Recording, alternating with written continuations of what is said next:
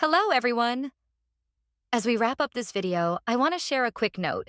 I have a Patreon account. If you'd like to support me and enjoy on-demand audiobooks, you can become a Patreon member. Alternatively, you can check out my Google Drive link, which has 500-plus novel audiobooks available through my Ko-fi or Patreon shop. I appreciate your support. The mandated annual quota for tie-in fruits is 30. Any surplus may be kept for personal use. Consider it a benefit that comes with the guardian position. On average, one can keep around 2 tie-in fruits each year. In the Tianxian mirror, they typically trade for around 90 to 100 contribution points each. So when everything is tallied, young friend, the compensation for serving as a stand-in guardian is rather substantial, He Jianghao explained with a cheerful laugh. Li Fan nodded. Though He Jianghao had employed some underhanded methods, this was indeed the truth. On myriad Immortals Island, only a scarce few Qi refinement cultivators could earn 1,000 contribution points annually.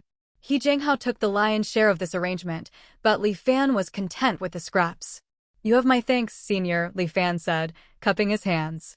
"Think nothing of it," He Jianghao waved dismissively. "You come from the island under my guardianship. It is only natural that I would guide you. So long as your cultivation advances in the days to come, my efforts will not have been." He paused mid-sentence. He looked Li Fan over, then gasped softly, his voice tinged with astonishment. "You've broken through to the mid-stage Qi refinement realm?" Li Fan's heart jumped. He hadn't expected He Jianghao to see through his Qi-concealing talisman. Still, he nodded and admitted, "Indeed. I share a close relationship with Xiaoheng. Before his departure, he left me a water attribute technique. It suits my constitution remarkably well, and my progress has been swift. I broke through just a few days ago." "Heh, you are quite cautious, young friend. If not for my unique technique, I might have missed it entirely." "You're using a Qi-concealing talisman." Li Fan nodded again. "Understandable. Better safe than sorry. The world of cultivation has no shortage of those with ill intentions." He Jianghao trailed off as he noticed the peculiar look in Li Fan's eyes. He quickly laughed it off and changed the subject. "I hadn't realized you and Xiaoheng were so close that he would leave a technique specially for you. That Xiaoheng is a truly heaven-sent talent. How many years has he been cultivating, and he's already approaching foundation establishment? His future is limitless." Clearly, He Jianghao had been keeping tabs on Xiaoheng as well. His tone was full of admiration and envy. Achieving golden core, or even nascent soul, isn't out of the question. "You are truly blessed to share such a bond with him, young friend." He Jianghao's tone grew increasingly enthusiastic. "Meeting you is also a great fortune, Senior." Li Fan offered some flippant praise. He Jianghao laughed heartily, clearly pleased. Just then, his steps halted. He turned, gazing toward a specific part of the city. "What a coincidence. A tie-in fruit has just ripened. Allow me to demonstrate the proper method of harvesting it." Li Fan nodded and followed He Jianghao to the front of a residence. Even before entering the courtyard, they could already hear mournful wailing coming from within. Stepping inside, Li Fan saw over a dozen kneeling human-faced fruits, clad in the white hemp mourning garments. A coffin stood before them, and within it lay a human-faced fruit, looking as if it were asleep. Its eyes were closed, its mouth was twisted into a faint, bizarre smile, and its body was utterly still. None of the gathered fruits noticed Li Fan and He Jianghao's arrival, consumed entirely by grief for their departed kin. The scene was both macabre and strangely absurd. Moving closer, Li Fan caught a strange, fragrant scent drifting from the coffin. He Jianghao approached the coffin, murmuring incantations under his breath, then pressed a finger to the center of the smiling fruit's forehead. A soft light enveloped the fruit, and it slowly rose from the coffin, hovering midair. It then began to shrink, transforming into a small, vividly crimson fruit. As the tie-in fruit took shape, the grieving human-faced fruits clad in mourning garments suddenly fell silent. Their white funeral attire gradually faded away, and the expressions on their faces shifted from sorrow to confusion. After glancing around blankly for a few moments, the fruits eventually dispersed in silence. "Well," He Jianghao handed the tie-in fruit to Li Fan. "It is very peculiar." Li Fan forced the words out. The entire harvesting process had left him inexplicably unsettled. Li Fan took the fruit in his hand, examining it closely. It resembled an apple from his memories, but its color was a startling, almost glaring red. At the same time, streams of delectable fragrance drifted from it. The aroma seemed to penetrate deep into his very soul. Li Fan inhaled, and despite himself, he swallowed. "You've never tasted a tine fruit before, have you? Why not try it now?" He Jianghao suggested. Cultivators are naturally attracted to items that extend our lifespans. The longer you wait, the greater the temptation becomes, he added with a smile, noticing Li Fan's hesitation. Indeed, the effect of the fragrance seemed to accumulate. The more Li Fan hesitated, the richer and more potent the scent became. Spurred by the aroma, a deep, primal hunger welled up from within him. A moment later, Li Fan's hesitation vanished. He devoured the tine fruit in one gulp. The hunger vanished instantly. Though the fruit was small, he let out a satisfied belch, as if he'd just finished a full meal. Li Fan checked Return to Truth's panel. Sure enough, his biological age's upper limit had increased by 5 years. He smacked his lips, savoring the aftertaste. A curio that extends one's lifespan, that's truly remarkable, something I've never seen. The only drawback is its appearance. It looks so eerily human and, frankly, that gives me the chills. He Jianghao chuckled in response. Tine fruits are transformed from humans. Of course they look human. Li Fan's expression froze instantly. Suppressing the churning in his stomach, he asked, horrified, "You mean, all the tine fruits in this city were real humans?" He Jianghao seemed somewhat dismissive of Li Fan's reaction. But, considering Li Fan was new to the world of cultivation, he understood. He continued his explanation. Strictly speaking, the tine fruit is a fruit. It is not human. Hearing this, Li Fan felt slightly relieved, but a knot of unease remained. Then what do you mean by transformed from humans? That relates to the origin of the tine fruit itself, He Jianghao said, leading Li Fan as they flew back up above the city. 500 years ago, Tine Island was just an ordinary island. The surrounding waters held no valuable specialties, and only a few thousand mortals lived here, generation after generation. The Zhong'an Sea has countless little islands like this. No one knows just how many there are. But one day, everything changed. First, the mortals on neighboring islands realized they hadn't seen any denizens from Tine Island in a long while. Merchants from the island used to come and go occasionally, but for over a year, there had been no sign of them. Driven by curiosity, some set sail for Tine Island to investigate. Yet wave after wave of people went, and not a single one returned. Realizing something was wrong, they hurried to report it to the island's guardian at the time. That guardian was already a golden core cultivator. Even so, when he saw what had happened on Tine Island, he was plunged into deep terror. Mortals had vanished from the island. Where their city once stood, towering trees had sprouted, transforming it into a primordial forest. Clusters of fruit hung from their branches, each bearing a human face. Whenever a gentle breeze swept by, those faces would twist into eerie, unsettling smiles. As He Jianghao spoke, Li Fan could almost see countless smiling faces turning toward him. The memory of having just eaten one of those fruits sent a shiver down his spine, raising goosebumps across his skin. He Jianghao continued, his voice low. After the initial shock, the Golden Core Guardian ventured into the city to investigate. Not a single mortal had survived. All had become smiling-faced fruits. Yet, despite his efforts, the Guardian could not determine what caused this bizarre transformation. He had no choice but to report it to higher authorities. The Myriad Immortals Alliance dispatched specialists to examine the phenomenon. What they discovered remains unknown. Eventually, the trees were cut down, and the city was restored to its original state. The smiling-faced fruits continued to live their lives in the city as they always had, as if nothing had ever happened. They multiplied, generation after generation, until today. Meanwhile, the Myriad Immortals Alliance established a grand array here, appointing dedicated guardians to oversee and harvest the fruits.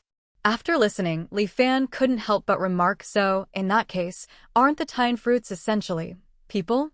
He Jianghao shook his head. How can they be considered people? They possess no consciousness, acting purely on instinct. At most, they retain fragments of human thoughts. Nothing more. Li Fan fell silent for a moment, choosing not to argue further. The matter was too strange, too incomprehensible for him to define what the Tine fruits truly were. Besides, once cultivators discovered these fruits could extend one's lifespan, none of this mattered. It wouldn't have made a difference even if they were truly human. With such miraculous effects, they would still have been devoured anyway. Li Fan sank deep into thought. He Jianghao, too, seemed lost in his own reflections, and silence settled between them. A long time passed before either came back to the present. Afterward, He Jianghao explained the duties and precautions involved in guarding an island. Li Fan committed each detail to memory. Finally, with a note of pride, He Jianghao shared a secret known only to those who had served as island guardians. The array covers the entire island, He Jianghao said. Each time it is activated, it draws a sliver of essential qi from every mortal within its bounds. The amount taken is minuscule and harmless to the mortals. But gathered together, these traces accumulate into a considerable whole. Once converted, this essential qi elevates the concentration of spiritual qi within the array. Cultivating inside this island protection array isn't as efficient as activating the assisted cultivation mode within the Tianqian mirror, but it is significantly faster than practicing in the world outside. After one last reminder for Li Fan to contact him if any issues arose, He Jianghao took his leave. Clutching the guardian token, Li Fan felt the array's power surge through him. His divine sense expanded instantly, enveloping the entire island. He observed the ordinary mortals and the Tine fruits in the central array going about their lives. After a long time, he sighed. Breaking the bones of all under heaven, sucking out their marrow, all to serve the path of cultivation. If he could, Li Fan would naturally want to do something about it. Unfortunately, he was currently just a lowly qi refinement cultivator. The only thing he could do for now was focus on his own cultivation. Li Fan suppressed the myriad thoughts swirling in his heart. From that day onward, Li Fan settled on Tine Island. It had to be said, being an island guardian was genuinely quite relaxing. The mortals on the island dared not disturb the immortal master without cause. Li Fan's duties consisted of periodically checking that the island protection array was functioning correctly and promptly harvesting and storing the ripe Tine fruits. These were little more than trivial chores, and he could use his remaining free time however he wanted. Li Fan poured all of it into rigorous cultivation. 100 applications of spiritual qi, a primer on arcane arts, the secret to certain victory in combat, strike first, survival is victory, unbreakable speed. Starting with these foundational texts, Li Fan gradually mastered a number of simple, lesser arcane arts. This included techniques like the aura concealment art, feigned death art, wind riding art, and great strength art. As he studied, Li Fan couldn't help but marvel at how far the Myriad Immortals Alliance went to safeguard its monopoly on knowledge. The knowledge purchased and learned from the Tianqian mirror was fine for one's own study and use. But attempting to teach it to others after learning it was impossible. The only exception was that one wielded power that surpassed the Tianqian mirror itself, and thus was strong enough to break the restrictions woven into the knowledge. Li Fan did not know what cultivation level the Tianqian mirror's power was equivalent to, but reasoning from common sense, it should be at least on par with, if not superior to, a spirit transformation cultivator. The might of a spirit transformation cultivator was far beyond anything Li Fan could comprehend in his current state. So, no matter how dissatisfied he felt, he could only accept reality for the time being. After finishing these books, Li Fan began attempting to read books related to alchemy, artifact forging, and arrays. Compared to the earlier books on arcane arts, this material was far more complicated. Bogged down by the sheer complexity of information, Li Fan didn't know where to even begin tackling them. The analysis and identification of the age and effects of various herbs was merely part of the foundational knowledge section in the primer on alchemy. Yet this section alone took him a full 10+ days to read through once. And that was without even mentioning the subsequent sections on the selection and methods of controlling alchemical flames, pill furnace consecration, and practical combat alchemy. Li Fan estimated it would take him at least a year and a half to finish reading it all. He knew mastering these often required the personal instruction of a master. So after a brief internal debate, Li Fan reluctantly chose to abandon them for the time being. And so, he temporarily cast aside these distracting thoughts and began cultivating the 1,000 Mechanisms Jade Cosmos scripture. This technique from the ancient heavenly mechanism sect was truly obscure and difficult to understand. It was completely different from the lesser water manipulation art Li Fan had previously cultivated, as if they were products of entirely different systems. Even with the constant aid of the Yoli pill to enhance his comprehension, it still took Li Fan the better part of a year just to grasp the basics. The sheer difficulty of it made Li Fan consider entering Tianqian Mirror to cultivate the 1,000 mechanisms Jade Cosmos scripture in the assisted cultivation mode. But in the end, he suppressed that notion. Ultimately, Li Fan still couldn't bring himself to trust the Myriad Immortals Alliance. Judging by their methods, the Alliance was clearly not some benevolent organization. If he attracted the interest of the Tianqian Mirror, exposing a nascent soul technique would be one thing, but exposing the existence of return to truth would mean true, irrevocable damnation. So Li Fan chose the slower path, cultivating at his own pace. A year passed this way. Li Fan returned to Myriad Immortals Island to collect his reward for serving as acting guardian, 800 contribution points. With them, he redeemed the late-stage Qi refinement portion of the lesser water manipulation art. He then spent 5 days immersed in the Tianqian Mirror's assisted cultivation mode before finally, and reluctantly, making his way back to Tian Island. Those 5 days of intense cultivation had given him a palpable sense that the threshold of the late-stage Qi refinement realm was now within reach. Within the island protection array on Tian Island, Li Fan browsed through the miscellaneous records of cultivation he had purchased, his brow slightly furrowed. Bottleneck? Heavenly tribulation? Ever since returning from Myriad Immortals Island days ago, he hadn't stopped cultivating for a single moment. His original plan had been to strike, while the iron was hot, and break through to the late-stage Qi refinement realm in one decisive push. He could feel the breakthrough was close, so close he could almost touch. Yet no matter how intensely he cultivated, that final step remained just out of reach. That seemingly insignificant gap stood before him like an insurmountable chasm. After consulting the miscellaneous records of cultivation, Li Fan finally confirmed he had encountered a bottleneck. The concept of cultivation bottlenecks had existed since ancient times. During the cultivation process, one's progress could stall at a certain point, refusing to advance any further. In the current cultivation world, these bottlenecks had an even greater impact on cultivators. Starting from the mid-stage Qi refinement realm, every cultivator would inevitably encounter a bottleneck when attempting to break through each stage of a cultivation realm. Diligent cultivation was not enough to overcome this type of bottleneck. The cultivator had to actively seek a uniquely personal, intuitively sensed opportunity to break through. This opportunity could be anything: looking at a specific painting, drinking a particular cup of tea, a sudden epiphany, a flash of insight during a life-or-death struggle, an offhand remark from someone else, or meticulous guidance from a senior, etc. In short, there was no predictable pattern. It all depended on the inscrutable will of the heavens. Undoubtedly, the presence of these bottlenecks severely hindered cultivation speed. It was as if the heavens themselves had sent down a tribulation to obstruct their progress. Thus, cultivators referred to it as the heavenly tribulation. And now, this heavenly tribulation had descended upon Li Fan, shattering his plans for a rapid breakthrough. After sitting in meditation within the array for several days, Li Fan still didn't have the faintest clue as to where his breakthrough opportunity might lie.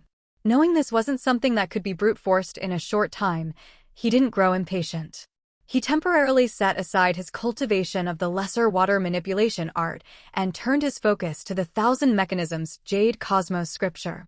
The 1,000 mechanisms Jade Cosmos scripture consisted of 5 levels, corresponding to the 5 major realms of ancient times: innate, Qi refinement, foundation establishment, golden core, and nascent soul. The innate realm was a rather unique concept in the teachings of certain ancient sections. It emphasized expelling all the turbid energy accumulated since birth to return to a state of pristine innate purity. Those sects believed that beginning cultivation from the innate realm made it easier for one to comprehend the heavenly Tao, and both one's cultivation speed and potential would far surpass those of ordinary cultivators. The Heavenly Mechanism sect was one such sect that advocated that all cultivation should begin from the innate state. However, ever since the new methodology had replaced the old and cultivators plundered the heavens and seized the earth, Harmony between heaven and man was no longer emphasized. Naturally, there was no more talk of returning to the innate state. Yet the most fundamental part of the entire thousand mechanisms Jade Cosmos scripture technique was the innate realm. Therefore, what Li Fan had to do was substitute the innate realm with the Qi refinement realm and complete the first level of cultivation. Generally speaking, using a higher realm to substitute for a lower one would make cultivation relatively easier due to downward compatibility. But when it involved the differences between ancient and modern cultivation systems, it wasn't so simple. Furthermore, Li Fan was still a beginner who had only been cultivating for a few years and had little relevant knowledge in this area. That was why it had taken Li Fan several years just to get started in the first place. And that was with the boost to his comprehension from taking the Yoli pill. Having hit a bottleneck in the lesser water manipulation art, Li Fan turned to the second level of the thousand mechanisms Jade Cosmos scripture instead. He planned to cultivate both techniques to the mid-stage Qi refinement realm simultaneously, hoping the combination might help him break through the bottleneck. After all, cultivation techniques were precious in this era. It was truly uncommon for an ordinary cultivator like him to practice multiple techniques at once. According to the thousand mechanisms Jade Cosmos scripture, mastering the second level of the technique would grant him the divine ability known as discernment of mechanisms. As the name implied, discernment of mechanisms allowed one to perceive and distinguish the various energy mechanisms within heaven and earth. This ability was the very foundation of the thousand mechanisms Jade Cosmos scripture. Only by perceiving and sensing these energy mechanisms could one proceed to capture and refine them. The difficulty of cultivating the second level far exceeded Li Fan's expectations. The lesser water manipulation art was straightforward, guiding the cultivator without a single wasted word. In sharp contrast, the thousand mechanisms Jade Cosmos scripture hid its methods within a pile of intentionally obscure and profound language, forcing the reader to speculate and ponder for themselves. Compounding this difficulty, it occasionally sprinkled in insights into the heavenly Tao and esoteric anecdotes from the ancient cultivation world. This jumbled mix left Li Fan feeling dizzy and his blood surging. After reading it through once, he felt a spark of understanding. Yet, when he actually attempted to cultivate, he realized he hadn't grasped anything at all. Fortunately, Li Fan was not one to give up easily. Despite the immense difficulties, he patiently studied and contemplated every single word and sentence. As Li Fan diligently cultivated, another year passed. Although his progress on the thousand mechanisms Jade Cosmos scripture was nearly non-existent, Li Fan remained undiscouraged. On his second trip to Myriad Immortal's Island to collect compensation for his acting guardian position, he spent all 800 contribution points and the 5 Tine fruits saved over 2 years to redeem insights on cultivating ancient techniques. Li Fan then activated the assisted cultivation mode within the Tianxian mirror. Instead of practicing the technique itself, he read the cultivation insights he had redeemed, meticulously comparing and cross-referencing them with the experiences he had summarized over the past year. It was like a sudden epiphany. All the doubts and difficulties he hadn't been able to resolve before were instantly answered. When he reached particularly brilliant passages, Li Fan couldn't help but dance with joy. It was only then that he truly understood the saying, "If I hear the Tao in the morning, I may die content in the evening." 5 days passed quickly. With his new understanding, Li Fan hurried back to Tian Island and entered seclusion once more. When he resumed cultivation this time, things were utterly different. All the obscure and difficult parts of the technique had become perfectly clear, and his progress proceeded without hindrance. Li Fan's mind quickly became fully immersed. Time holds no meaning in cultivation. One day, a golden, mist-like spiritual qi, entirely different from the water attribute spiritual qi, abruptly appeared within Li Fan's dantian. Li Fan's eyes snapped open, a look of profound joy on his face. Finally, I've completed the second level of the thousand mechanisms Jade Cosmos scripture. He let out a long sigh of relief. He stretched his slightly stiff body and glanced at the time, feeling somewhat disoriented. He hadn't expected this session of seclusion to last an entire year. To Li Fan's senses, it had felt like little more than a single night's sleep. Still, the hardship had ultimately borne fruit. With a thought, Li Fan gathered the golden spiritual qi into his eyes and activated discernment of mechanisms. Let's see what these so-called energy mechanisms of heaven and earth truly look like, he thought, a thrill of excitement coursing through him at the first time using his newfound divine ability. He turned his gaze toward Tian Island. The sight he witnessed made his heart lurch and his blood run cold. A thick, murky black aura of death blanketed the entire island like oppressive storm clouds. The deathly energy was so concentrated it seemed almost solid, casting the island in the ghastly pallor of the underworld, despite it being daytime. Uneasy and alarmed, he dismissed the arcane art and immediately cast it again. He looked several times in succession, only finally convinced he wasn't mistaken when the terrifying results remained consistent. How can this be? He wondered. Abruptly, as if remembering something crucial, he swiftly cast the water mirror art and stared at his own reflection. There, he saw it. The aura of death gathering above Li Fan's own head was 10,000 times thicker than that hanging over the mortals on the island. What is happening? As his mind reeled with shock, Li Fan's water mirror art shattered violently. His thoughts were a chaotic storm, plunging him into momentary confusion. After a few moments, Li Fan slowly regained his composure.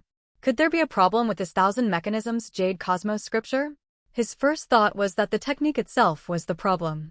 Perhaps this so-called discernment of mechanisms was no longer applicable in the cultivation world after the Great Reformation. After all, Li Fan was currently inside Tian Island's protection array. And Tian Island was located in the central region of the Songyun Sea, firmly within the myriad Immortals Alliance's sphere of influence. It had been perfectly safe before. How could an imminent catastrophe strike just because he had gone into seclusion? Yet, sensing the thick aura of death surrounding him, Li Fan found it impossible to dismiss the feeling so easily. As the unease in his heart grew steadily stronger, Li Fan made a decisive choice. Whether the warning was real or false, he would seek refuge on Myriad Immortals Island first. He immediately activated the teleportation array to travel there. But a moment later, his heart sank. The teleportation array was completely unresponsive. Li Fan's expression darkened. He retrieved the communication spirit talisman He Jianghao had given to him and attempted to contact him. He channeled spiritual qi into it. But again, there was no reaction. The situation was becoming clear. Something strange and sinister was indeed happening. Staying on Tian Island was a death sentence, and there was no way he would just wait passively for his life to end. Li Fan summoned the Tian boat and brought out the Songyun Sea Atlas, preparing to pilot the flying boat himself. The spirit stones that powered the Tian boat were nearly depleted. Fortunately, during his earlier shopping spree, the essential kit for the solitary cultivator he purchased had included a substantial supply of spirit stones. Li Fan estimated that the journey from Tian Island to Myriad Immortals Island would take 2 to 3 months by air. The spirit stones would be more than sufficient. Abandoning any pretense of his duty as the island's guardian, Li Fan immediately powered up the flying boat and prepared for departure. Just as the Tian boat was about to cross the threshold of the island protection array, Li Fan suddenly sensed boundless killing mechanisms encompassing the world outside. Sharp swords seemed to permeate every inch of heaven and earth. Li Fan's heart skipped a beat, and he halted the Tian boat instantly. A primal instinct screamed that stepping beyond this array meant certain death. Squinting, Li Fan studied the calm sea. However, he was unable to pinpoint the source of the danger. Ultimately, he chose not to risk it. He stored the Tian boat away and decided to question the island's mortals about recent events. But when his divine sense swept across the entire island, he received another shock. A full third of the island's population had vanished. Those who remained were all sallow and emaciated, as if they hadn't eaten a proper meal in ages. Knowing something momentous must have occurred during his seclusion, Li Fan's face was grim as he flew to the residence of the Tian Island Master. Since taking on the role of acting guardian, Li Fan had focused solely on his closed-door cultivation, paying little attention to the island's mundane affairs. Thus, he had only met this island master a handful of times. The moment the island master saw Li Fan, he dropped to his knees, wailing and kowtowing desperately. "Immortal Master, have mercy. Immortal Master, please save us." The island master wept bitterly, his forehead starting to bleed from the force of his kowtows. What happened? Speak. No. Li Fan's face was utterly dark. Reporting to the immortal master, life has become truly unbearable. The heavens haven't sent rain for a full half-year. The island's freshwater and food are almost entirely depleted. If this continues, everyone will starve to death, the island master sobbed, continuing to weep and kowtow. Half a year without rain? Li Fan recalled the words Zhang Haobua had spoken to him years ago. So the drought has come after all. But why did the Tianjian mirror say no major upheavals would occur when I consulted it earlier? Could a drought of this scale truly be beneath the Tianjian mirror's notice? The island master continued his tearful wails. The fish in the nearby waters have all been caught. The weather is unbearably hot. Not a single fishing crew that ventured into the deep sea has returned alive. Everyone is truly on the verge of starvation. Immortal Master, have mercy, save us. Annoyed by the man's shouting, Li Fan glanced at him. Though somewhat thinner, the man's body was still layered with fat. Fury erupted within Li Fan. Half the mortals on this island have starved to death, yet you don't seem to have lost weight. The island master's face paled. He opened his mouth to offer an excuse. But Li Fan's divine sense had already swept through the kitchen of the island master's residence. What he saw there stoked his rage to its peak. Without waiting for the island master to speak, Li Fan backhanded him, striking with such force that the man was pulverized into a bloody pulp. Abusing your position of power to fatten yourself while others starve? You deserve death many times over. Li Fan snorted coldly. Borrowing the power of the Great Array, he projected his voice across the entire island. The island master has been executed. The remaining officials are to report to the island master's residence immediately. A short time later, several mortals arrived before Li Fan, trembling with fear. Seeing that they, too, bore the gauntlet of hunger, Li Fan suppressed his killing intent. Through their tearful, choked sobs, Li Fan finally learned what had transpired on the island during his year in seclusion. The drought had begun half a year ago. At first, when many days passed without rain, no one paid it much mind.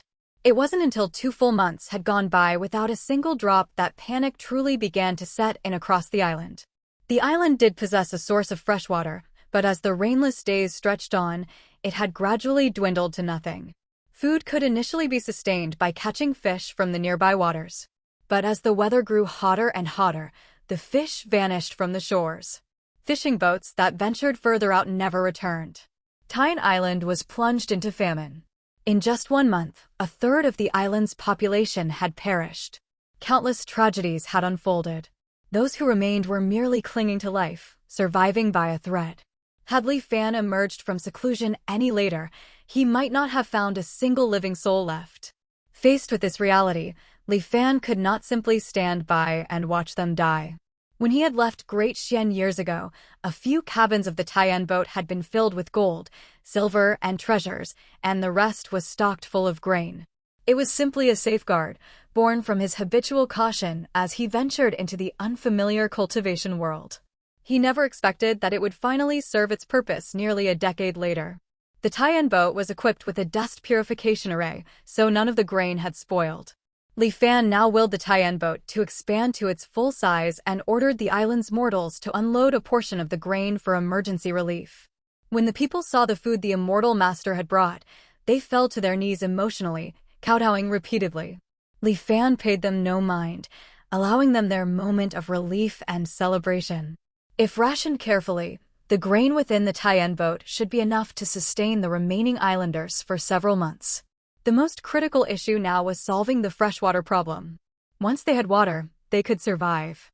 Li Fan made his way to the island's primary freshwater source, which was a medium-sized lake. Guards had long been posted around its perimeter, keeping ordinary folk at a distance. After so long without rain, the lake had shrunk drastically. It now dwindled to a mere tenth of its original size, teetering on the brink of complete desiccation. When they constructed the island protection array, no one anticipated they'd face a water shortage. Li Fan shook his head ruefully, the guardian token of Tyne Island heavy in his hand. It seems I'll have to construct a new array to purify seawater.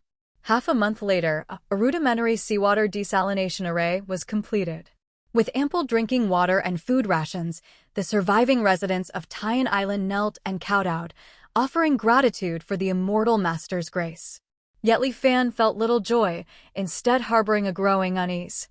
Having personally constructed an array, Li Fan could finally be said to have barely stepped onto the path of array cultivation. It was then that he realized the island protection array was deteriorating at an alarmingly abnormal rate. Typically, such an array could operate continuously for over a century. However, at its current rate of damage, it would lose all effectiveness within 2 or 3 years. After careful investigation and cross-referencing the introduction to arrays, Li Fan identified the cause. The ambient spiritual qi in heaven and earth had become extremely violent and scorching hot. This fierce spiritual qi seemed to have developed a will of its own. After being absorbed by the island protection array, it began slowly corroding the array's critical nodes. The island protection array now resembled a machine whose essential components were slowly rusting. Each cycle of operation further diminished its lifespan. Though he had found the cause, Li Fan had no real solution to offer salvation. The island protection array was far too complex, with over 10,000 critical nodes, each often composed of dozens of microarrays layered on top of each other. Multiple nascent soul array masters from the Myriad Immortals Alliance had collaborated to construct it. How could Li Fan, a novice who had just begun studying arrays, possibly repair it? Moreover, the root of the problem lay with the spiritual qi the array absorbed. Even if temporarily repaired, as long as the violent nature of the external spiritual qi remained unchanged, any fix would merely be a stopgap measure, like drinking poison to quench thirst. Staying on Tyan Island is as good as waiting for death. I must find a way to leave. But something has happened outside. With the violent spiritual qi running rampant, going out recklessly would also mean certain death. Caught between a rock and a hard place, he seemed trapped in a hopeless situation. Is this heaven unleashing its killing mechanisms? Li Fan stared intently at the sky beyond the island protection array, feeling like a fly caught in a spider's web, immobilized and struggling in its death throes.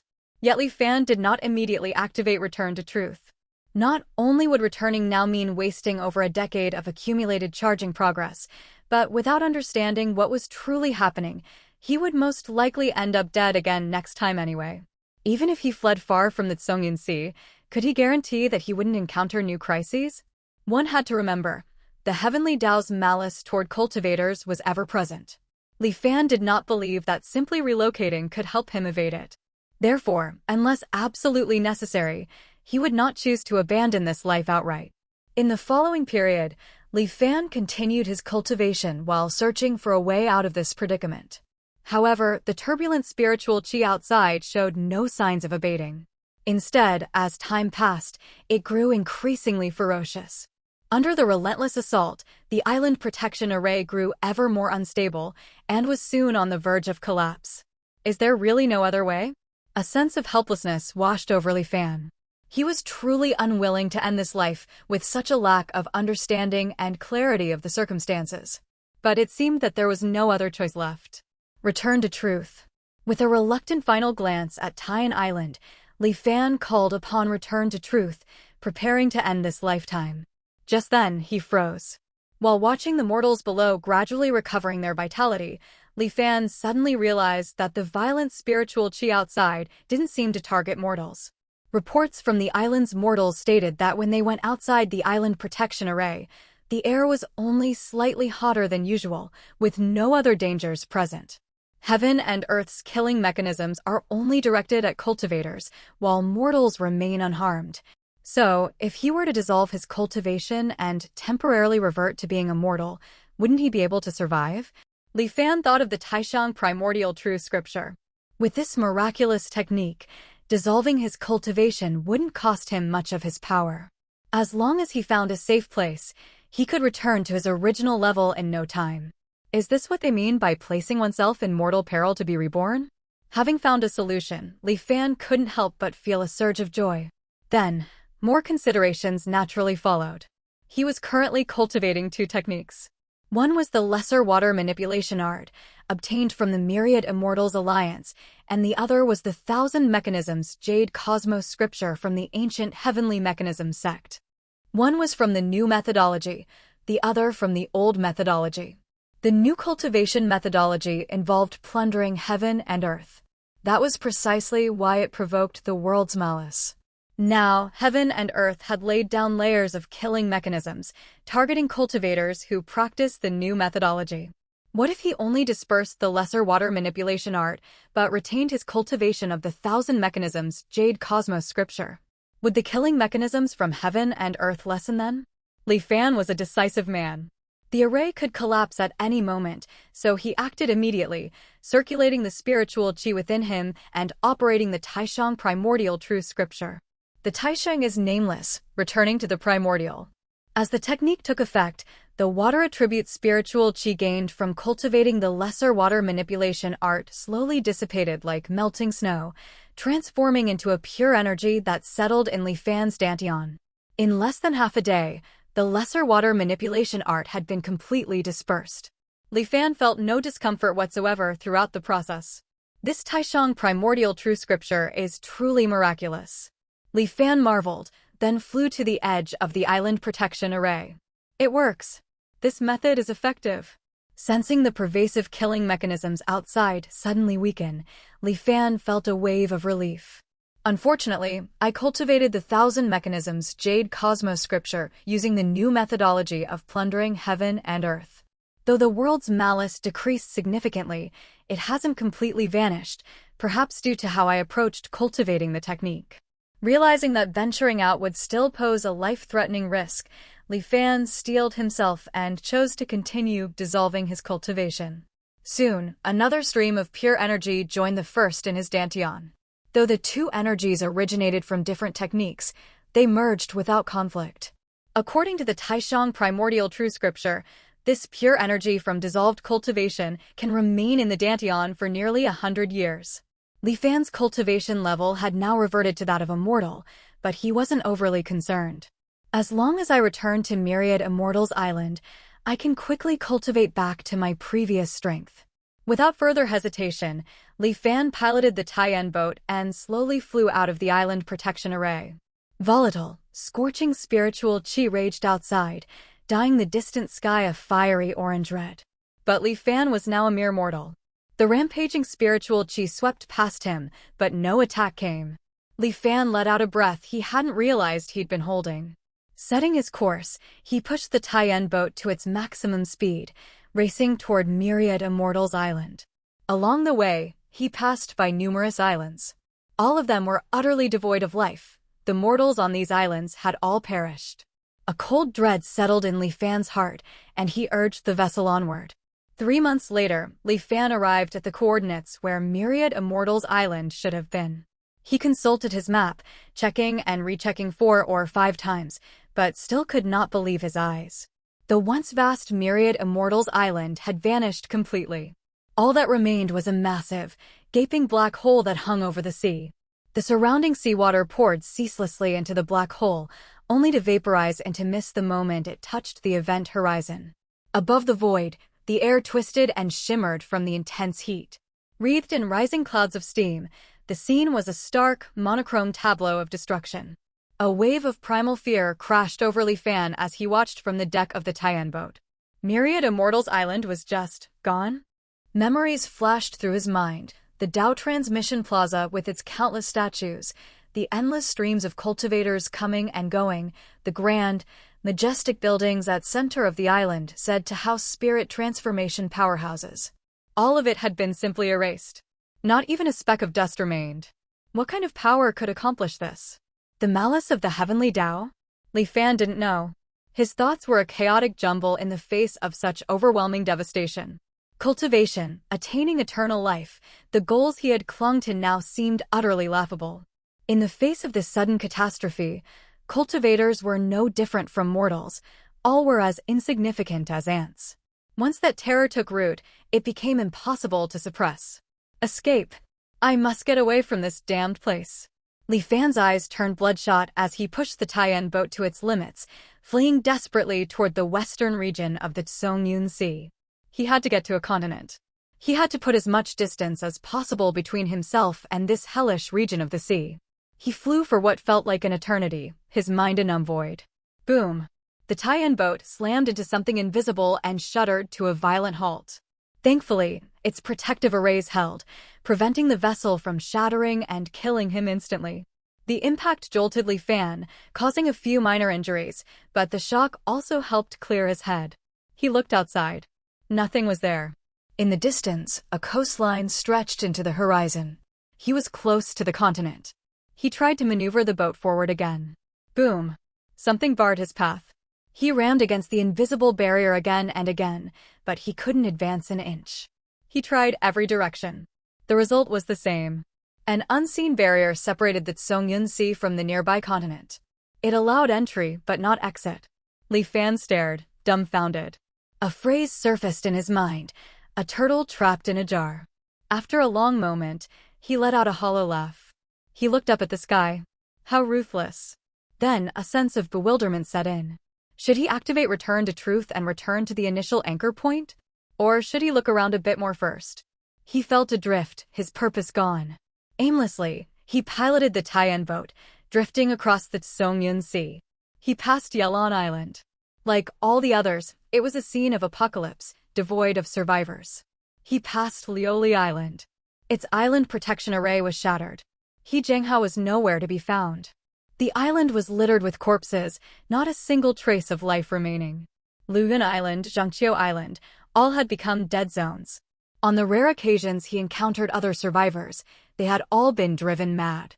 They screamed and fled in terror once they saw Li Fan, as if he were a ghost. Eventually, somehow, he found himself back at Taiyan Island. Here, and only here, did he finally sense a sliver of vitality. Perhaps these were the only living souls left in the entire Songyun Sea. Li Fan walked through the streets, observing the mortals of Taiyan Island. They remained unaware of the cataclysm that had unfolded beyond their shores, their faces still etched with the relieved smiles of those who had narrowly escaped death. Little did they know that what awaited them was an inescapable doom. Yet, perhaps ignorance was a blessing in itself. Witnessing such an apocalyptic scene would surely haunt their nightmares every night thereafter. Li Fan couldn't help but mock himself inwardly. He continued walking when suddenly, the sound of devout prayers reached his ears. O immortal Master who saves from suffering and calamity, bless us with favorable winds and rains, and grant us plentiful harvests year after year. O immortal Master who saves from suffering and calamity, protect my little Yuer and let her grow up safe and sound. Li Fan paused, turning to look. It turned out that a temple had been erected on Taiyan Island at some point. Inside, a statue was enshrined. On the plaque before it, the following words were inscribed: Immortal Master who saves from suffering and calamity. The statue bore a faint resemblance to Li Fan. Its eyes were slightly downcast, gazing with compassion at the people kneeling before it. Immortal Master who saves from suffering and calamity. Li Fan thought silently. After a long while, he let out a deep sigh. Very well. I shall protect you for as long as I am able. Yet, shielding mortals from the killing mechanisms of heaven and earth was clearly no simple task. Li Fan initially believed that the disaster had already passed. What he hadn't anticipated was that the true catastrophe had only just begun. 1 year, 2 years, 3 years. The sky showed no signs of rain. The sea level began to recede, and the waters pulled farther and farther from the islands.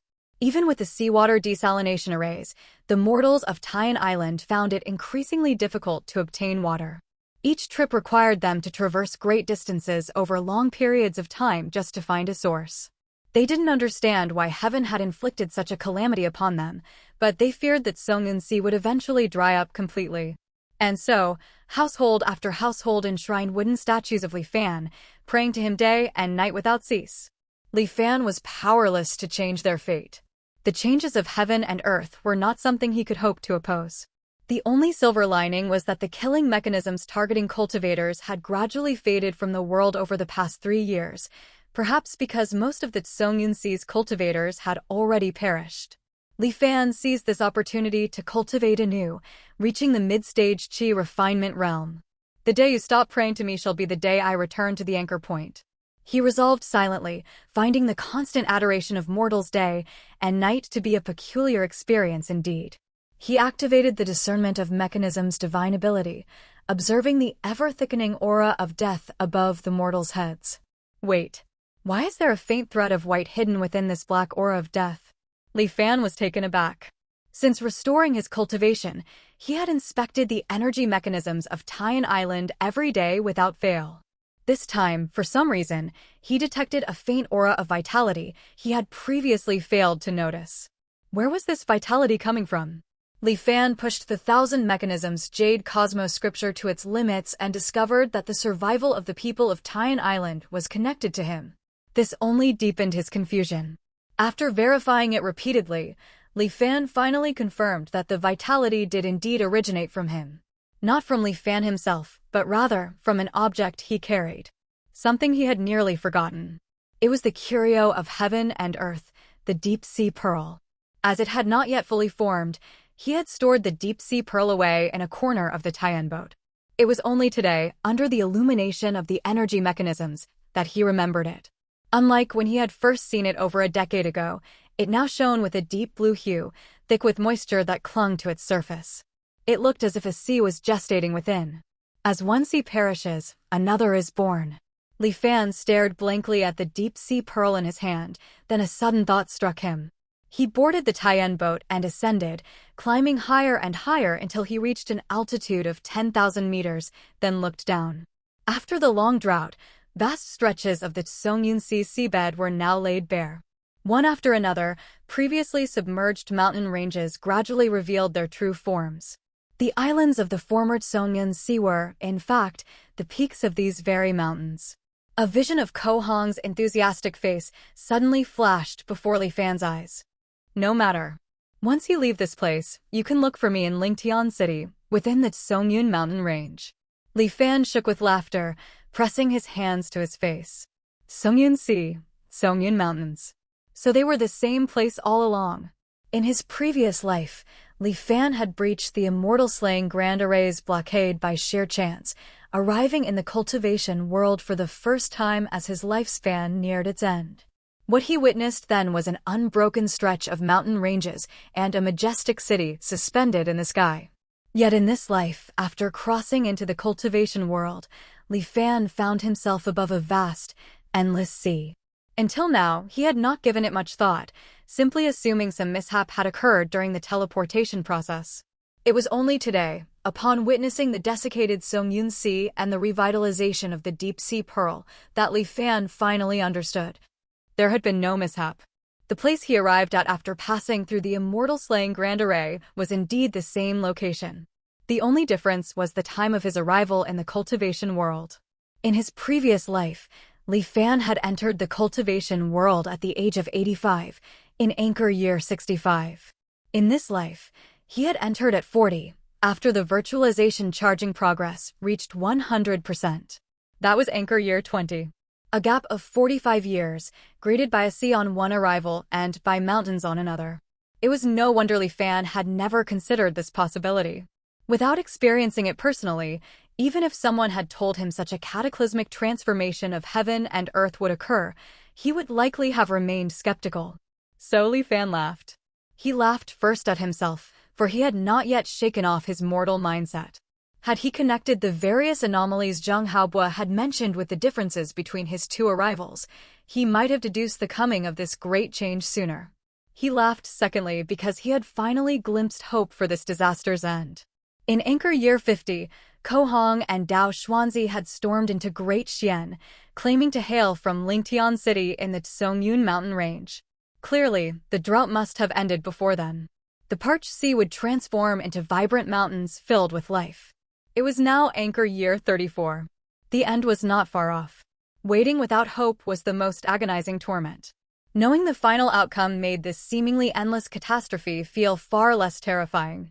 Li Fan settled his emotions and returned to Tian Island. Seeing the mortals living in constant fear numb with despair and reduced to ceaseless prayer and prostration day and night, Li Fan sent his voice across the entire island, assuring them the disaster would eventually pass. Receiving this guidance from the immortal master, the island's inhabitants were overjoyed, and their will to survive was rekindled. Li Fan himself entered seclusion and retrieved the deep-sea pearl once more. Is this the thread of hope? Li Fan observed the blue curio of heaven and earth. He directed his divine sense into it, but it vanished like clay oxen plunging into the sea, disappearing in an instant. It seems utilizing it will require significant effort. Li Fan mused to himself, contemplating. Curios of heaven and earth were pivotal for establishing one's Tao foundation. Knowledge of how to find and use them was incredibly precious, and redeeming these within the Tianqian mirror cost nearly 2,000 contribution points. Li Fan had no choice but to explore its secrets on his own. He tried numerous methods to activate it. He channeled spiritual qi into it, nurtured it with his divine sense, subjected it to external force, and even tried dripping his blood onto it. Yet the deep-sea pearl remained utterly unresponsive. Its vast reserves of water vapor refused to be stirred. Ultimately, a spark of inspiration struck Li Fan. He recalled that the 1,000 Mechanisms Jade Cosmos scripture contained methods for perceiving and refining the energy mechanisms within various natural spiritual treasures. He immediately activated the discernment of mechanisms' divine ability and turned his gaze to the deep-sea pearl. A profound, deep blue radiance enveloped the pearl. It was ancient, profound, and brimming with vitality. Though small, the complexity and potency of its energy mechanisms surpassed that of every living being on Tian Island combined. It was merely dormant, nurturing itself in a state of slumber, which made its true nature difficult to discern without careful observation. Li Fan cautiously extended his consciousness toward the pearl's energy mechanisms. The moment he made contact, his physical body seemed to vanish. It was as if he had been suddenly transported to the highest heavens, looking down upon the sea below through a god's eye view. The Tsongmen Sea had existed since time immemorial, nurturing countless lives. But one day, a will from heaven descended. And so, the sea began to die. Life bestowed by heaven, death decreed by heaven. This was the way of the Tao, the natural order. If heaven willed the sea to burn, the sea was powerless to resist. But it refused to submit. Thus, though one sea may perish, another shall be born. Boom! Li Fan snapped out of that mysterious state. Before he could even process the scenes he had witnessed, a wave of debilitating weakness washed over him, so severe he nearly lost his footing. A quick self-assessment made him gasp in horror. He had somehow gained a streak of white hair, and fine wrinkles had appeared on his face. All of this from an instant of synchronizing with the deep-sea pearl's energy mechanisms. When Li Fan opened Return to Truth's panel next, he drew a sharp, cold breath. Name, Li Fan. Realm, Midstage Qi Refinement. Biological age, 89/199. Psychological age, 517/2280. In that single moment, his biological age had leapt from 54 to 89, as if 35 years had passed in the blink of an eye. No wonder barely anyone cultivated this technique even in the ancient heavenly mechanism sect. Just making contact with the consciousness of a single sea consumed my lifespan at an alarming rate. If my body hadn't sounded the alarm from the rapid depletion of my lifespan, I might have been completely assimilated by that sea's consciousness without even realizing it. Who knows if I could have even activated Return to Truth then? Understanding what had just happened sent a chill of fear down his spine. No, this can't be the right way to control a curio of heaven and earth. He knew he must have gotten the method wrong. The human perception of time was simply not on the same scale as that of the heavens, the earth, the mountains, or the seas.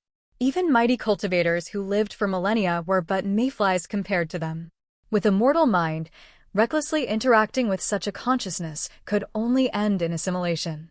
So how, then, did one truly control a curio of heaven and earth? Li Fan gripped the deep-sea pearl, his expression shifting uncertainly. Days turned into weeks, and Li Fan still hadn't found a way to use the deep-sea pearl. Meanwhile, the weather grew increasingly hot, as if intent on performing a final, thorough purification of the Tsongmen Sea.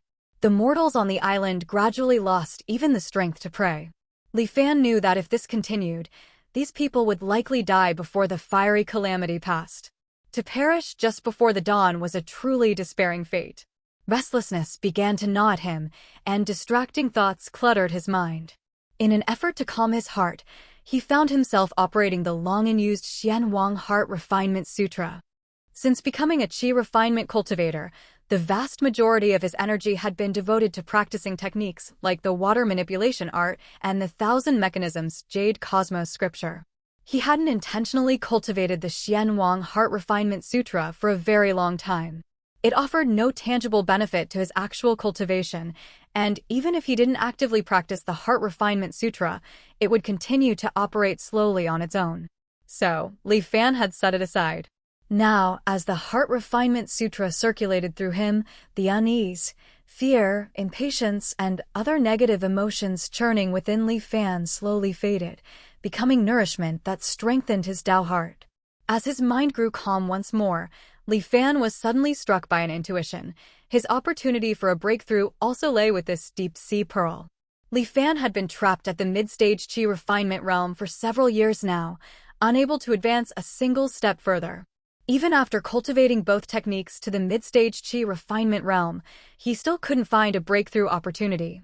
Yet as he gazed upon the deep-sea pearl now, he suddenly sensed that elusive chance to break through. He just needed to merge his own consciousness with that of the pearls, just like before. Li Fan was well aware of how perilous this was.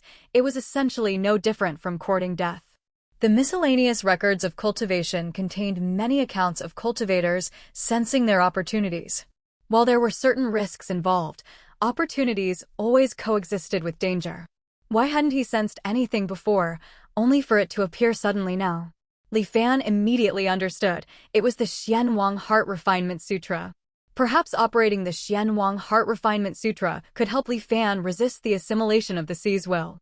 Having made his decision, Li Fan cupped the deep-sea pearl with both hands, lowering it slightly toward his dantian. He sat cross-legged, simultaneously operating both the thousand mechanisms jade cosmos scripture and the Xianwang Heart Refinement Sutra. Dividing his attention between two techniques felt unfamiliar at first.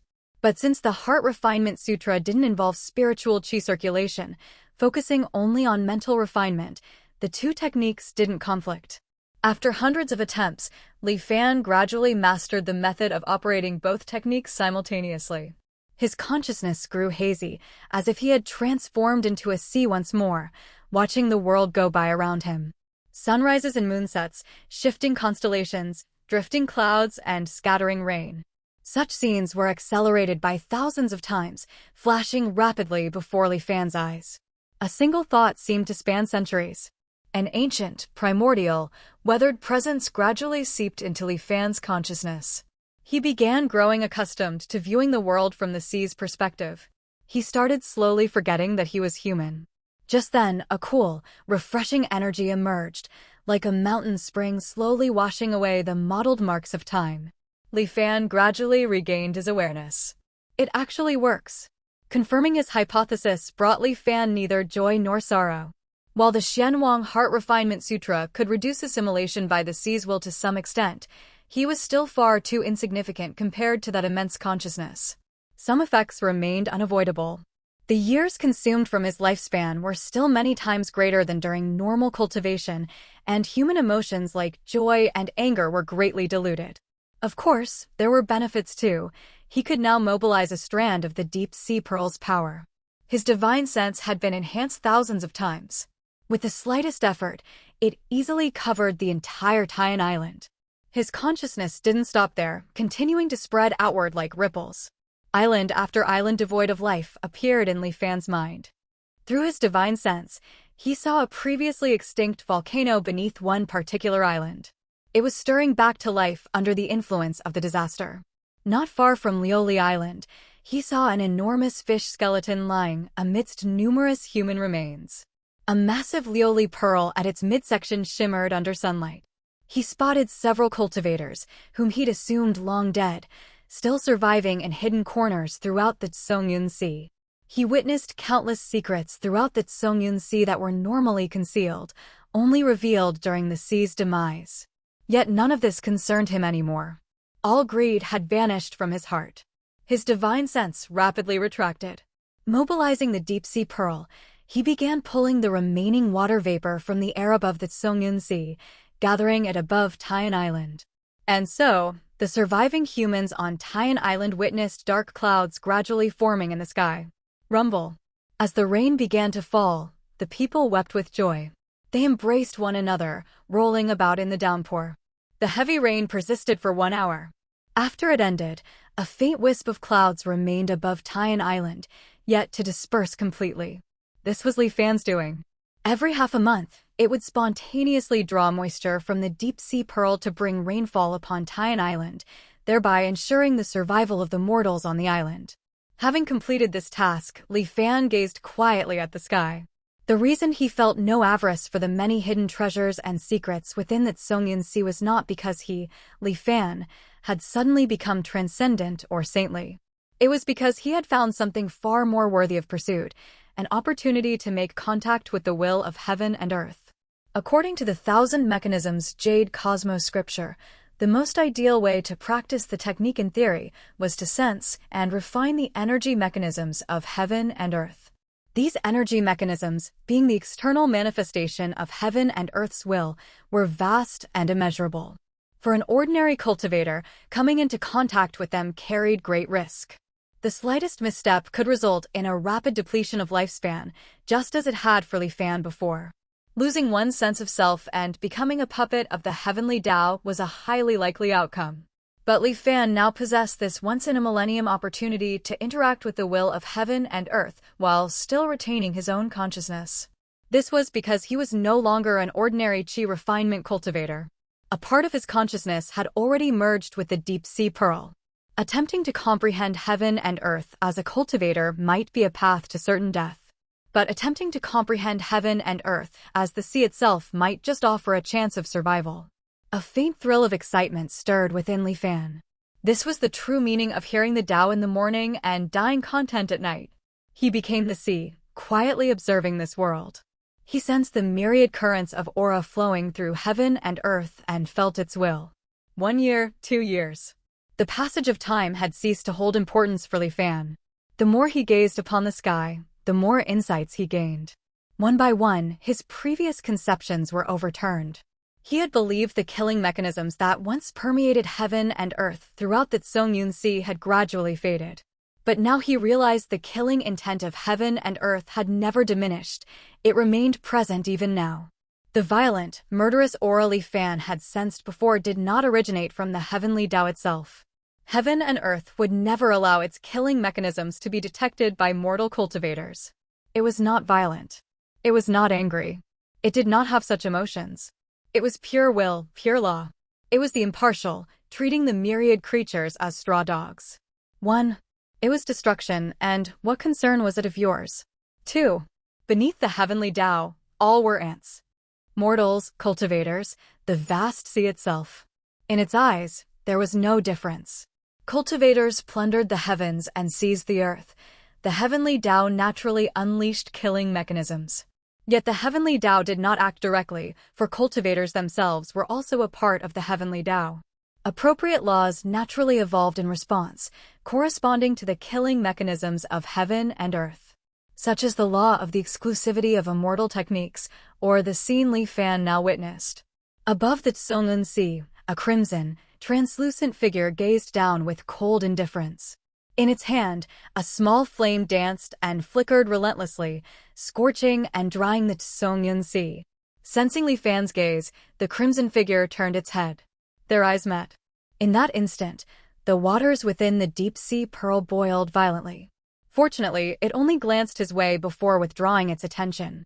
Only then was Li Fan's consciousness spared. And, because it had looked at him, Li Fan understood exactly what it was in that moment.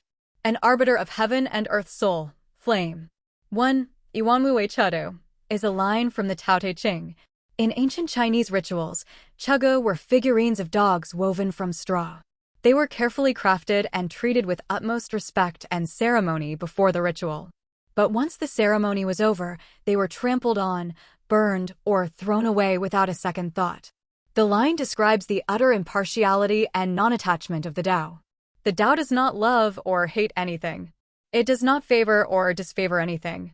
It provides for all things equally, without emotional attachment, just as the straw dog is used for its purpose and then discarded without malice. 2. Huimieni, Yuni Hagan, a quote from a famous Chinese internet novel, Zhu Xian. It means the destruction is so insignificant to the Tao that it doesn't even warrant an explanation or consideration of your perspective. The moment Li Fan saw that crimson figure, a flood of information surged into his mind. Sole arbiters of heaven and earth were the physical manifestations of the world's fundamental laws. When specific conditions were met, a sole arbiter would emerge, appearing somewhere in the world. Once heaven activated its killing mechanisms, devising a plan to eradicate cultivators, the sole arbiters would execute its plan. They possessed no will of their own, acting only on fixed instincts. They were the laws themselves, slaughtering cultivators like cattle. Their purpose was to exterminate those cultivators who defied the natural order. To cultivators, sole arbiters were harbingers of extreme danger. To be marked by one almost certainly meant death. And yet, as incarnations of the great Tao's laws, sole arbiters also represented unparalleled opportunity. As the saying goes, sacrifice the soul of heaven and earth to unify one's body with the Tao. If a cultivator could successfully kill and refine a sole arbiter, they would immediately ascend to the Tao unity realm regardless of their previous cultivation level. They were both the natural enemy of cultivators and an irresistible temptation. Having laid eyes on the sole arbiter, Crimson Flame, Li Fan felt uncontrollable greed erupt from the depths of his heart. Devour it, and attain the great Tao. Devour it and ascend to immortality in full glory. It was like a starving man stumbling upon a feast, or a traveler dying of thirst in the desert finding a clear spring. This covetous desire whispered in his ear like a demon, urging and tempting him to charge toward that crimson figure in the sky. Li Fan desperately operated the Xianwang Heart Refinement Sutra, fighting to calm the scorching sensation transmitted from the deep-sea pearl and quell the raging avarice in his heart. He knew perfectly well that he could only observe Crimson Flame through the borrowed perception of the deep-sea pearl.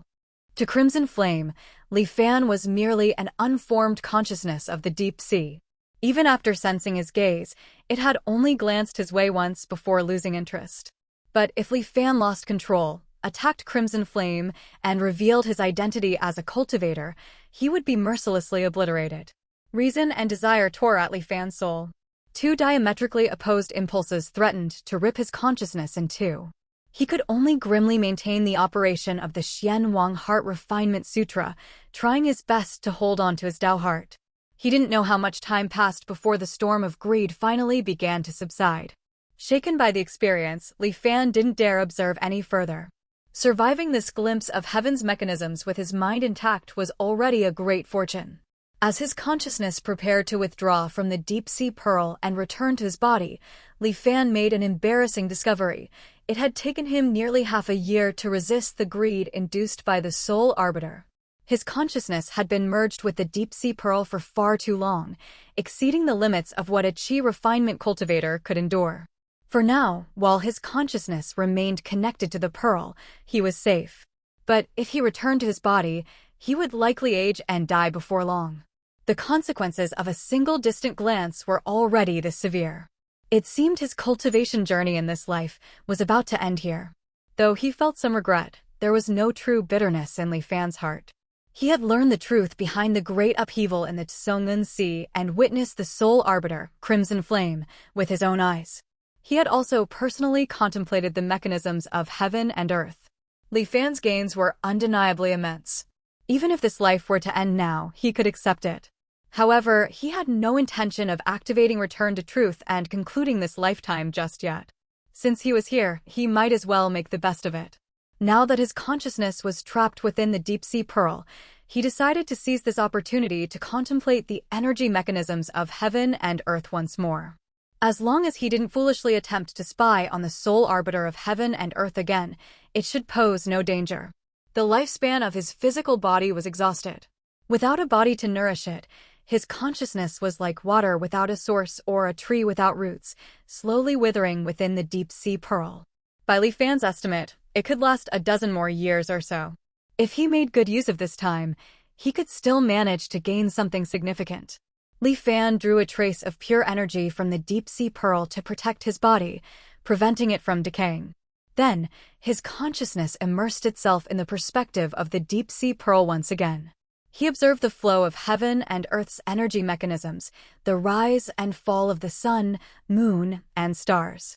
He watched as the remaining life in the Tsongyun Sea gradually perished, one after another. He felt the cold, indifferent, and unchanging killing mechanisms that permeated the world. Just like that, 5 years passed in the blink of an eye. By anchor year 40, the Tsongyun Sea had long since completely dried up, becoming a true barren wasteland. Only Tyan Island, under Li Fan's protection, still sheltered a small number of surviving mortals. One day, Li Fan suddenly felt a stirring in his heart and looked up at the sky. That crimson figure that had stood there for over a decade had finally vanished. Having completed its task, it had naturally dissipated. No one could say for certain where it might reappear in the cultivation world one day. Li Fan gazed in the direction where crimson flame had disappeared, then immersed his mind once more into the deep-sea pearl. As time passed, Li Fan's consciousness grew increasingly faint. His thoughts became slower and more sluggish. He lost the ability to think for himself, silently observing the world through the lens of the deep-sea pearl alone. In the second year after Crimson Flame's disappearance, several cultivators dressed in blue robes arrived at the Tsongyun Sea. As they cast spell after spell, rain finally fell from the sky. It was a long-awaited downpour. Soon, more cultivators arrived. Azure light bloomed across the dried-up seabed.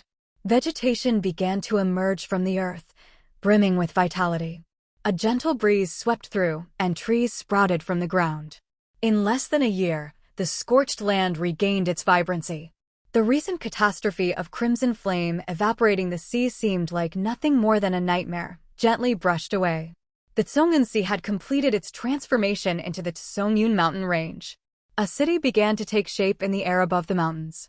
Once constructed, it attracted more and more cultivators from all corners of the world. The Tsongyun mountain range grew increasingly lively. Occasionally, cultivators would visit Tyan Island, drawn by its fame as the only island to survive the drought, and hoping to find some opportunity there. But with Li Fan instinctively concealing himself, they discovered nothing. In anchor year 48, a Foundation establishment cultivator returned to the Tsongyun Sea. He arrived at what was once Lioli Island, now Lioli Mountain. His expression was sorrowful. Nearby, Li Fan's divine sense swept over the scene. A wave of melancholy washed over him as well. Li Fan recognized this man. It was Zhang Haobo, who had once decided to migrate from the Tsongyun Sea due to a sense of foreboding. Some 20 years had passed, and, through unknown fortunes, this man had actually become a Foundation establishment cultivator. The scenes of this lifetime flashed through Li Fan's mind in rapid succession. His consciousness was on the verge of dissipating. Just before vanishing completely, Li Fan's consciousness returned to his physical body. Over a decade of insights into the energy mechanisms of heaven and earth finally shattered the bottleneck that had hindered Li Fan's breakthrough. Spiritual qi surged inward, and Li Fan's cultivation instantly broke through to the late-stage qi refinement realm. A faint smile appeared on Li Fan's face, then froze. His body aged rapidly, and as a gust of wind blew past, it crumbled into dust, scattering into the world. Only a skeleton remained, lying silently where he had been. Just before dissipating, Li Fan cried out in his mind, "Return to truth. This simulation has ended." You may choose one of the following options. 1. Retain an item you possessed in this simulation. 2. Retain your cultivation level in this simulation. 3. Retain the simulated memories of one closely associated individual.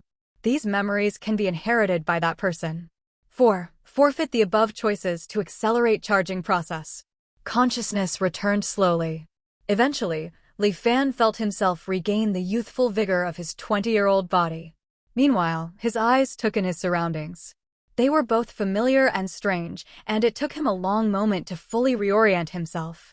Though his previous life had spanned only 48 years, it felt longer than all 9 of his previous lifetimes combined. This was not only because his experiences of the cultivation world were far more complex and extraordinary than his mortal life in Great Xian, but also because of those final moments merged with the consciousness and will of the deep-sea pearl. While sensing the energy mechanisms of heaven and earth, he had nearly been assimilated by it. Of course, this first real venture into the cultivation world had yielded remarkable gains. Li Fan's attention turned to the first option, the items he could choose. The storage ring purchased from the Tianqian mirror and the various books went without saying. The curios of heaven and earth were also listed, the halt steel fragment and the deep-sea pearl. His focus settled on the deep-sea pearl, and he understood instinctively, if he chose it, he would receive the pearl that was almost fully formed at the end of his previous life. After spending over a decade merged with its consciousness, Li Fan was acutely aware of its power. Though tempted, he resolutely chose the second option, to retain his cultivation level. After all, personal strength was the foundation. A mere mortal wielding a treasure was nothing but an invitation for disaster. Besides, Li Fan knew the deep-sea pearl was still at Luen Island. He could retrieve it when the time came. As he made his choice, two familiar strands of spiritual qi materialized within his dantian. Simultaneously, Li Fan's expression shifted. He suddenly remembered that he was still immortal. His body was saturated with immortal miasma. If this spiritual qi conflicted with it, the consequences could be dire. Fortunately, his fears were unfounded. An inexplicable fluctuation washed over him, and moments later, the spiritual qi in his dantian surged out like a raging river, flooding through his entire body. Where it passed, it transformed his physique and elevated his cultivation realm. Early-stage qi refinement realm. Mid-stage qi refinement realm. Late-stage qi refinement realm. In the span of a single breath, he achieved the cultivation level that had taken his previous self a lifetime of struggle to reach. Li Fan's aura stabilized, but his face remained etched with awe. Not because of the instantaneous leap to late-stage qi refinement, but because of that inexplicable fluctuation. He felt it clearly the moment that fluctuation touched him, the immortal miasma within his body vanished in an instant, completely eradicated. Its effect far surpassed the forced expulsion achieved through the body purification spirit pool array in his previous life. That fluctuation. Li Fan pondered the fleeting sensation, finding it vaguely familiar. It's the will of heaven, the power of its laws. The realization struck him. In his previous life, he had spent over a decade using the deep-sea pearl to observe the operation of heaven and earth's energy mechanisms. While far from capable of controlling them, he could still recognize them. If immortal miasma is the will of heaven and earth that divides immortals from mortals, then that fluctuation is its complete opposite. The plague that troubled the cultivation world for thousands of years was wiped away so effortlessly. Return to truth is truly unbelievable. If I can control this method of purifying the immortal miasma. Li Fan's thoughts raced with possibilities. It took him a long while to calm down. A tower 9 stories high begins with a mound of earth.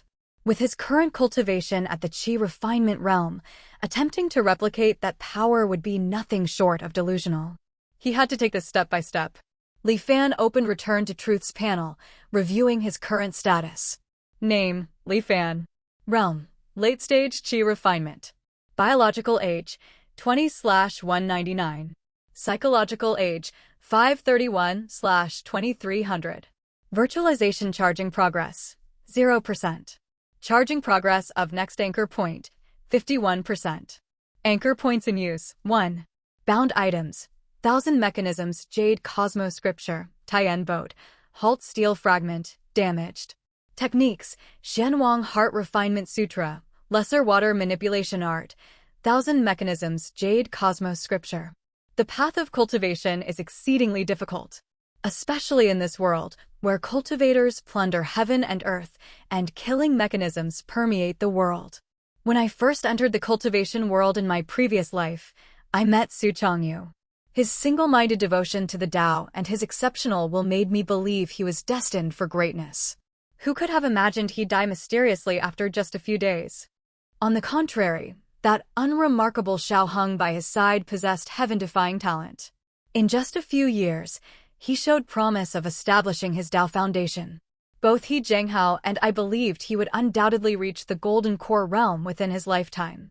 But who could have guessed that heaven and earth had long laid its killing mechanisms? All living beings in the Tsongyan Sea, whether on the path to success or failure, whether cultivator or mortal, were already destined to die. Only that ordinary fisherman, Zhang Haobua, escaped the calamity and became a foundation establishment cultivator. There is truly no better example of the unpredictability of fate. Recalling his previous life, Li Fan felt numerous emotions welling up within him. Then, a trace of doubt arose. Just as I told Xiaoheng before, if government officials intended to surround and kill bandits, they won't let the bandits know in advance. The relationship between this world and cultivators is much like that between the government and bandits. So when heaven unleashes its killing mechanisms, intending to exterminate cultivators, cultivators naturally cannot perceive it. That's also why when I asked the Tianqian mirror if there were any disasters in the near future, it answered that there were none. Its prediction was obscured by heaven's mechanisms. However, the Wanhua Trade Association seemed to have detected the calamity long ago, ordering all their members to withdraw from the Songyun Sea. How did they do it? And why didn't they warn the Myriad Immortals Alliance, just sitting back and watching countless lives perish? There must be something fishy going on. In this life, if I have the chance, I must get to the bottom of this. After pondering carefully for a long time, Li Fan began making plans for this lifetime. The cultivation world is incredibly dangerous. It's better not to set foot there rashly before virtualization charging is complete. Now that I cultivate the Xianwang Heart Refinement Sutra, the charging speed has greatly increased. It shouldn't take 20 years to reach 100% anymore. 10 years should be enough. This way, I should be able to arrive in the cultivation world over a decade earlier than my previous life. From what I remember, something major seemed to have happened in the Songyun Sea during those 10+ years. I can make plans early. After the Songyun Sea dried up in my previous life, I saw numerous treasures concealed around each island. No one knows about them yet. If the opportunity arises, I should retrieve them one by one. The Xianwang Heart Refinement Sutra aided me time and again in my previous life, helping me break free from various predicaments. This technique is truly extraordinary, and there seems to be more to it than meets the eye. I must cultivate it diligently and not grow lax. As for Crimson Flame that scorched the sea, should I choose to flee alone or reveal it to the world? I'll have to adapt to the circumstances when the time comes. In his past life, Li Fan had plunged headfirst into the unfamiliar world of cultivation. He only reached the late-stage Qi refinement realm and lived for 48 years before perishing. But in this life, armed with foreknowledge, Li Fan believed he could go much further. Great Xian, Jieli Mountain. The mountain stood thousands of meters high, its form like a cleaver slicing straight into the clouds. Halfway up the slope, along a perilous mountain path, two youths walked single file. The one in front was a lean young man wearing a straw hat, his expression resolute. The youth following him appeared several years younger, but was burly in build, with thick eyebrows, large eyes, and a simple, honest demeanor. Wiping sweat from his brow, the burly youth plopped down onto the ground. Erlang, hold up. We've been trekking for half the day. My legs are done, I can't go another step. The slender youth turned and handed him a water flask. Tigers and exotic beasts sometimes roam these slopes. It's not safe to rest here. I know a hidden cave just ahead. If you're really spent, we can rest there. The burly youth accepted the flask, gulped down several mouthfuls, and exhaled deeply before asking curiously, Erlang, is there really an immortal on this mountain? Absolutely. I've seen him with my own eyes. Erlang lifted his gaze toward the summit shrouded in clouds, his voice firm. The burly youth looked skeptical. Right. You've been acting like a possessed man for 5 years now, scrambling up Jieli Mountain any chance you get. How many trips have you made?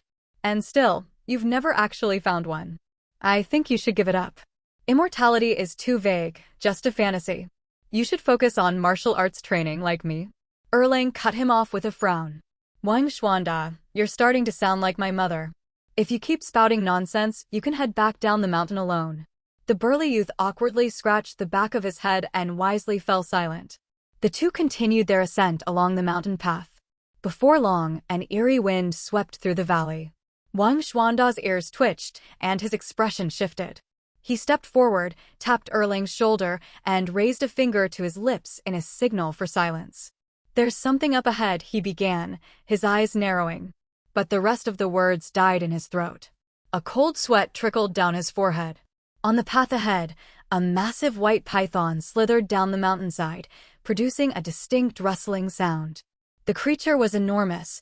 The visible portion of its head alone measured about 8 meters. The rest of its body remained concealed within the dense mountain foliage, making its full length impossible to discern. The python was as thick as a washbasin, and its crimson eyes glowed with a terrifying red light. It flicked its forked tongue, raised its head along the cliff face, and began its descent toward the ravine below. Confronted by this horrifying exotic beast, both Wang Xuanda and Erlang were frozen in terror, not daring to move or even breathe. After what felt like an eternity, the great python finally slithered out of view. Wang Xuanda let out a long exhale and was about to speak when he heard another series of rustling sounds. The enormous python's head suddenly reappeared from over the edge of the cliff, its gaze fixed intently on the two youths. Wang Xuanda and Erlang stood petrified once more. Hiss, hiss. The white python swayed its head, slowly moving closer to them. Its massive jaws parted, releasing a wave of foul, bloody odor. Shrouded in the python's shadow, watching as its head loomed close enough to swallow them whole, Wang Xuanda could bear it no longer. He let out a thunderous roar, his muscles bulging as his body seemed to expand. He flipped backward and swung his fist down toward the white python's head. Cling! The impact actually produced a metallic ring. At that moment, Erlang moved as well. With a single step, the rock beneath his feet shattered to dust. His figure blurred, and in the blink of an eye, he appeared behind the white python. Shifting his fist into a finger strike, he delivered several dozen piercing jabs in rapid succession. Cling! Cling! Cling! The sound of collisions echoed without end. Yet, despite their fierce assault, neither of them had so much as scratched the python's scales. Hissing in fury, the python twisted its body and lashed out, striking Wang Xuanba squarely in the chest. Thud!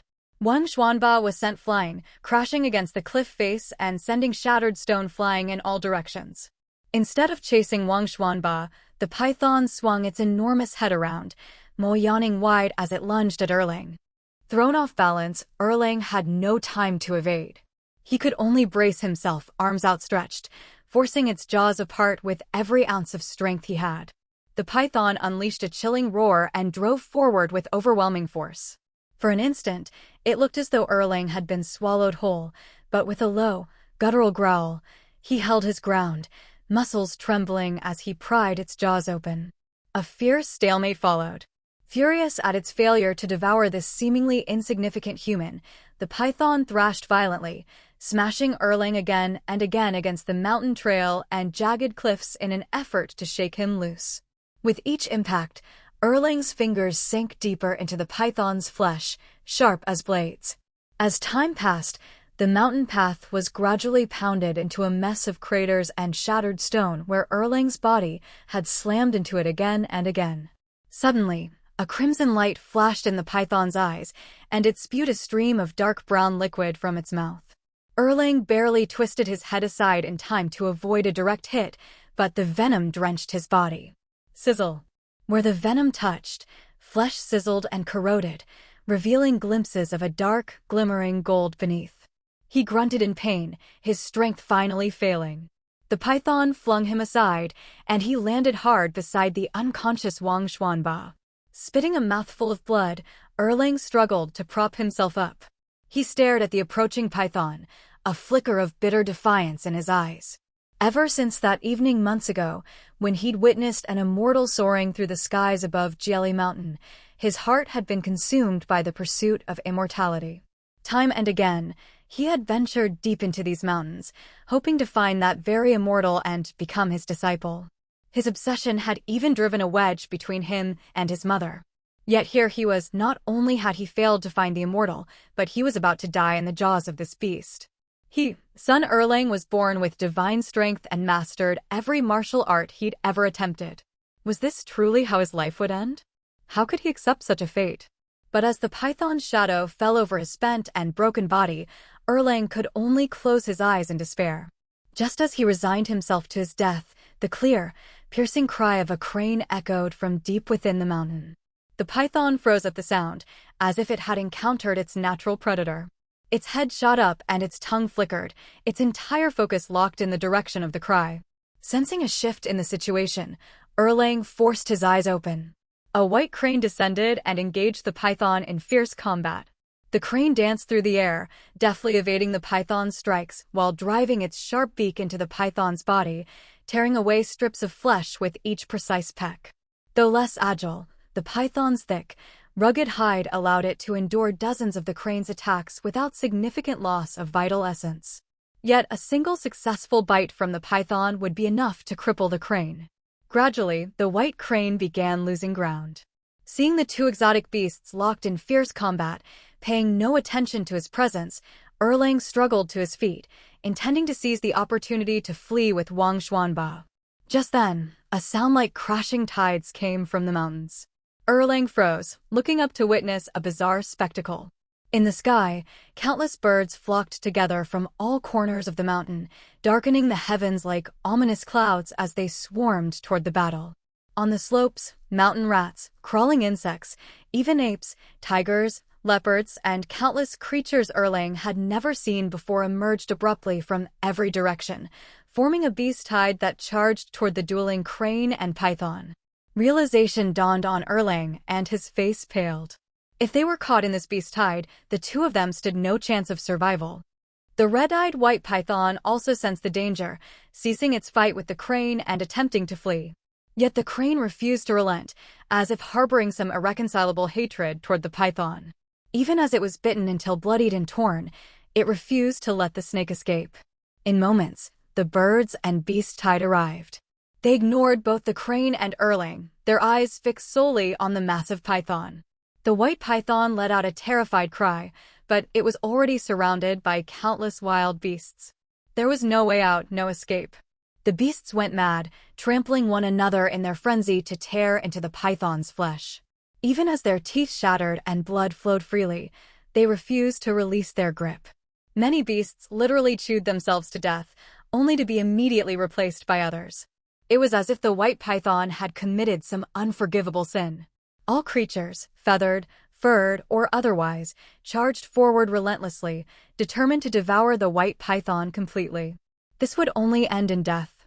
The python vanished beneath the beast tide, its struggles growing weaker and weaker. After what felt like an eternity, all movement ceased. Only then did the beasts gradually disperse. Not even a single bone of the massive red-eyed white python remained. Witnessing this eerie scene, Erlang stood frozen in place, not daring to make a sound for a long while. He swallowed hard with difficulty, finally regaining his senses after what felt like ages. Suddenly, he seemed to remember something. He looked around and shouted loudly, "Immortal Master, is that you? It must have been your doing, right?" In his view, this unnatural beast tide could only be the work of that immortal who secluded himself within Jelly Mountain. Erlang felt both excited and anxious. Unfortunately, though he shouted until his voice grew hoarse, there was no sign of the immortal master. He sank into deep disappointment. Not far from him, Li Fan watched with a faint smile. The immortal master stood right before him, yet the mortal could not perceive him. This child shows promise. His physique seems somewhat unusual, and his determination to seek the Tao is quite firm. Li Fan observed quietly, a hint of appreciation in his gaze. "But I haven't even secured my own footing yet. How could I possibly teach you?" Li Fan chuckled and shook his head. "It's better to wait until the time is right before granting you an opportunity." He pointed gently toward Erlang. Son Erlang suddenly felt dazed. He looked around somewhat confusedly before finally hoisting the still paralyzed Wang Xuanba over his shoulder and making his way down the mountain. Watching the two leave Jelly Mountain, Li Fan then turned his gaze to where the white python had been devoured. A surge of satisfaction rose within him. The last 9 years of dedicated research were not in vain. This formless killing mechanism is truly extraordinary. The recent chaos within Jelly Mountain, where every bird and beast had simultaneously gone mad trying to devour the white python, had been his doing. Having already reached the late-stage chi refinement realm in this life, he had chosen to seclude himself within Jelly Mountain to avoid the influence of immortal mortal miasma. Here, he waited for the return to truth to finish charging while devoting himself to rigorous cultivation. Since the immortal Forsaken Lands contained no spiritual chi, he had spent the vast majority of his time contemplating the energy mechanisms of heaven and earth he had observed in his previous life. 9 years of painstaking dedication had finally borne fruit, allowing him to comprehend a single technique: formless killing mechanism. Once unleashed, this technique could mimic the killing mechanisms of the heavenly Tao to a certain extent within a defined range. When heaven unleashed its killing mechanisms, it naturally manifested through various deadly calamities. A target marked by formless killing mechanism would perish from these calamities without Li Fan needing to lift a finger. Take the crimson-eyed white python, for example. After being marked by Li Fan's formless killing mechanism, it became a target for the heavenly Tao's killing mechanisms within the bounds of Jieli Mountain. Heaven and earth nurtured all living things, and the will of heaven and earth governed the vast majority of creatures in this world. Thus, countless animals were driven by this will, developing an all-consuming killing intent towards this white python. This killing intent would only vanish once the white python was utterly destroyed. Borrowing the authority of heaven's will, this was the formidable power of formless killing mechanism. The power of this divine ability was considerable, its method insidious, and its execution incredibly subtle. The divine ability itself was like the killing mechanisms of heaven and earth, resembling a pure will and rule. Ordinary cultivators simply couldn't detect it.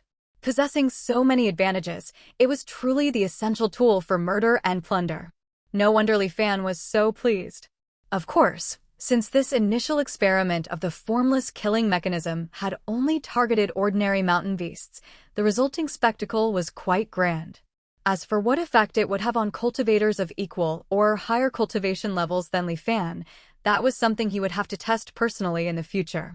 Having tested out the divine ability, Li Fan returned to the thatched hut where he lived in seclusion atop Jieli Mountain. After briefly tidying up, Li Fan checked the charging progress of Return to Truth. It had reached 99%. It is time to set foot in the cultivation world once more. Li Fan immediately summoned the Taiyan boat and flew to Xianjing City. Wielding the might of an immortal, he amassed vast quantities of treasures and grain as he had in his previous life. Once the Taiyan boat was fully loaded, Li Fan went to Qianhong's tomb. With his current cultivation, the restrictions of the halt steel fragment could no longer harm him. Entering Qianhong's tomb, Li Fan retrieved the bound halt steel fragment from Return to Truth's spatial storage. The two halt steel fragments merged together, forming a completely new halt steel fragment. It was not as aged and worn as before, bearing only a few cracks on its surface. But it still seemed to lack that final step towards a qualitative transformation. Li Fan wasn't particularly concerned. Having experienced the immense power of the deep-sea pearl, he no longer found this halt steel fragment particularly valuable. It was simply something to sell to the Tianqian mirror for contribution points anyway. Taking the two techniques from Qianhong's tomb and the damaged Taiyan boat as well, Li Fan departed on his flying boat. After flying for some distance, he turned back. He returned to the tomb, gathered Qianhong's remains, and prepared to bring them back to the cultivation world, fulfilling the final wish of the deceased. Now, with no more attachments, Li Fan smoothly passed through the immortal-slaying Grand Array and returned to the cultivation world. Seeing the clear blue Tsongyun Sea again, Li Fan felt as if a lifetime had passed in the blink of an eye. He took out Qianhong's bones, reduced them to ashes, and scattered them over the vast sea. Above, a strange phenomenon suddenly manifested in the sky. A single flower petal drifted from a branch. Carried by the wind, it wandered endlessly without rest. Foundation establishment cultivator Qianhong cultivated for 265 years, establishing his Tao foundation with the curio, drifting plum blossom.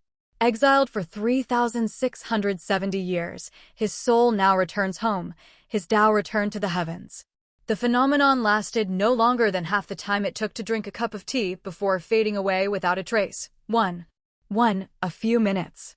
After the strange phenomenon faded, Li Fan keenly sensed that some indescribable change had occurred within him. Yet after careful examination, he couldn't pinpoint exactly what this transformation entailed. It likely wasn't anything harmful, so he decided to set the matter aside for now. After getting his bearings, Li Fan realized his current location differed slightly from where he'd first appeared in the cultivation world during his previous life. However, it wasn't a major discrepancy. Lioli Island was closest, so he decided to head there first. After all, he'd spent considerable time on Lioli Island in his past life and was familiar with it. While old nice guy He Jianghao was a little greedy, he was at least relatively reliable. Compared to dealing with strangers, Li Fan preferred interacting with acquaintances to minimize uncertainty. After choosing his direction, Li Fan didn't pilot the Tian boat. Instead, he cast the wind-riding art and flew toward Lioli Island. The identity he intended to assume was that of a rogue cultivator from the Tsongyun Sea who had fortuitously reached the late-stage qi refinement realm. Lacking a suitable technique for foundation establishment, he sought to join the Myriad Immortals Alliance. In the current cultivation world, life for rogue cultivators was exceedingly difficult. Unlike members of the Myriad Immortals Alliance or the Five Elders Council, who had fixed channels to obtain techniques, rogue cultivators often had to risk their lives exploring the ruins of ancient sects to find them. They faced not only the bizarre traps within these ruins, but also had to guard against equally predatory fellow explorers. A single misstep could mean death and the end of their cultivation path. Yet these rogue cultivators still refused to join the two major organizations, unwilling to be controlled or to serve others. For them, freedom surpassed everything else. Different choices stemmed from different philosophies. It wasn't a matter of which was superior. Thus, the Tian vote would be somewhat ostentatious for a rogue cultivator's identity. To avoid unnecessary trouble and suspicion, Li Fan chose to ride the wind himself. It was slower, but Li Fan wasn't in a hurry. In fact, this actually provided an opportunity for him to adapt to the changes in his environment. Back in Great Xian, Li Fan had faintly sensed that his affinity with spiritual qi had inexplicably increased this lifetime. However, with no spiritual qi in the immortal Forsaken Lands, he couldn't verify this. Now, immersed in the cultivation world and sensing the ambient spiritual qi, Li Fan finally confirmed that his guess was correct. In his previous life, he had forcibly drawn spiritual qi from heaven and earth through his heaven-earth route like a pump. Whereas in this lifetime, with merely a thought, the world's spiritual qi willingly flowed into his dantian without any coercion. While it still couldn't compare to what Xiaoheng described as intimacy with the spiritual qi, it was vastly superior to before. Li Fan suspected this change likely originated from the heaven-earth root itself. His previous heaven-earth root had been cultivated from 5 emotions: greed, fear, rage, hatred, and self-absorption. This lifetime, the heaven-earth root in his dantian had been directly manifested through return to truth. If the heaven-earth root cultivated by the 5 spirits qi-sensing method was filled with violent, dark, and negative emotions, then the one granted by return to truth was balanced, peaceful, calm, and natural. He hadn't expected that retaining his previous life's cultivation through return to truth would come with such a benefit. While pleased, Li Fan also felt there might be a deeper reason behind this. However, before he could ponder further, his expression suddenly shifted. In his perception, a wave of killing intent had locked firmly onto him from afar and was rapidly closing in. Moreover, the opponent's aura was powerful. This was someone at the Foundation establishment realm at least. Though the situation felt baffling, Li Fan didn't hesitate. He immediately summoned the Tian boat, pushed it to its maximum speed, and fled toward the nearest island, Lioli Island. His pursuer seemed caught off guard that Li Fan possessed a flying boat. But after a moment, the enemy accelerated even further. Inside the Tian boat, Li Fan's face was grim. The distance was too great, beyond the range of his divine sense. But judging by the steadily approaching killing intent, the other party's speed undoubtedly surpassed that of the Tian boat. After a moment's hesitation, Li Fan decided to unleash a thread of formless killing mechanism toward his pursuer. His vision suddenly dimmed and faint, indistinct whispers echoed in his ears. His surroundings grew hazy and distorted, and he felt as though countless eyes were watching him from the shadows. Fortunately, the hallucinatory scene vanished as quickly as it had appeared. In the span of a blink, everything returned to normal. Li Fan knew this was the side effect of deploying formless killing mechanism on a target beyond his cultivation realm. Formless killing mechanism borrowed the authority of heaven's will. And borrowing such power was never without risk. If a mortal forged an imperial decree, their entire clan would face execution. How much more severe would the consequences be for impersonating heaven's will? The greater the gap between his cultivation level and his targets, the more likely it was that the will of heaven would detect the deception. Fortunately, the difference of one realm seemed to fall within a reasonable range. The moment formless killing mechanism was unleashed, nothing happened at first. But soon, Li Fan felt a sudden gust of wind. This wind spun relentlessly along the path of his pursuer, swiftly forming a tornado. The tornado shimmered with a faint azure light, resembling a colossal dragon as it roared toward the enemy. Caught off guard, the pursuer was struck head-on. Seizing the opportunity, Li Fan accelerated his escape. Not long after, a thunderous explosion echoed from behind. It seemed the pursuer had broken free of the tornado and was now flying even faster in Li Fan's direction. The killing intent also intensified. Just as the enemy was about to close in again, a massive crocodile shark leaped high from the sea's surface and swallowed him whole. The crocodile shark plunged back into the sea, sending a towering splash of water into the air. Boom! A burst of flames erupted from beneath the waves. The crocodile shark was incinerated into nothingness, and the pursuer emerged from the water looking disheveled and increasingly frantic. After sensing Li Fan's position, he sped up his chase. Yet, every time he drew near Li Fan, some sudden, unforeseen circumstance would intervene. And so the chase continued. Though the pursuer was considerably faster, he never quite managed to close the gap. Finally, Lioli Island came into view. The pursuer cautiously scanned his surroundings. Seeing that no further mishap seemed imminent, breathed a sigh of relief. With a stern expression, he prepared to unleash a Dao technique to blast Li Fan to oblivion. Then, from the clear, sunlit sky, a bolt of lightning abruptly cracked down from the heavens. It struck him square.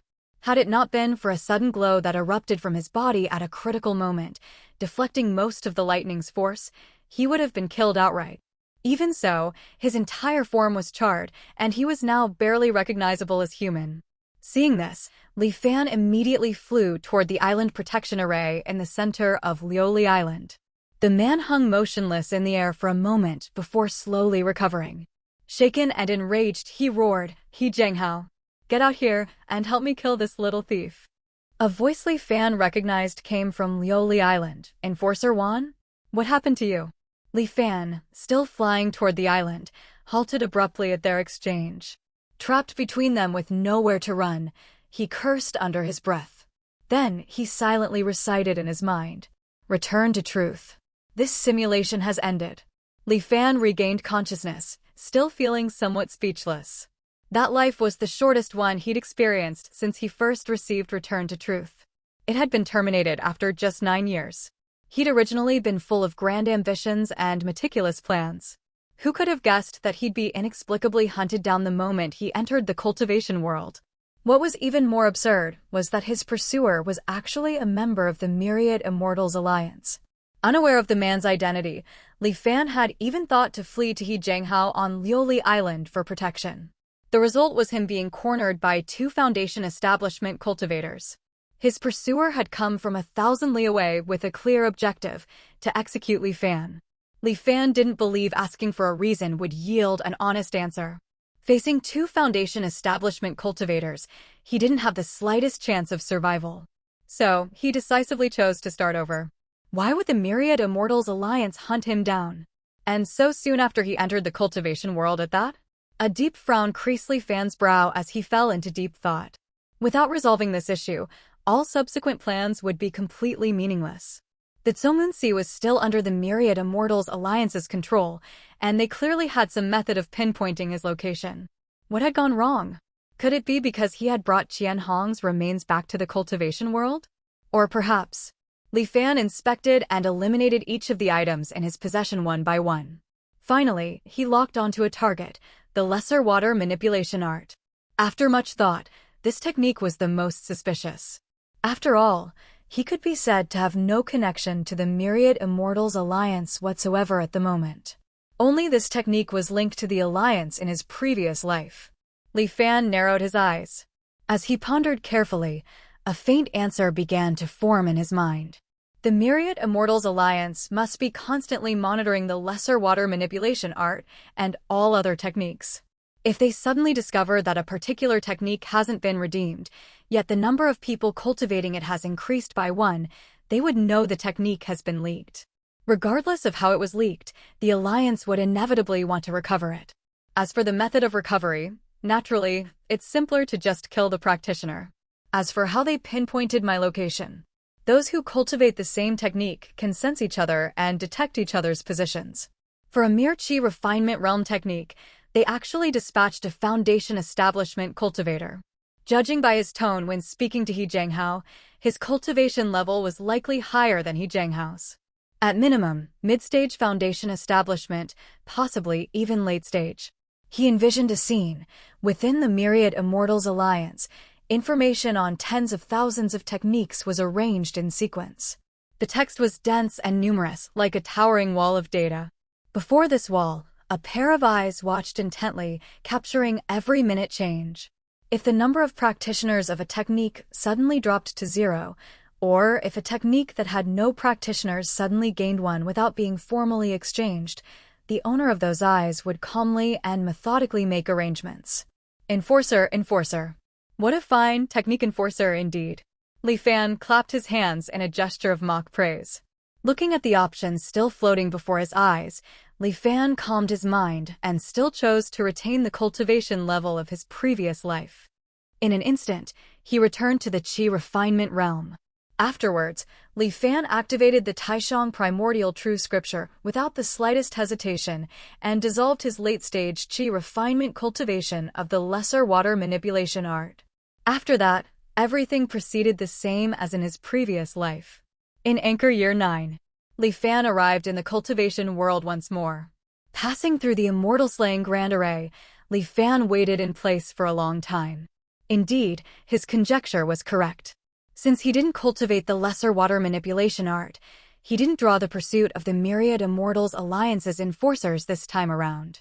Only then did Li Fan slowly make his way toward Liuli Island. As he flew over the sea near Liuli Island, a certain image from his memories suddenly flashed through his mind.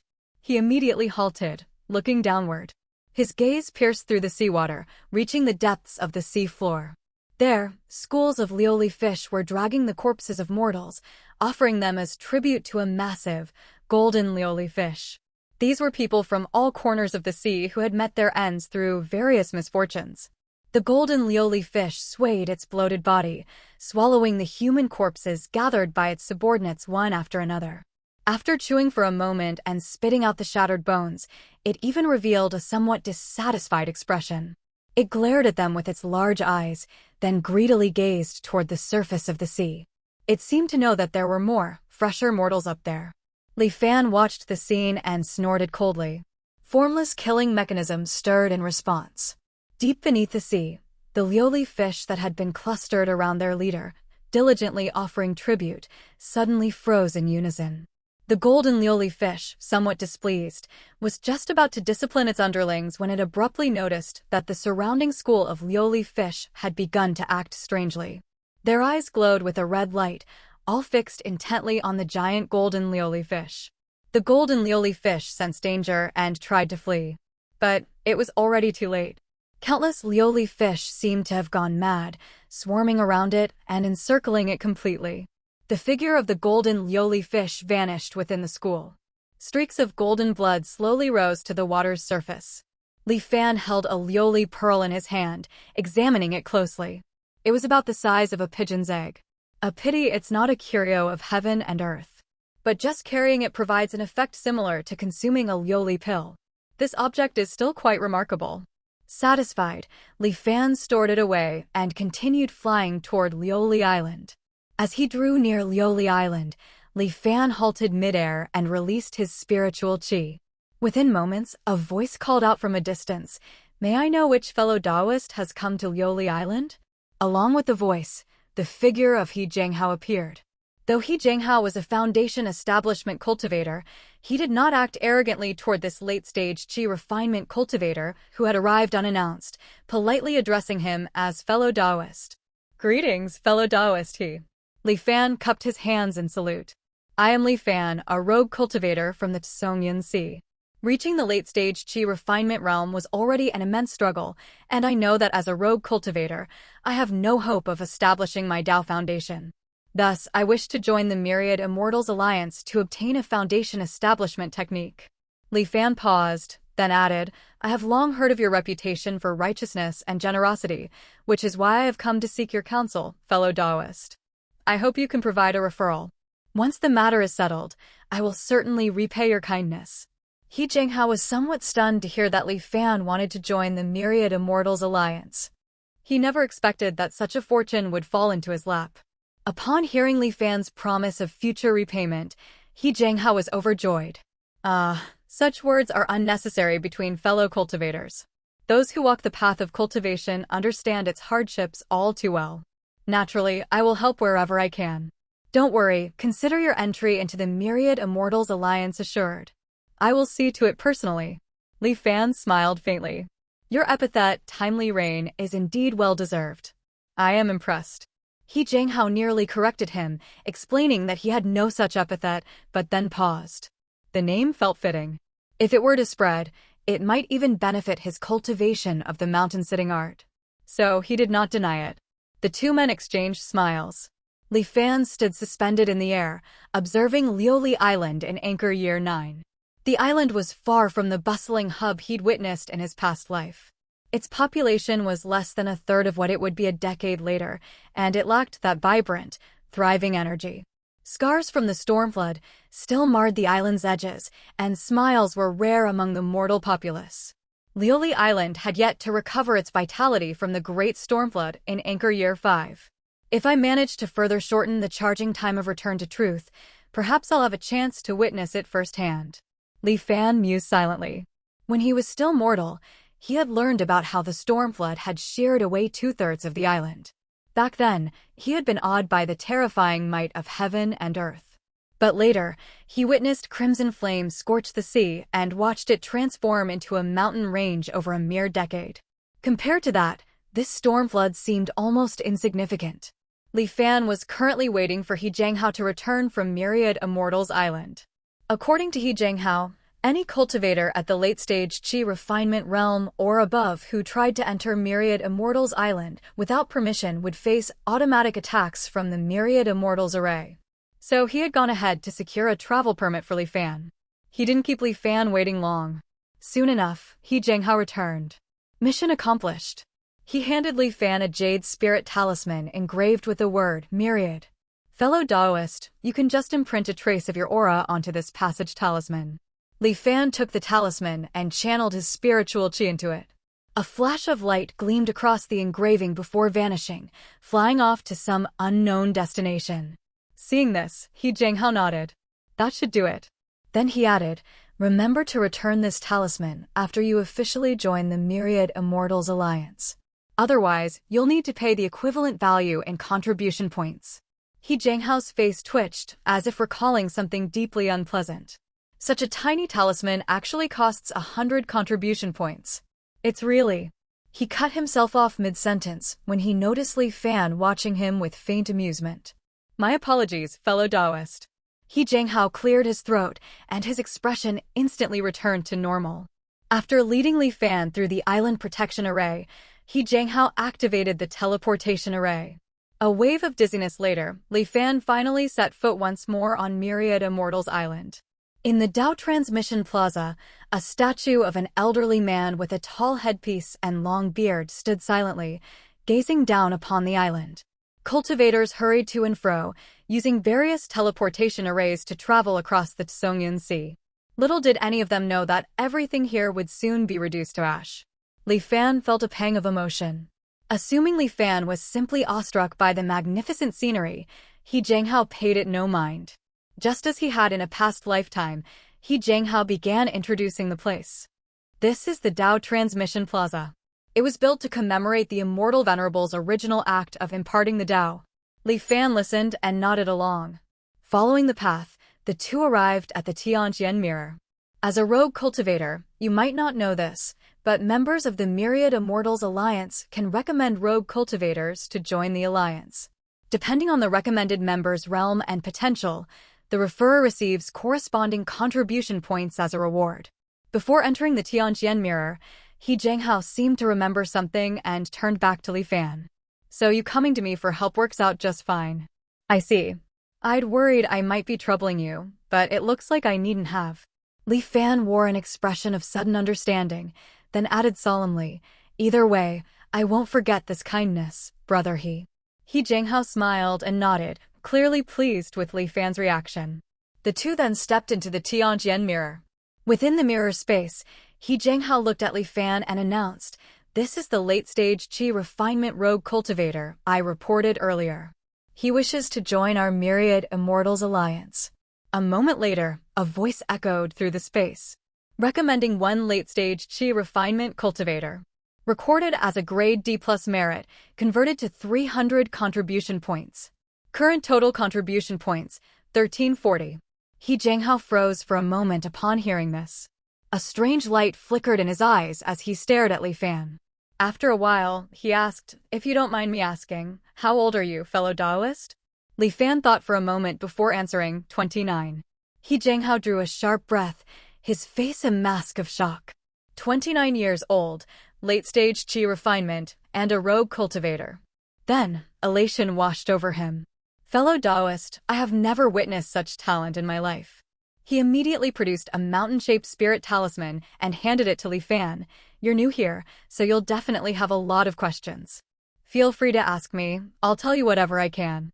And if you ever run into trouble you truly can't handle, come find me. My cultivation is only at the mid-stage foundation establishment realm, but I've got some connections and a bit of pull in the Myriad Immortals Alliance." Li Fan listened and nodded gratefully. Only after He Jinghao offered a few more excited words of advice and departed did Li Fan's expression return to normal. "The treatment this time is far better than in my last life." Li Fan mused, tossing the communication talisman lightly in his hand. In the cultivation world, most cultivators keep to themselves. Someone like He Jinghao is truly uncommon. Besides, this level of cultivation talent is just slightly above average. His enthusiasm seems a bit excessive. Li Fan pondered this, but couldn't pinpoint a reason. He had a faint suspicion it might be related to the cultivation technique He Jinghao practiced. But sensing no malice from the man, he decided to set the thought aside for now. Divine sense fluctuations recorded. Independent space generated. Cultivator Li Fan, welcome to the Myriad Immortals Alliance. As a benefit, you will receive 100 complimentary contribution points.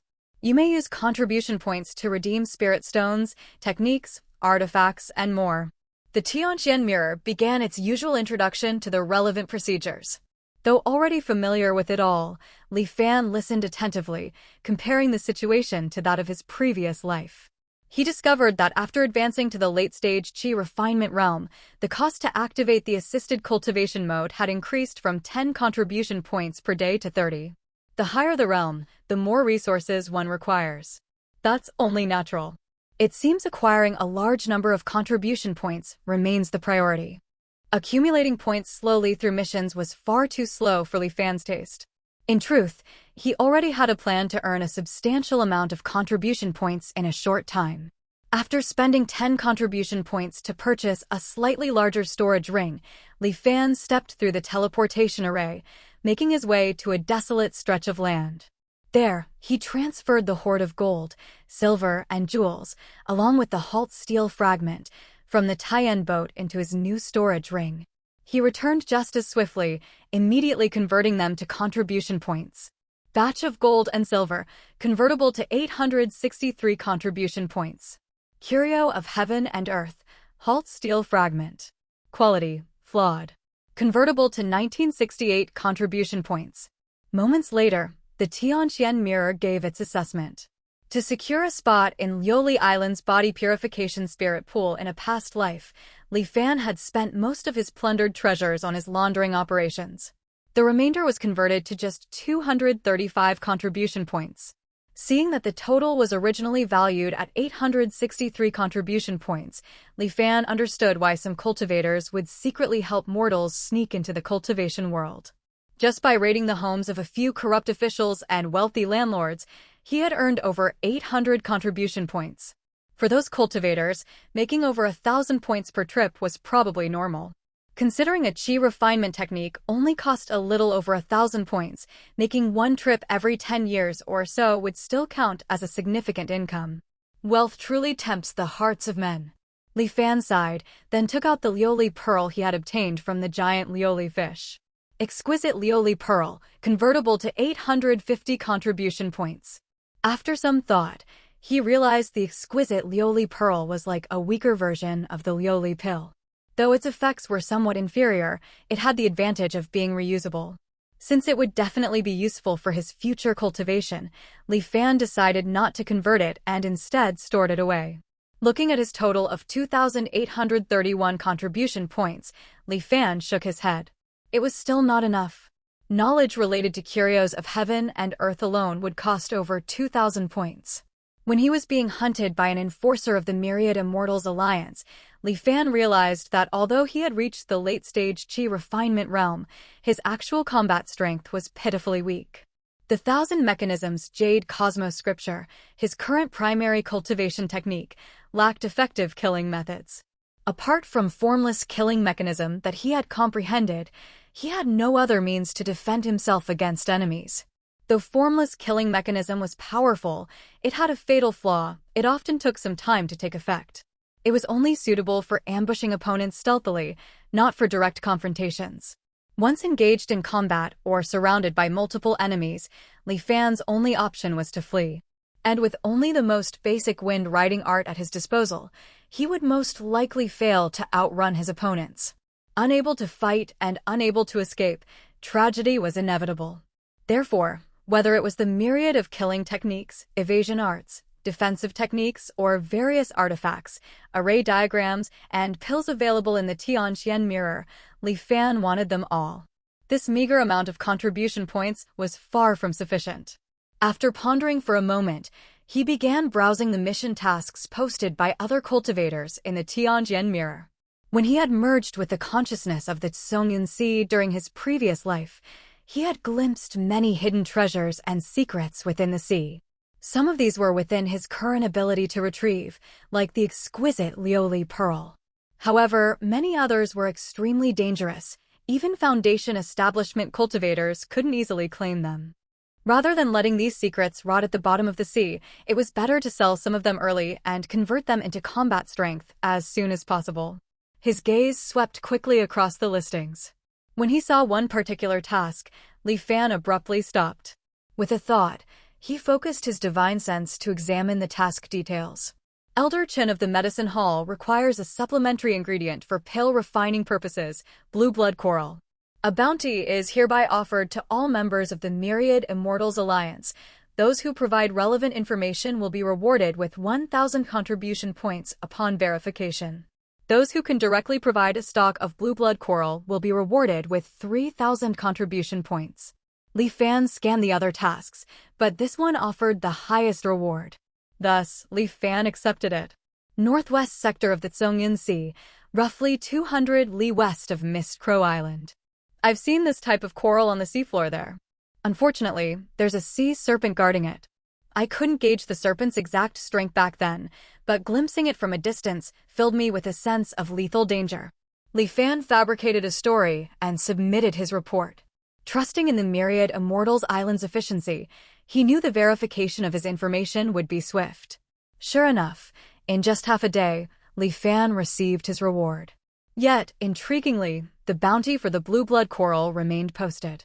It wasn't removed. It seems Elder Qin requires a significant quantity of this blue blood coral. I wonder what kind of pill he's refining. The fact that he was willing to spend 3,000 contribution points for a single supplementary ingredient suggested the pill he was concocting was truly extraordinary. But Li Fan's curiosity was just a passing one.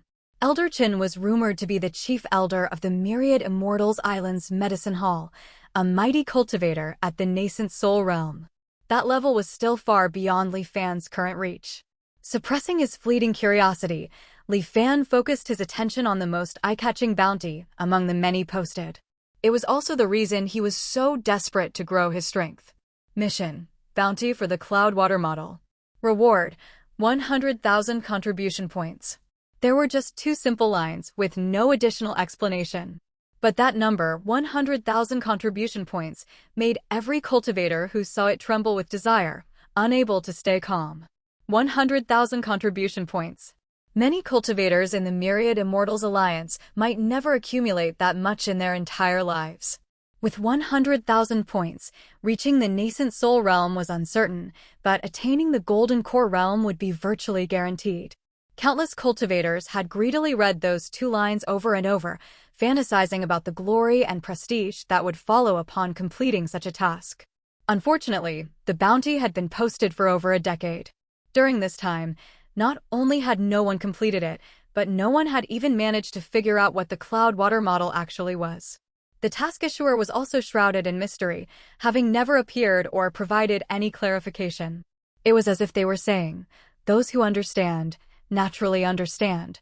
For those who don't, explanation is pointless." Currently, no one in the entire Songyun Sea knew where the Cloudwater model was located, except for Li Fan. Cloudwater model. Cloudwater Palace. Li Fan repeated the names in his mind.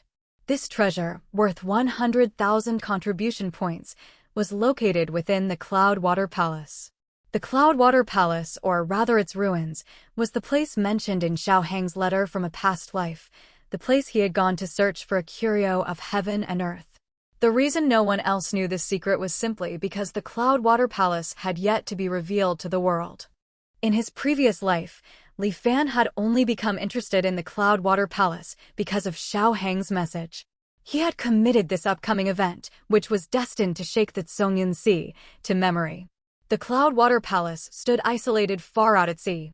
It was said to have been the most powerful sect within the Songyun Sea in ancient times. When the Great Reformation descended upon the world, the disciples of Cloudwater Palace turned on each other. Fewer than 1 in 1,000 survived. The survivors decided to activate the sect protection array, sealing themselves off from the world from that day forward. Thus, Cloudwater Palace remained perpetually veiled by the Grand Array, hidden in the central region of the Songyun Sea. It was not until Anchor Year 11 that the array finally shattered, allowing Cloudwater Palace to reappear in the world 10,000 years later. Yet, even choosing seclusion had not spared Cloudwater Palace from its ultimate fate. When the cultivators of the Songyun Sea finally ventured inside, they discovered the sect had long since collapsed, turning into a ruin rife with oddities. The first group to enter the ruins of Cloudwater Palace consisted of over 100 cultivators, mostly in the Qi refinement and foundation establishment realms. They had believed it to be an ordinary relic site, but Cloudwater Palace was infested with oddities. Caught off guard, the group suffered heavy casualties. And in the end, less than 1/10 emerged alive. Among the survivors was a man named Sikong Yi. This man was only at the late-stage Qi refinement realm and seemed utterly unremarkable. Everyone assumed he had merely survived by sheer luck. No one could have anticipated that, after returning to Myriad Immortals Island, this very Sikong Yi would hand over the Cloudwater model and complete that bounty mission worth a staggering 100,000 contribution points. After collecting his reward, Sikong Yi used a long-distance teleportation array to leave the Songyun Sea, vanishing from everyone's sight. He was never seen again after that. Search for information related to oddities and sect ruins, Li Fan slowly made his request to the Tianqian mirror as he recalled the knowledge from a past life. Instantly, hundreds of results were displayed. However, for the vast majority, only the initial few lines were visible. Accessing the complete information required spending a certain number of contribution points. Li Fan did not hesitate, immediately spending 100 contribution points to purchase the most popular survival guide to exploring sect ruins. The author of this guide was a man named Qi Yuanzhou, who started out as a rogue cultivator. He spent years exploring various ruins, only joining the Myriad Immortals Alliance after reaching the Golden Core realm. To emerge unscathed time and again from numerous dangerous sect ruins, Qi Yuanzhou naturally possessed exceptional skills. The survival guide to exploring sect ruins he compiled was highly praised by many cultivators and regarded as an authoritative text. The Cloudwater Palace ruins were treacherous and fraught with oddities. Though Li Fan had foreknowledge, he dared not be careless. He began to study the guide intently. When the Great Reformation struck, it shattered countless sects, leaving behind nothing but ruins. Some of these ruins had already been explored countless times by cultivators over the years and were picked clean of anything valuable. Others, due to their extreme danger and immense size, remained partially unexplored. Even now, many cultivators ventured into them each year, seeking techniques or a chance to break through. Then there were those sects that lay hidden away in grotto heavens or were concealed by arrays, remaining secluded from the world all this time.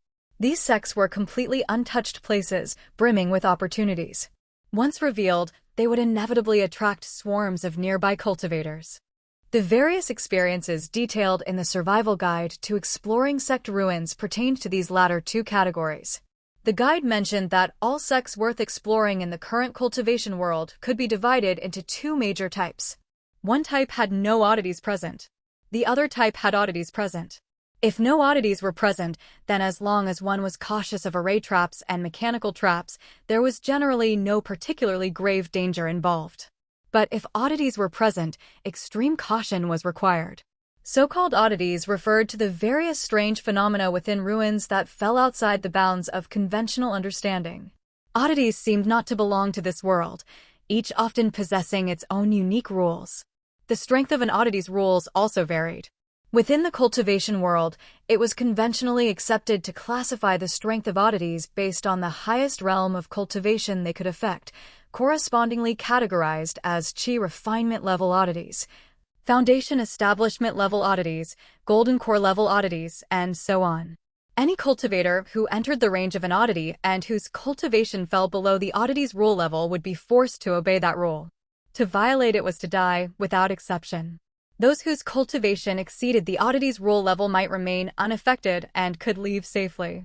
However, no matter how high one's cultivation, the oddity itself could not be altered. Even a Tao Unity powerhouse could not change the rules of a Chi refinement level oddity, nor could they rescue someone who had already violated an oddity's rule. Once living beings entered an oddity's range, its rules would automatically be triggered. Only when a certain number of deaths had occurred, or when the oddity's rules were deciphered, could the cultivators inside leave. The guide provided an example. 150 years ago, a cave dwelling suddenly appeared on a nameless island in the western part of the Tsongyun Sea, near the continent. From the moment it manifested, radiant light spilled forth from within, illuminating the sky for hundreds of li in every direction. Many cultivators, drawn by the glow, entered to explore. After some investigation, the cultivators discovered that this cave dwelling had been constructed in ancient times by a rogue nascent soul cultivator, Eminence Hongji, at the end of his life. The cave dwelling contained over a dozen techniques and countless artifacts. Overjoyed, the cultivators began scrambling to seize them. It was at that moment that something terrifying happened. The moment any cultivator managed to snatch a technique or artifact and grinned in triumph, their heads suddenly and inexplicably flew from their shoulders. The smiles on their faces froze permanently. In an instant, more than half of the cultivators present were dead. The remaining cultivators were terrified. Assuming the techniques and artifacts were booby-trapped with some deadly restriction, they left the treasures scattered across the ground untouched and fled the cave dwelling. After the news spread, some skeptical cultivators came to investigate. After they took treasures and nothing happened for a while, they too eventually broke into smiles, some of disdain, some of joy. Immediately, their heads were separated from their bodies, and their skulls tumbled to the ground. Only one cultivator, who suffered from facial paralysis since birth, survived unscathed. But even he was scared out of his wits by the horrifying scene. He only grabbed a single artifact on his way out and fled as if his life depended on it. The news of this second group's annihilation deterred all the cultivators in the surrounding area from trying their luck. Naturally, the expressionless survivor who had not only escaped but also obtained a treasure from the cave dwelling attracted everyone's attention. But no matter how they pressed him, the stone-faced cultivator insisted he had no idea how he had survived. It wasn't until a clever individual pondered the matter at length that the mystery was finally unraveled. This cave dwelling forbade one from smiling. Regardless of the reason, the moment anyone showed a smile, their head would fall. It sounded utterly absurd. But after that clever man walked calmly into the cave dwelling, retrieved a technique with a perfectly straight face, and emerged completely unharmed, all the cultivators were convinced. They proceeded to imitate his method and retrieved all the treasures from the cave dwelling. What occurred in Master Hongji's cave dwelling was the most classic and simplest type of oddity, containing only a single rule. In reality, the oddities found within the ruins of sects often consisted of multiple rules combined. Oddities were, naturally, extremely dangerous. Without understanding their rules, a single moment of carelessness could mean death. Once one understood an oddity's rules, however, the risk became almost negligible. Based on his multiple personal experiences surviving encounters with oddities, Qi Yuanzhou had summarized dozens of principles in his guide. First, remain calm at all times. Under the influence of an oddity, anything, no matter how unimaginable, could happen. Second, do not act recklessly. Without understanding the oddity's rules, the faster you move, the quicker you die. Third, if you wish to explore the oddities, gather as many helpers as possible. The most effective way to uncover the rules of an oddity is to throw lives at it until they are deciphered. Have faith, you certainly won't be the first to die. After carefully reading the survival guide to exploring sect ruins, Li Fan felt the 100 contribution points had been well spent. With these insights, he felt far more confident about exploring Cloudwater Palace in 2 years. In his previous life, the news that Sikong Yi had retrieved the Cloudwater model from Cloudwater Palace and been rewarded with 100,000 contribution points ignited a frenzy of exploration among the cultivators of Songyunsi. The Cloudwater model might have already been taken, but surely such a vast place held more treasures than just that one artifact? Driven by that hope, wave after wave of cultivators from the Songyunsi threw themselves at Cloudwater Palace, heedless of the danger. Some rogue cultivators even traveled from distant continents, drawn by its fame. And they weren't wrong. Even by anchor year 27, the yearly fan had reached the Qi refinement realm in his last life. Cloudwater Palace still hadn't been fully explored. News of cultivators emerging with newfound treasures periodically surfaced, sparking envy across the land. As a result of this constant exploration, the rules of the majority of the oddities within were already widely known, and Li Fan had heard many stories himself. But exactly how Sikong Yi had obtained the Cloudwater model remained a mystery, with many conflicting accounts and no consensus. So, if Li Fan wanted to claim the Cloudwater model in this life, his best strategy was to shadow Sikong Yi in secret and seize it at the critical moment. With 2 years until Cloudwater Palace opened, he could begin gathering intelligence on Sikong Yi. After all, know your enemy, know yourself. At the same time, he needed to strengthen himself as much as possible. Li Fan's attention turned to the Qi refinement offensive techniques available within the Tianjian mirror. Offensive techniques were far more expensive than ordinary cultivation techniques.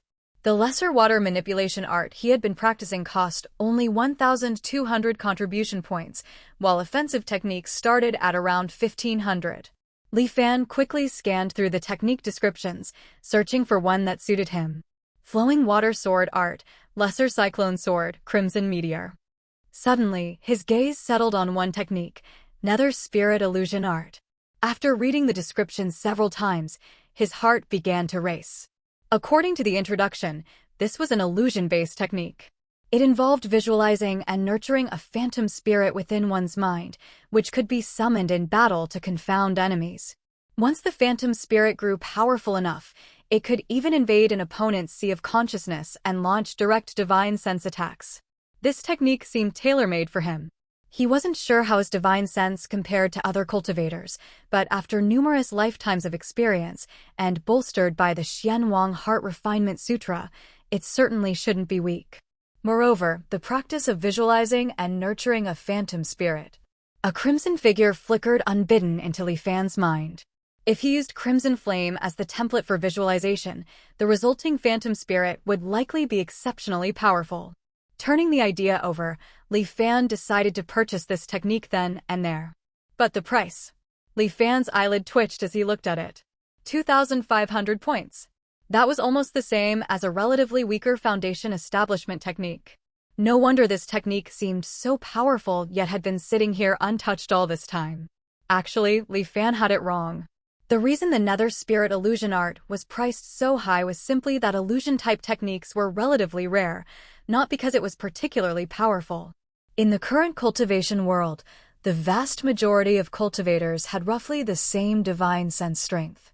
After all, Even before the Great Reformation, techniques specializing in strengthening divine sense were scarce. Not to mention now, when immortal techniques could only be cultivated exclusively. Lacking methods to strengthen and enhance their divine sense, the vast majority of cultivators at the same cultivation realm operated on a similar level of divine sense. Under these circumstances, few chose to use divine sense to attack others, because it often meant mutual destruction. This was also why the nether spirit illusion art was seen as rather impractical by other cultivators. When all was said and done, it was just an illusion technique. It was a method for using divine sense, not enhancing it. Who would be willing to spend 2,500 contribution points just for some illusions, especially when divine sense attacks couldn't be used lightly? It was precisely because Li Fan possessed the Xianwang Heart Refinement Sutra and had personally witnessed the form of the Soul Arbiter Crimson Flame that he was particularly suited to the path of visualizing phantom spirits. Thus, the nether spirit illusion art would be multiple times more effective in his hands. Regardless, Li Fan ultimately gritted his teeth and purchased the nether spirit illusion art. In the blink of an eye, Li Fan's contribution points were reduced to 1321. The points came quickly but disappeared even faster. He had originally intended to buy an escape technique as well, but now he was running short. That would have to wait for another time. The immediate priority was to cultivate the nether spirit illusion art to the late-stage Qi refinement realm. Activating the Tianqian mirror's assisted cultivation mode and placing the exquisite Liuli pearl beside him, Li Fan began his cultivation. His mind became clear as a mirror. Under the dual enhancements, the obscure text of the technique became as easy to understand as a primary school textbook. The pure cultivation derived from the lesser water manipulation art in his dantian served as nourishment, allowing his cultivation progress of the nether spirit illusion art to skyrocket. In less than a day, he had reached the mid-stage Qi refinement realm of the nether spirit illusion art. Upon reaching mid-stage Qi refinement, one could begin visualizing a phantom spirit within the mind. Although it was a phantom spirit, the object of visualization couldn't be created from nothing. It had to be based on something that truly existed in the cultivation world. His thoughts flowed slowly, memories surfacing one after another before his eyes. Li Fan felt as if he had returned to his previous life, witnessing the moment crimson flames scorched the sea. A faint silhouette slowly took form within Li Fan's sea of consciousness. Yet, even this unformed silhouette caused Li Fan's body temperature to rise drastically. Sweat poured from him like rain. Frowning, Li Fan forcefully operated the Heart Refinement Sutra, suppressing the scorching sensation. He continued to visualize the form of Crimson Flame. As the Crimson Flame phantom spirit slowly took shape, the temperature of Li Fan's body climbed higher and higher. If it felt like being in a desert under the blazing sun before, now it was as if he were being roasted within a great fire. As Li Fan continued his visualization, the searing heat grew increasingly terrifying.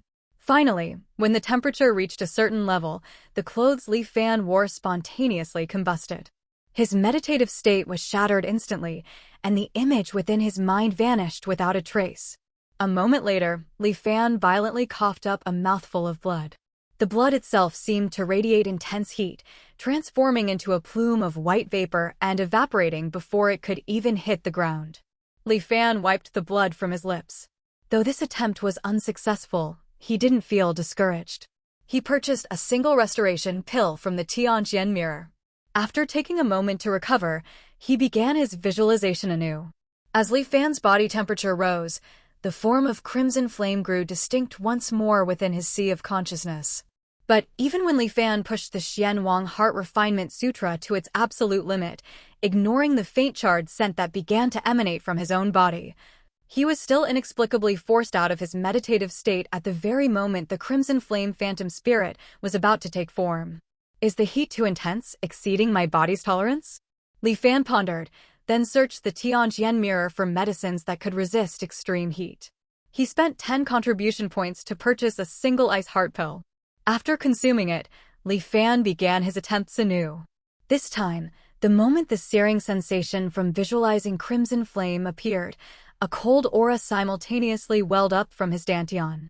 This aura circulated throughout his body, suppressing the heat. Freed from the distraction of physical discomfort, Li Fan focused his mind on coalescing the Crimson Flame Phantom Spirit. But it was still useless.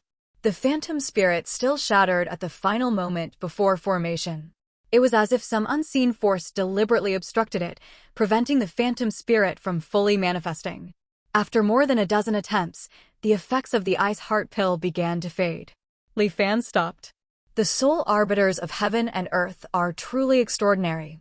Even creating a phantom spirit modeled after one is impossible.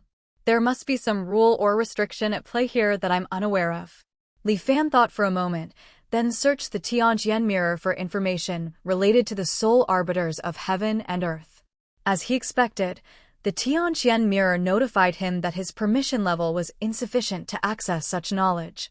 For a time, Li Fan's plan to coalesce the Crimson Flame Phantom Spirit reached an impasse. Yet, he had no intention of giving up. Greater restrictions implied greater rewards upon success. The might of the sole arbiters of heaven and earth was vividly clear in his memory.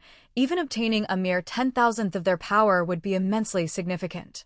However, the specific method to achieve this required deeper contemplation. And so, Li Fan kept the assisted cultivation mode active, meditating deeply on the problem. 1 day, 2 days, 3 days. As time passed, his contribution points burned away bit by bit. Finally, after 7 days, Li Fan opened his eyes. The sole arbiters of heaven and earth were the manifestations of specific laws of the world. If the flame of Crimson Flame represented a law related to fire, then what special meaning did Crimson hold? Besides Crimson Flame, were there other flames? Li Fan immediately began to experiment. He still visualized the sole arbiter of heaven and earth, its form and aura identical to his memory of Crimson Flame. Only this time, he changed its color from crimson to green. This time, the phantom spirit formed successfully. But it was exceedingly weak, like an empty shell, completely lacking any power to harm an enemy. Li Fan dispersed the nascent phantom spirit in his sea of consciousness, then tried again. This time, he changed the color from green to black. Like Crimson Flame, the black flame phantom spirit failed to form. The difference was that visualizing black flame did not produce the intense scorching sensation associated with Crimson Flame. After trying every color he could conceive, he discovered that there were essentially 4 outcomes. The first was that they were unable to form and accompanied by a sensation of searing heat during visualization, like Crimson Flame. The second was that they were able to form, but were hollow and powerless, like Green Flame. The third was that they were unable to form, with no special phenomena occurring during the process, like Black Flame. And the fourth was the most unique outcome. Within Li Fan's sea of consciousness, a phantom nearly identical to Crimson Flame slowly coalesced. Except its color was blue. As the blue flame phantom spirit gradually manifested, the temperature around Li Fan's body began to drop sharply. Layers of frost spread outward from the ground where he sat. His hair and eyebrows were dusted with white rime, and his body grew stiff as ice. Even the ceaselessly operating Xian Wang Heart Refinement Sutra slowed under its influence, as if on the verge of stalling completely. Li Fan's heartbeat grew slower and slower, and his vitality faded rapidly. Yet his consciousness sank into a peculiar state.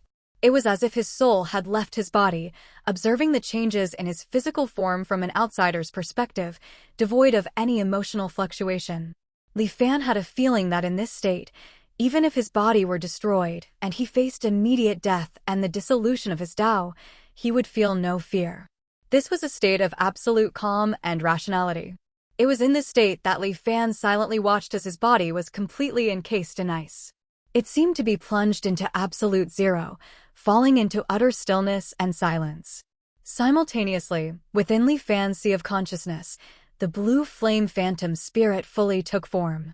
The temperature did not rise, yet vitality swiftly returned to Li Fan's body, as though the extreme cold could no longer affect him. With a thought from Li Fan, the blue flame in his sea of consciousness flickered slightly, and the intense cold vanished in an instant. In the blink of an eye, Li Fan returned to normal, emerging from that state of absolute rationality. The extreme cold felt like an illusion, leaving no trace behind. Is this the power of blue flame? In his sea of consciousness, the nascent blue flame phantom spirit fell into slumber. But Li Fan knew he could awaken it at any time to re-enter that state. The four scenarios encountered while visualizing flames of different colors likely correspond to the four states of the sole arbiters of heaven and earth. After some contemplation, Li Fan formed his hypothesis. Sole arbiters were the manifestations of the heavenly Tao's laws. At the same time, cultivators in this world could refine these sole arbiters to attain the Tao unity realm. Thus, during the earlier visualization process, those phantoms that could take form but possessed no power likely represented the absence of such sole arbiters in existence. Those that could not take form, like Crimson Flame, likely still belonged within the system of the heavenly Tao's laws. Though he could invoke their power, he could not claim ownership. Those like Black Flame had likely already been refined by Tao unity cultivators and no longer existed within this world's system of laws. So, what did Blue Flame represent? A law on the verge of being born? Does this mean that soon, somewhere in the cultivation world, the true sole arbiter, Blue Flame, will descend? Li Fan fell into deep thought. After a long while, Li Fan let out a slow breath, pushing his various conjectures about the sole arbiters to the back of his mind. Though he had not succeeded in coalescing the Crimson Flame Phantom Spirit, he had serendipitously visualized the Blue Flame Phantom Spirit instead. Though their attributes were polar opposites, Blue Flame's power seemed no less formidable than Crimson Flame's. His heart surging with delight, Li Fan struck while the iron was hot, resuming his cultivation of the Nether Spirit illusion art. He sought to nurture and strengthen the Blue Flame Phantom Spirit, to forge it into a weapon capable of striking others with divine sense. Time flowed onward, measured only by the rhythm of his cultivation. It wasn't long before Li Fan was abruptly ejected from the assisted cultivation mode. The prolonged session had drained his resources, his contribution points had dwindled once more, leaving him with barely over 100. Before entering seclusion, Li Fan had set a minimum threshold of 100 contribution points. Once it dropped below that number, the assisted cultivation mode would forcibly terminate. It felt like being rudely awakened from a deep, satisfying sleep. A wave of irritation washed over him, though he quickly suppressed it. These contribution points vanish far too quickly. It seemed like just yesterday when he'd possessed over 3,000 points. Yet now, in the blink of an eye, his reserves were drained dry. Cloudwater Palace opens in roughly 2 years. Before then, I must find a way to earn more contribution points and strengthen myself. He immediately began browsing the board on the Tiantian mirror again. Li Fan chose to ignore the mission tasks officially issued by the Myriad Immortals Alliance. Even at the late-stage Qi refinement realm, the available official tasks were still all low-reward, minimal-risk tasks. Such tasks included assisting alchemists, artifact forgers, or talisman crafters, or helping to maintain and inspect the arrays scattered throughout the Songyun Sea. It was safe, yes, but far too inefficient for earning contribution points. If Li Fan had any intention of studying alchemy or artifact forging, he might have considered them. But with Cloudwater Palace's opening imminent, his top priority was securing the Cloudwater model first. Unfortunately, luck didn't seem to be on his side this time. After a long search, he still couldn't find a suitable mission. After some thought, Li Fan took out the communication spirit talisman He Jianghao had given him and sent a message. Brother He, do you know any methods to quickly obtain contribution points? I've been looking in the Tiantian mirror for ages. Most missions only offer a few dozen points, but my cultivation consumes 30 points a day. At this rate, how will I ever afford a foundation establishment technique? Li Fan adopted a frustrated tone. Once the message was sent, he set the spirit talisman aside. While waiting for He Jianghao's reply, Li Fan resumed his cultivation. Lacking the epiphanic state boost, his progress was significantly slower, but at least he was still inching forward. 3 days passed before He Jianghao finally replied. Haha, that's just how our Myriad Immortals Alliance is. New cultivators often need to toil for years to redeem a single technique. Everyone goes through it. However, He Jianghao's tone shifted. Since I was the one who referred you, it's only natural for me to lend a hand. After all, I too hope you'll reach foundation establishment soon. But this isn't a matter for discussion over spirit talismans. If you're willing, come to Lioli Island. We'll speak face to face. Li Fan had only asked him on a whim and wasn't expecting much, so He Jianghao's prompt and definite reply came as a surprise. A true timely rain. But there's always a reason behind such generosity. He recalled how He Jianghao had always been remarkably generous across the 2 lifetimes he had known him. It was rather abnormal among cultivators. Without hesitation, he left the Tianjian Mirror and headed straight for Liuli Island. Within Liuli Island's protection array, He Jianghao was drinking tea in a pavilion atop a mountain peak, clearly having waited for some time. "It seems you couldn't wait, fellow Taoist," He Jianghao laughed upon seeing Li Fan. He clapped his hands, and the mountain beneath their feet suddenly trembled. Immediately after, Li Fan witnessed an astonishing sight. All the mountains in the surrounding mountain range rose upward as one. However, Li Fan quickly realized the truth. It wasn't that the other mountains were rising, it was the mountain beneath his feet that was falling. The mountain plummeted downward at tremendous speed, soon sinking below ground level and arriving within a space filled with silvery mist. Li Fan looked up.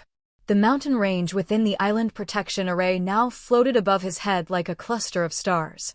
The mountains and rivers were dispersed, yet they seemed to form a cohesive whole following some underlying pattern. They appeared motionless, yet were in constant, subtle motion. Noting Li Fan's expression, He Jianghao wore a look of slight pride. "What do you think of my mountain-river constellation array, fellow Taoist?" Even in his previous life, Li Fan had never witnessed the true form of Liuli Island's protective array. Seeing it now, he spoke with genuine admiration. "The mountain-river constellation array is truly extraordinary." However, why does Liuli Island's protective array seem? He Jianghao already knew what Li Fan was about to ask and grew even prouder. "That's because Liuli Island's array was personally constructed by me. Naturally, it differs from those on other islands." Li Fan was genuinely surprised. "I hadn't expected fellow Taoists to be so proficient in array cultivation." However, he added doubtfully, "An array of this scale, and you constructed it with only foundation establishment cultivation?" He Jianghao coughed and adopted a serious expression. "Naturally, I had assistance. But the arrangement of the array was absolutely led by me. To be frank with you, fellow Taoist, my foundation establishment curio is a mountain river 100 veins array diagram. Thus, my talent in array cultivation far surpasses that of ordinary cultivators. Setting cultivation aside, when it comes purely to arrays, even ordinary array masters at the nascent soul realm may not necessarily be my match." He Jianghao spoke with full confidence. "So that's how it is." Li Fan nodded, then asked further, "I wonder, fellow Taoist what is this matter you spoke of? Why all the secrecy and elaborate arrangements?" He Jianghao said with a smile, "It's nothing major, really. It's just somewhat against the rules. Fellow Taoist, are you aware that many years ago, all mortals of the cultivation world were exiled to various surrounding minor worlds?" Li Fan narrowed his eyes. "I've heard some rumors." He Jianghao continued, "Actually, these minor worlds contain quite a few valuable resources that can be exchanged for a significant number of contribution points. But gathering them alone is time-consuming and laborious, hardly worth the effort. However, the powerful and influential mortals within these minor worlds are often eager to return to the cultivation world." So, Li Fan already understood what He Jianghao intended. "So, we can use this as a condition to have those mortals gather resources for us. Coincidentally, I know of one such minor world called Greatly. It's quite vast, produces several types of precious treasures, and even has a considerable amount of star sea drift sand. Star sea drift sand is a common material for setting up arrays. Usually, one caddy costs between 2 to 3 contribution points." He Jianghao explained the matter at great length, but he noticed the look in Li Fan's eyes growing stranger and stranger, which made him somewhat uncomfortable. He promptly said, "Don't look at me like that. I know what you're thinking. How could a proper cultivator possibly lower themselves to do such a thing, right?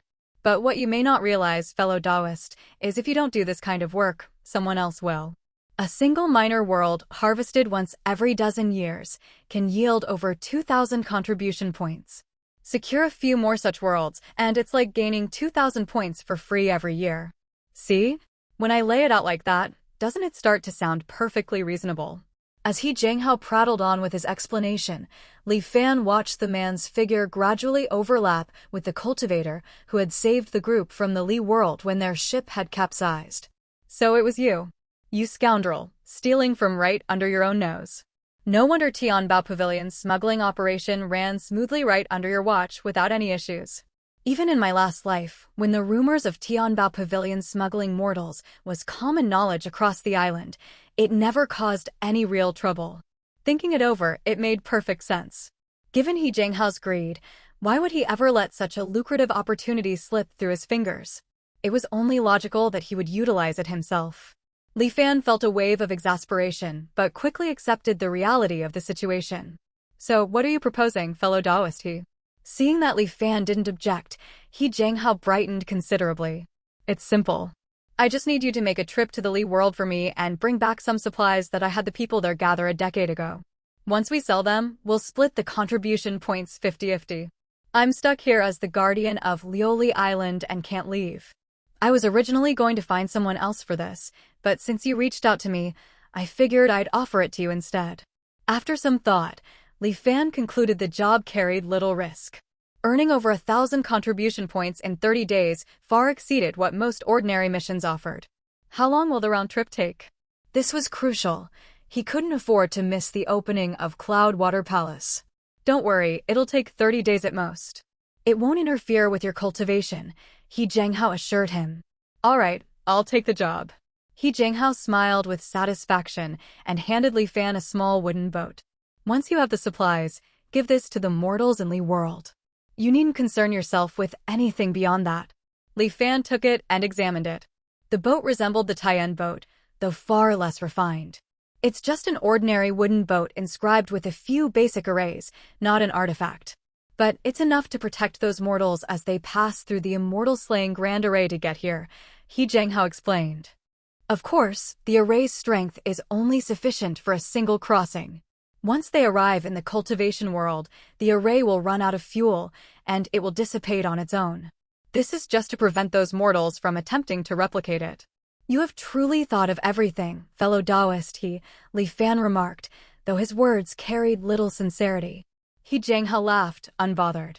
He then produced a spirit talisman and handed it to Li Fan with visible reluctance. Regardless, helping mortals sneak in isn't exactly something we can do openly. If another cultivator were to spot you, not only would it be embarrassing, but you might also face scrutiny from the Myriad Immortals Alliance. To be safe, take this form-concealing talisman with you to avoid being recognized. Li Fan nodded and accepted it. This form-concealing talisman can hide both your form and your aura. It's an advanced version of the Qi-concealing talisman. Once activated, not even a golden core cultivator can see through it.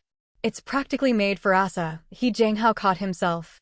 Ahem, it's an essential item for any traveling cultivator. He sighed regretfully. It's just that the spirit mist grass required to make these is quite rare, which keeps the price steep. A single talisman costs 50 contribution points. However, if you ever find yourself in need of more in the future, you can look for a cultivator named Jiao Xiuyuan on Myriad Immortals Island. He has a large stock of defective form-concealing talismans, supposedly rejects from the Myriad Immortals Island Talisman Hall. Though they're labeled as defective, they still work. They're just not as effective, only capable of hiding you from Foundation Establishment cultivators. But the price is low, only 20 contribution points. If you ever go traveling, young friend, it wouldn't hurt to have a few on hand. He Jianghao continued educating Li Fan. Afterward, He Jianghao detailed all the precautions for traveling to the Li world and the various situations Li Fan might encounter. Once all preparations were complete, Li Fan prepared to set out for the Li world, aiming for an early departure and swift return. Yet, just before leaving, he couldn't help but ask, "Brother there's something I've been wondering about, though I'm not sure if I should bring it up." He Jianghao paused, then said, "Speak freely." You are a Foundation Establishment cultivator, holding the position of Guardian of Lioli Island. You're also an array master. Logically, you shouldn't be so short on contribution points. Why do you still seem somewhat financially strained? Li Fan phrased the question as tactfully as he could after a moment of consideration. He Jianghao assumed Li Fan was concerned about his own future within the Myriad Immortals Alliance. He laughed bitterly and explained, "You misunderstand, fellow Taoist. Within the Alliance, while Foundation Establishment cultivators might not have complete freedom with their contribution points, they are certainly not as financially constrained as I am." Oh? Does brother he have some difficulties? Li Fan asked, curious. To be honest, I've set my sights on a nascent soul technique. This technique is highly compatible with my foundation establishment curio. If I could switch to cultivating it, I would undoubtedly reach the golden core realm within a century, and even the nascent soul realm would be virtually assured. A flash of longing passed through He Jianghao's eyes. The problem is, a true nascent soul technique is incredibly precious. The number of contribution points required, even after saving for so long, I'm still far short. So, I have to scrimp and save wherever I can, He Jianghao sighed deeply. Even then, who knows how many years it will take to redeem it. Or worse, whether this technique I yearn for will be redeemed by someone else before I can gather enough points. Then, remembering something, he turned to Li Fan, right, you're already at the late-stage qi refinement realm. When the time comes to select a foundation establishment technique, if you have the means, be sure to choose one that is highly compatible with your own foundation establishment curio. Doing so will not only make your future cultivation twice as effective with half the effort, but it also offers other significant benefits. Due to restrictions from the Tianqian mirror, I can't say more. Just remember this advice, it won't steer you down the wrong path. Compatibility between the foundation establishment curio and the technique. Li Fan nodded slowly upon hearing this. But then he heard He Jianghao sigh again. The technique I cultivate now is actually quite extraordinary. I found it by chance in an unnamed cave dwelling during my youth. It contains many incredible methods. Unfortunately, the difficulty of cultivation is just a bit too high. It will likely take decades, or even a century, just to advance a single cultivation stage. If it's this difficult at the foundation establishment realm, and I stubbornly continue cultivating it into the golden core realm, I'd likely exhaust my lifespan and die long before I achieve a breakthrough. Changing techniques is truly a last resort. Having said this, He Jianghao fell into a deep silence. Li Fan listened quietly. Then he cupped his hands in a brief salute and departed straight for the Li world. He Jianghao watched Li Fan's receding figure and sighed inwardly once more. There was something else he hadn't said. It was true that the mountain-sitting art allowed one to gain something in return by aiding junior cultivators, but cultivation was simply too difficult. Over the years, he had cast his net wide, offering guidance to up-and-comers wherever he went. Yet the vast majority had met untimely ends before long, never even reaching the foundation establishment realm.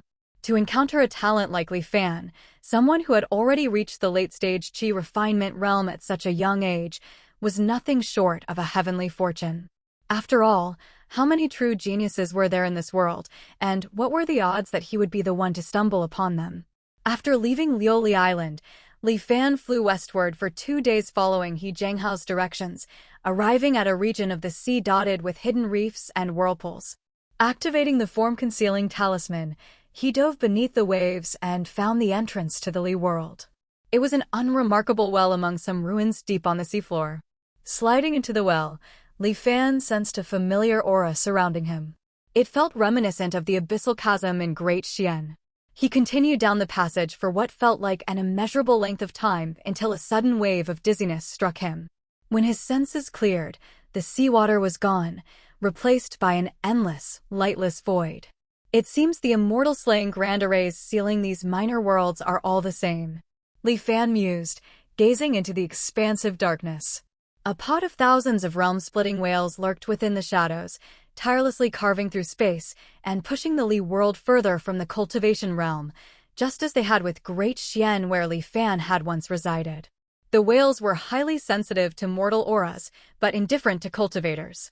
Even so, Li Fan still chose to cautiously avoid them as he approached the thunderstorm lair. He Jianghao's warning echoed in his mind. The immortal slaying grand array isolates the Li world from the cultivation world. Forcing a way through requires extreme caution even for a foundation establishment cultivator. But if you follow my method to breach the array, you won't trigger its attacks. Li Fan circulated his spiritual qi precisely as He Jianghao had instructed and flew into the thunderstorm lair. He hovered in place for a moment as violent bolts of lightning crashed around him, yet not a single one struck his body. It actually works. So even without the Taiyan boat, one can pass through the immortal slaying grand array. That ordinary wooden boat given to the mortals of the Li world should be equipped with an array to stabilize this specific fluctuation, avoiding the Grand Array's attacks. The tie-in boat is able to traverse the Grand Array using a method preset during its construction.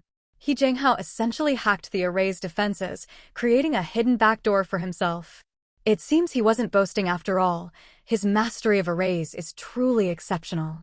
Having verified the method, Li Fan saw no need to continue toughing it out. He summoned the tie-in boat and skillfully navigated through the immortal slaying Grand Array, heading toward Great Li. Great Li, like Great Xian, was a mortal world with broadly similar conditions, except for a massive volcano that stood several kilometers high at its center. This volcano erupted once every 2 to 3 centuries, and each eruption claimed countless lives.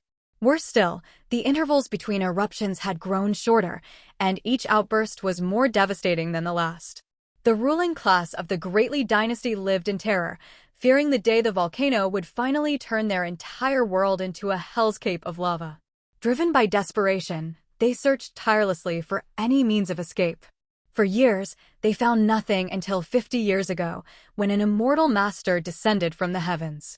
He offered to take a group of people away every decade, on a single condition: they had to gather the resources on his list. The nobles of Great Li eagerly agreed.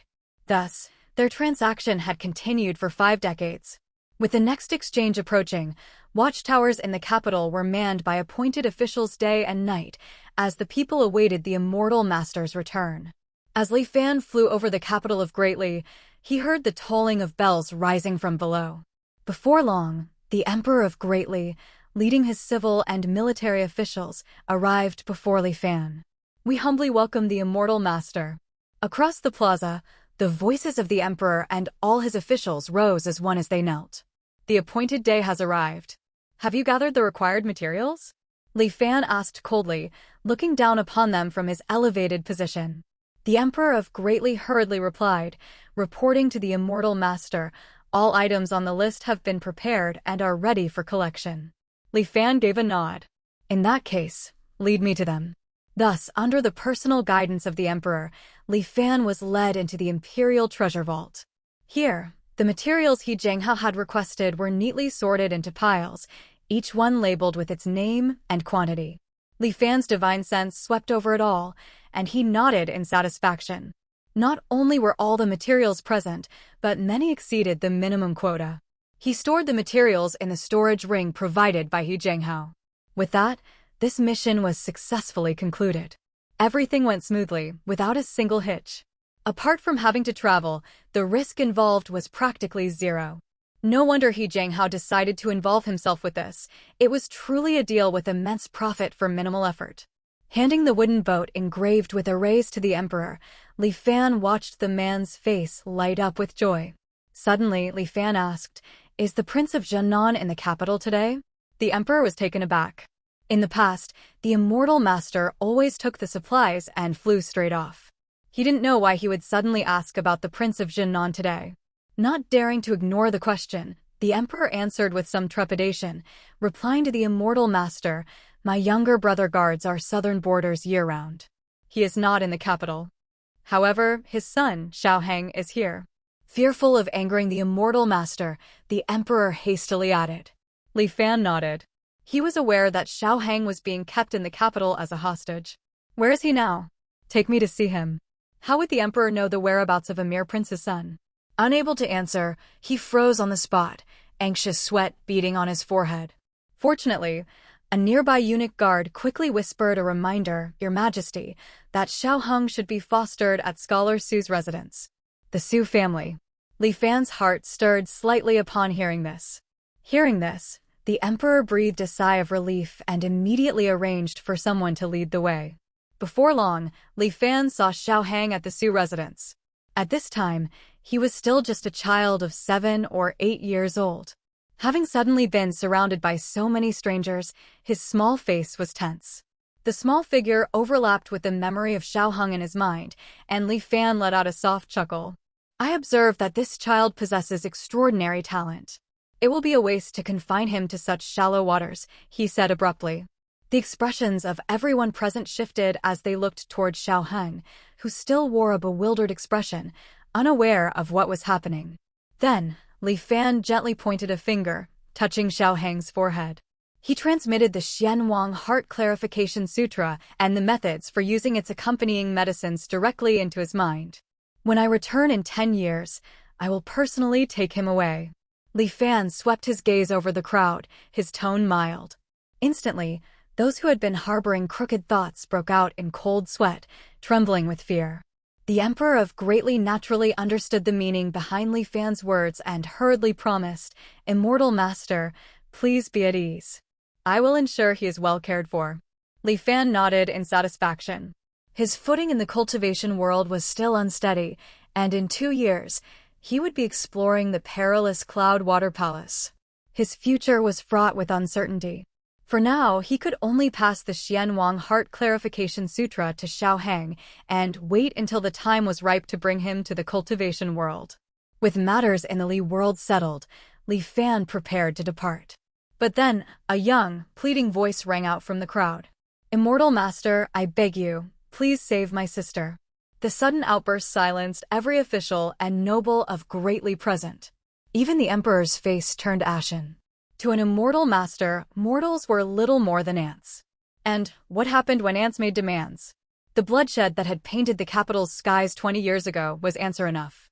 Heads bowed. Sweat beaded on brows. Furtive glances darted toward Li Fan. Yet the voice rang out again, undaunted. "Immortal Master, I beg you, please save my sister." Li Fan soon found the source, a boy of perhaps 10 or 11, Su Changyu. A middle-aged man finally reacted, rushing forward and forcing the boy to his knees. What madness is this?" the man cried, dropping to his own knees and pressing Su Changyu's head toward the floor in a kowtow. "My son is a fool. I beg your forgiveness, Immortal Master." Li Fan remained silent. Panic seized the nobility. Following the Emperor's lead, they too dropped to their knees. Xiao Heng joined them in kowtowing as well. Slowly, he ventured, "Immortal Master, please, save Su Xiaomei." A long moment stretched before Li Fan finally spoke in a measured voice. "Very well. Take me to her. But this will be the last such request." A collective sigh of relief washed through the mortals. Truth be told, Li Fan had already intended to examine the mortally ill girl. Yet, appearances mattered. He couldn't appear too eager. This display of reluctance had been necessary. After a moment, Li Fan was led to the basement to see Su Xiaomei. The temperature here was exceedingly low, causing many of the officials who had followed to shiver involuntarily. On a small jade bed lay a newborn infant whose body appeared intensely feverish. Piles of ice surrounded the bed, and a maidservant constantly chipped fresh pieces to press against the child's scalding skin. Li Fan's eyes narrowed at the unnatural sight, and he stepped forward. As his divine sense swept over the infant girl, his expression froze. "Leave us," he commanded in a cold voice. The nobles swiftly retreated, leaving Li Fan alone with the child. He placed a hand on her fevered brow, channeling an infinitesimally fine thread of spiritual qi into her body. It circulated once and returned to him. As it did, certainty dawned, and shock flashed across his features. There's no trace of immortal miasma within her? And this constitution? The thread of spiritual qi I sent in was amplified after a single cycle? He drew the thread back, coalescing it at his fingertip. The spiritual qi now pulsed with a searing heat, feeling utterly different from his own. Yet it was not the consuming fire of crimson flame. This was different. Li Fan analyzed the energy at his fingertip for a long time before reaching a tentative conclusion. A strange look crossed his face. Heat born of rage? He stared down at the slumbering infant, his expression inscrutable. Can this be the legendary innate immortal physique? And also heaven's envied? Having set foot in the cultivation world across 2 lifetimes, Li Fan was no ignorant novice. He knew a fair bit of common knowledge about the cultivation world. First, the innate immortal physique. It was widely known that mortals in the cultivation world were born with immortal miasma within them. To pursue cultivation, one had to first purge this miasma from their body. However, when 2 cultivators conceived a child, there was a certain probability that their offspring would be born without any immortal miasma. Such individuals were said to possess an innate immortal physique.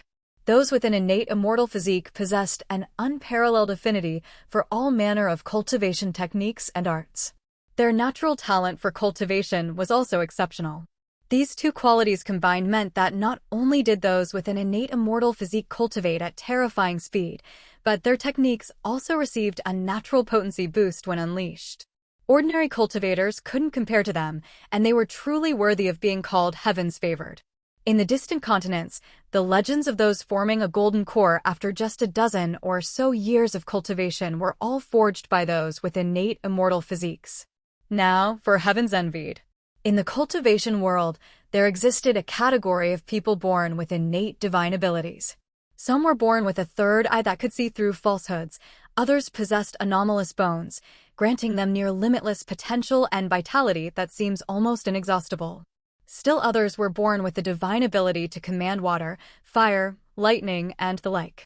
Those born with such innate divine abilities often suffered corresponding envy from heaven, proportional to the power of their divine ability.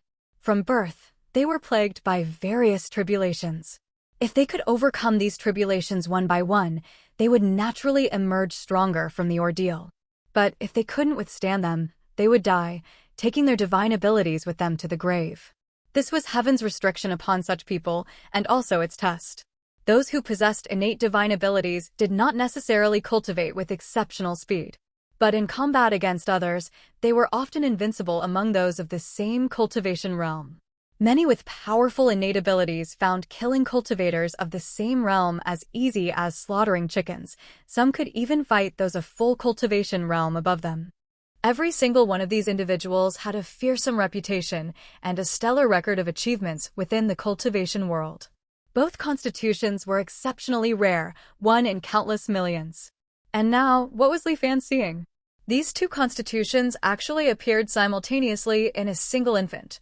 The complete absence of a mortal miasma within her confirmed that she undoubtedly possessed an innate immortal physique. Though he didn't understand how someone with an innate immortal physique, which should only be born from the union of two cultivators, could appear in this minor world teeming with mortals, Li Fan was certain he wasn't mistaken. And that power constantly burning within Su Xiaomei should be her innate divine ability. Li Fan speculated that her constitution was related to the emotion rage. As the fury in her heart grew stronger, her own power would multiply, until the rage completely incinerated both herself and her enemies to ash. Su Xiaomei's current state of constant, pervasive heat was likely caused by her innate divine ability running out of control and being unable to restrain the fury in her heart. Innate immortal physique. Heaven's envied.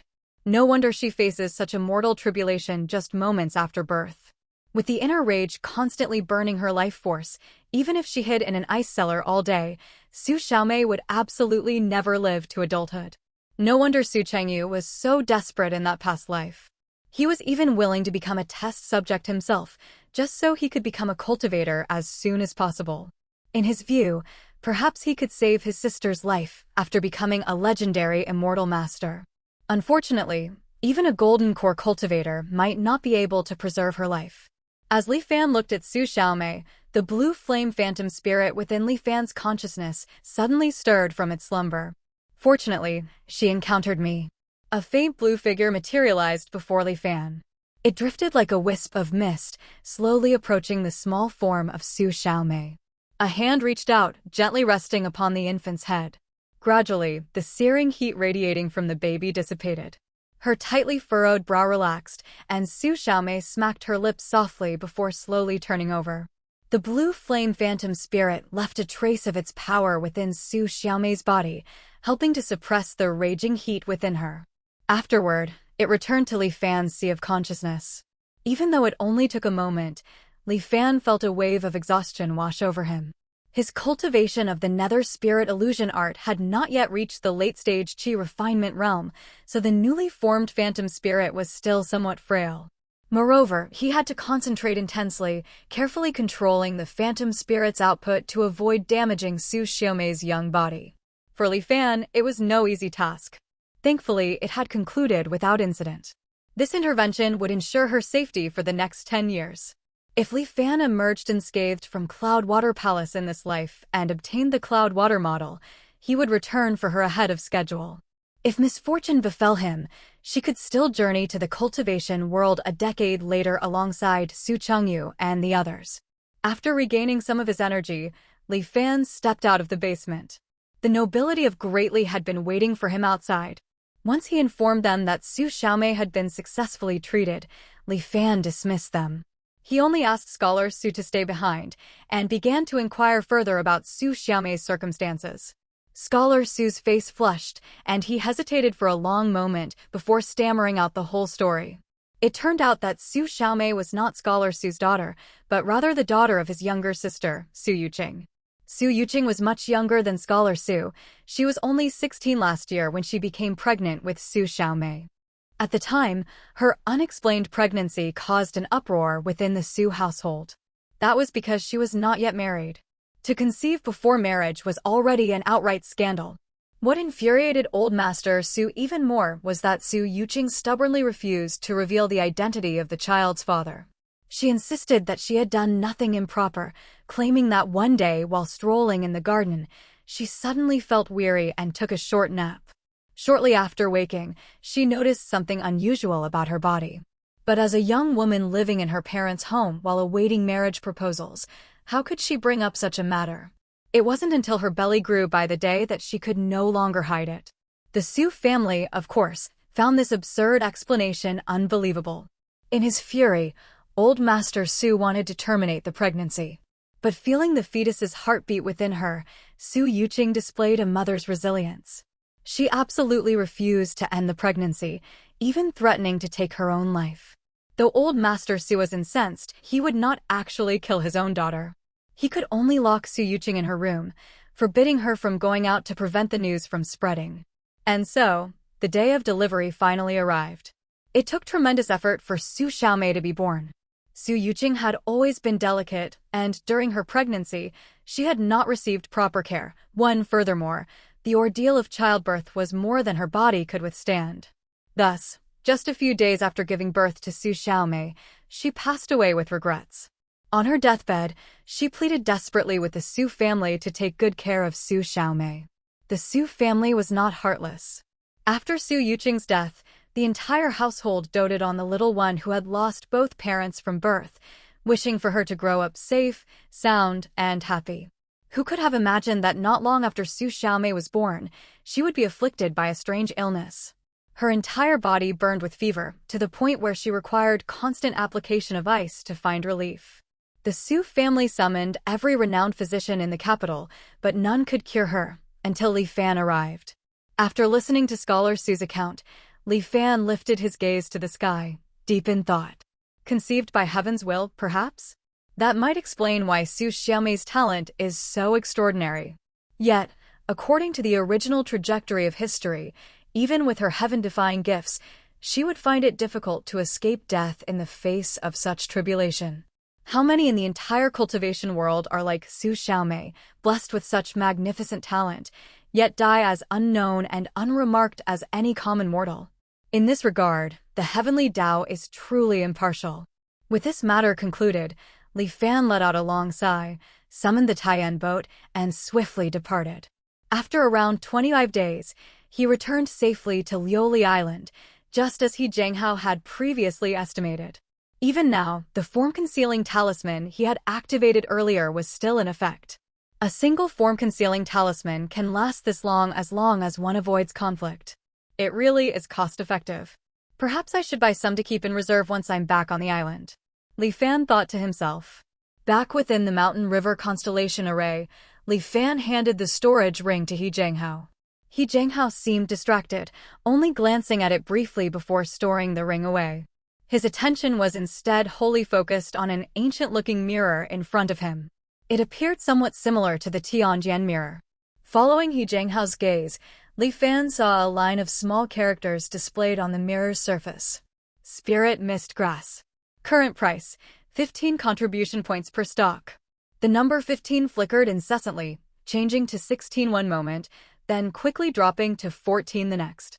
Rise, just rise already. Zhenghao stared fixedly at the mirror as if possessed, muttering the words over and over. Fellow Taoist what are you doing? Li Fan asked curiously. Fellow Taoist, you wouldn't understand, He Jianghao said without looking away, heaving a sigh and speaking in a gloomy tone.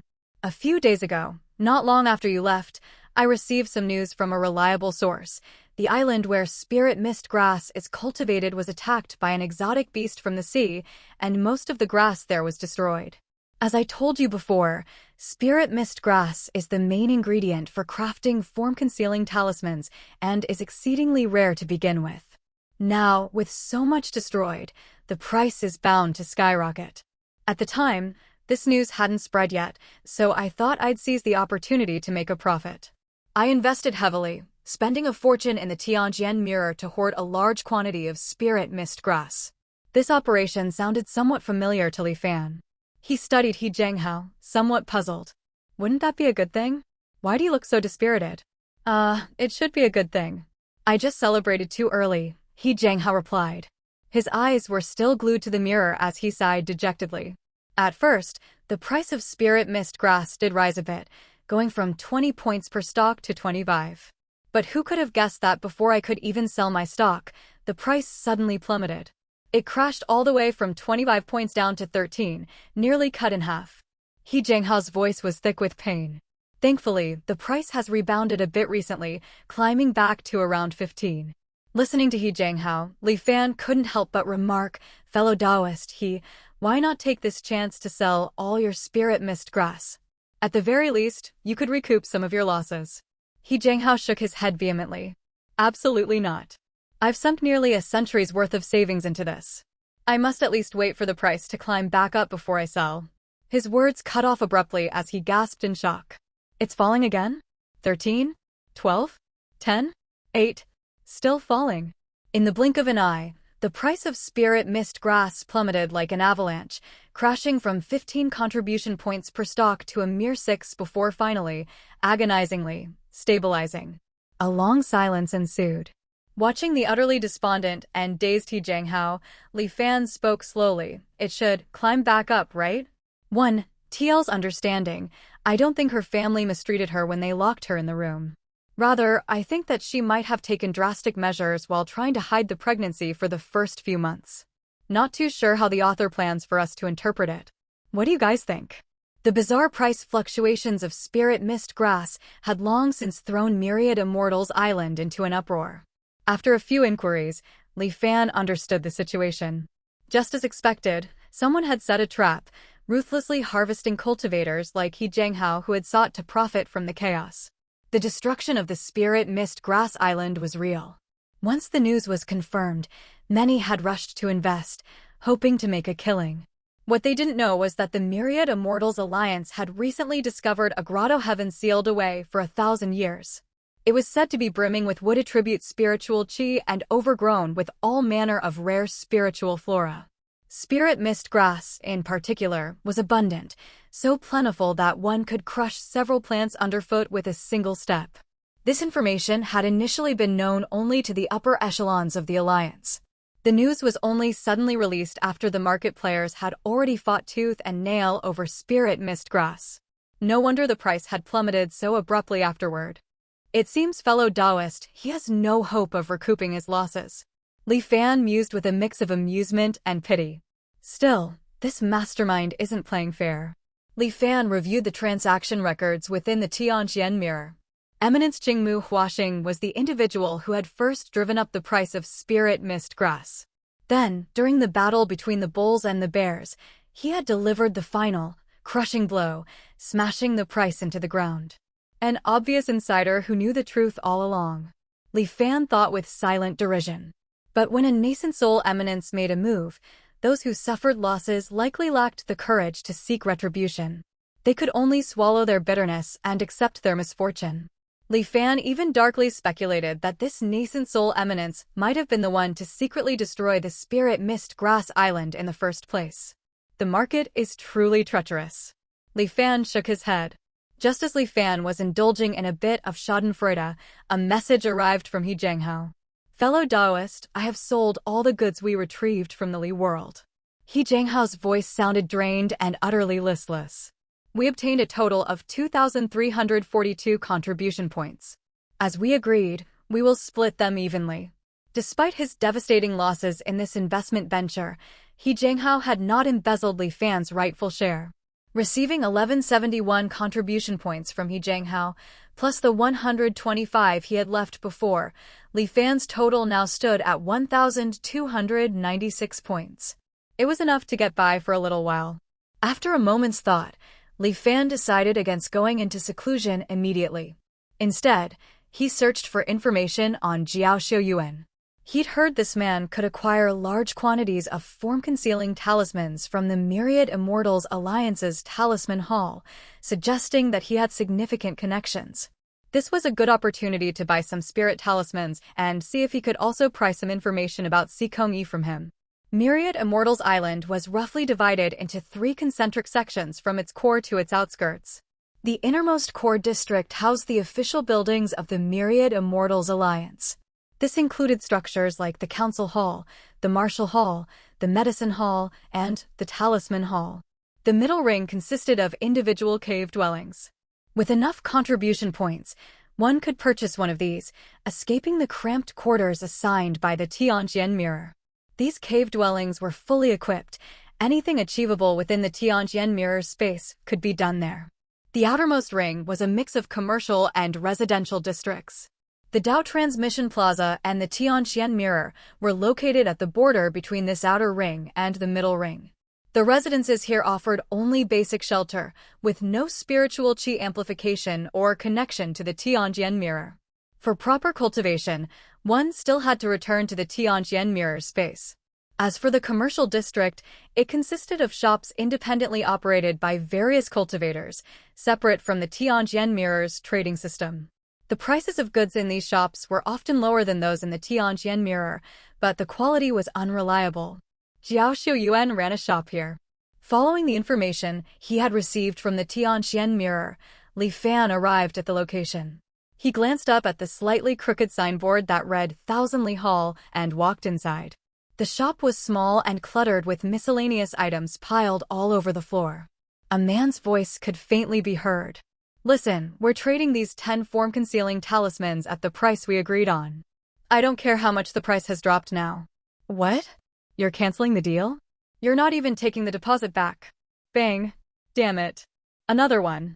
You think I'm so easy to mess with, huh? A man with a stubbly beard and dark complexion slammed the table, roaring with frustration. But almost immediately, his energy deflated, and he muttered under his breath, "It's over, it's over. I, Jiao Xiuyuan, never do business at a loss, but now I'm stuck with this huge batch of form-concealing talismans." It was then that he noticed a customer had entered the shop. He couldn't make out the person's features. Clearly, they were using a form-concealing talisman. He'd seen plenty of this sort before, so Jiao Xiuyuan wasn't particularly bothered. "Looking for something?" "Arrays, talismans, artifacts, pills, we have everything. Bulk discounts available," he called out lazily. "How much for the form-concealing talismans?" the person asked. Jiao Xiuyuan's eyes immediately lit up and he perked up. 10 contribution points each. "How many do you want?" "If you're taking more than 10, I'll give you 20% off. More than 100, and it's half price." Li Fan smiled. "Why would I need so many? 5 or 6 is plenty." He paused, then added, "Besides, your price isn't right. I bought one from the Tianqian Mirror before coming here. A form-concealing talisman that can block the scrutiny of a golden core cultivator only costs 20 points now. And you're selling these defective ones for that much?" Jiao Xiuyuan's face twitched, and he quickly backtracked. 8 points each, and that's as low as I can go. You have to understand, crafting talismans has its costs. Fine, I'll take 6. Li Fan didn't bother haggling further. Afraid Li Fan might change his mind, Jiao Xiuyuan hurriedly produced 6 form-concealing talismans. "How would you like to pay?" The Tianqian Mirror didn't support anonymous transactions. A direct contribution point transfer would inevitably expose one's identity. But Li Fan had come prepared. "Spirit stones," he said, pulling 5 mid-grade spirit stones from his storage ring and handing them over. Standard spirit stones were jointly produced by the Myriad Immortals Alliance and the 5 Elders Council. They came in different grades and served as the cultivation world's legal currency, complete with unique anti-counterfeiting marks. The exchange rate between top-grade, high-grade, mid-grade, and low-grade spirit stones was 1:10 with each drop in grade. Within the Myriad Immortals Alliance, one low-grade spirit stone could be exchanged for one contribution point in the Tianjian Mirror. The 5 mid-grade spirit stones Li Fan handed over were thus equivalent to 50 contribution points. Keep the change. Li Fan stored the form-concealing talismans and casually asked, "Do you take requests to investigate other cultivators?" Jiao Xiuyuan immediately grew wary. He studied Li Fan, thinking for a long moment before finally gritting his teeth. "I'll take it." "Why wouldn't I take it? My legitimate business is bleeding me dry. If I don't take on some private jobs, I won't be able to survive." "What's their name and cultivation level?" Jiao Xiuyuan asked, his voice dropping to a whisper. Sikong E. Midstage Qi Refinement Realm. Upon hearing his target was only at the mid-stage Qi Refinement Realm, Jiao Xiuyuan immediately relaxed. He gave his chest a confident thump. "Relax. A Qi Refinement nobody like that? I'll dig up everything there is to know about him. But as for the price..." Li Fan smiled. "Since it's just a Qi Refinement nobody, the cost shouldn't be too high, I presume." Jiao Xiuyuan wished he could slap himself. He chuckled awkwardly. "There's always some risk in this line of work. How about this number?" He lifted 8 fingers. 40 contribution points. Not a point more, Li Fan shook his head. You drive a hard bargain. Surely 60 is reasonable? Otherwise, it's another loss for me." Jiao Xiuyuan cried out in distress. Li Fan turned to leave. Wait. Jiao Xiuyuan hurriedly stopped him. 50 points. "Truly, I can't go any lower," he said with a pained expression. Only then did Li Fan halt. "An advance of 10 contribution points, please," Jiao Xiuyuan said, handing Li Fan a communication spirit talisman. "I'll notify you through this talisman once I have results." Li Fan accepted the talisman and handed Jiao Xiuyuan a mid-grade spirit stone. Instead of leaving immediately, he glanced around at the other items for sale in the room. Seeing a big spender had arrived today, Jiao Xiuyuan grew even more enthusiastic. "What else would you like? Do you sell techniques? Preferably escape arts, or something with effects similar to a form-concealing talisman," Li Fan asked. Jiao Xiuyuan's expression stiffened instantly. Are you making fun of me? Perhaps you can take a look at something else instead. How about this set of labyrinth array diagrams? Absolutely top tier among the finest products. Once activated, it can trap a late-stage foundation establishment cultivator for an entire day. This set of frost talisman swords is also excellent, ideal for ambushes. Don't leave. After leaving the Thousandly Hall, Li Fan returned to the Tianjian Mirror. He planned to first cultivate the Nether Spirit Illusion art to the late-stage Qi Refinement realm. Then, once the blue flame phantom spirit was completely stable, he could release it to kill enemies. With the assisted cultivation mode activated, Li Fan entered seclusion once again. 1 month later, in the eastern region of the Songyun Sea, near Yanjing Island. Deep beneath the sea, Li Fan retracted his aura while trailing behind a school of crimson flame sharks. The school consisted of over a dozen sharks, hunting a solitary emberback whale. The emberback whale was massive, and its hide was hard as rock from years of feeding on seabed flame crystals. The crimson flame sharks had razor-sharp teeth, moved swiftly, and coordinated flawlessly. Though they couldn't inflict significant damage immediately, they slowly wore down the whale's vital essence like a dull knife slicing flesh. The whale attempted several times to break through the shark school's encirclement, but failed each time. Gradually, its resistance grew weaker. Watching this scene, Li Fan knew the time was right. The blue flame phantom spirit manifested. It then transformed into a thin streak of blue light, flashing between the dozen-plus crimson flame sharks and the emberback whale in an instant. A moment later, it returned to Li Fan's consciousness. The crimson flame sharks and the emberback whale abruptly froze. Then, a chilly aura surged from within them, turning them into solid ice from the inside out. In the blink of an eye, eerie frozen sculptures appeared on the seafloor. Their expressions and postures were exactly as they had been in life, but all vital aura had long since vanished. The blue flame phantom spirit's power is truly remarkable. Li Fan mused inwardly. These sea beasts are mostly at the Qi refinement realm, with thick hides that make them difficult to hunt through conventional means. Yet after a divine sense attack from the phantom spirit, they become nothing more than lambs to the slaughter, utterly incapable of resistance. He nodded, satisfied with this first test of the phantom spirit's offensive capabilities. Not long ago, he had finally broken through to the late-stage chi refinement realm of the nether spirit illusion art. It had taken him more than 20 days. To test the phantom spirit's power and earn some contribution points along the way, he had taken on this mission titled, Hunt Crimson Flame Sharks and Retrieve Their Beast Cores. Each core was worth 5 contribution points, totaling around 60 or so. Combined with materials from the emberback whales, this trip would yield over 80 contribution points. In the past, he had earned contribution points in the thousands each time.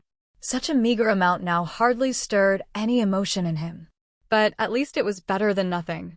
As Li Fan prepared to move forward and harvest the Crimson Flame Shark's cores, he suddenly sensed an enormous presence approaching from the depths below. His expression changed.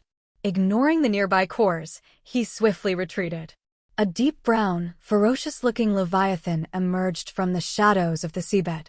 Its forehead bulged grotesquely, and it looked neither fully dragon nor fully fish. It opened its massive jaws and swallowed all dozen-plus Crimson Flame sharks and the emberback whale in one gulp. With a powerful flick of its tail, the beast circled once, then swam off in a specific direction. Li Fan, who had barely avoided the creature, could only watch helplessly as his prey was stolen. Rage surged within him. How was he supposed to tolerate this? But soon, the Xianwang Heart Refinement Sutra operated, calming him slightly. Wait, wasn't this the same exotic beast that had destroyed the Spirit Mist Grass Island? Li Fan paused as he recalled something.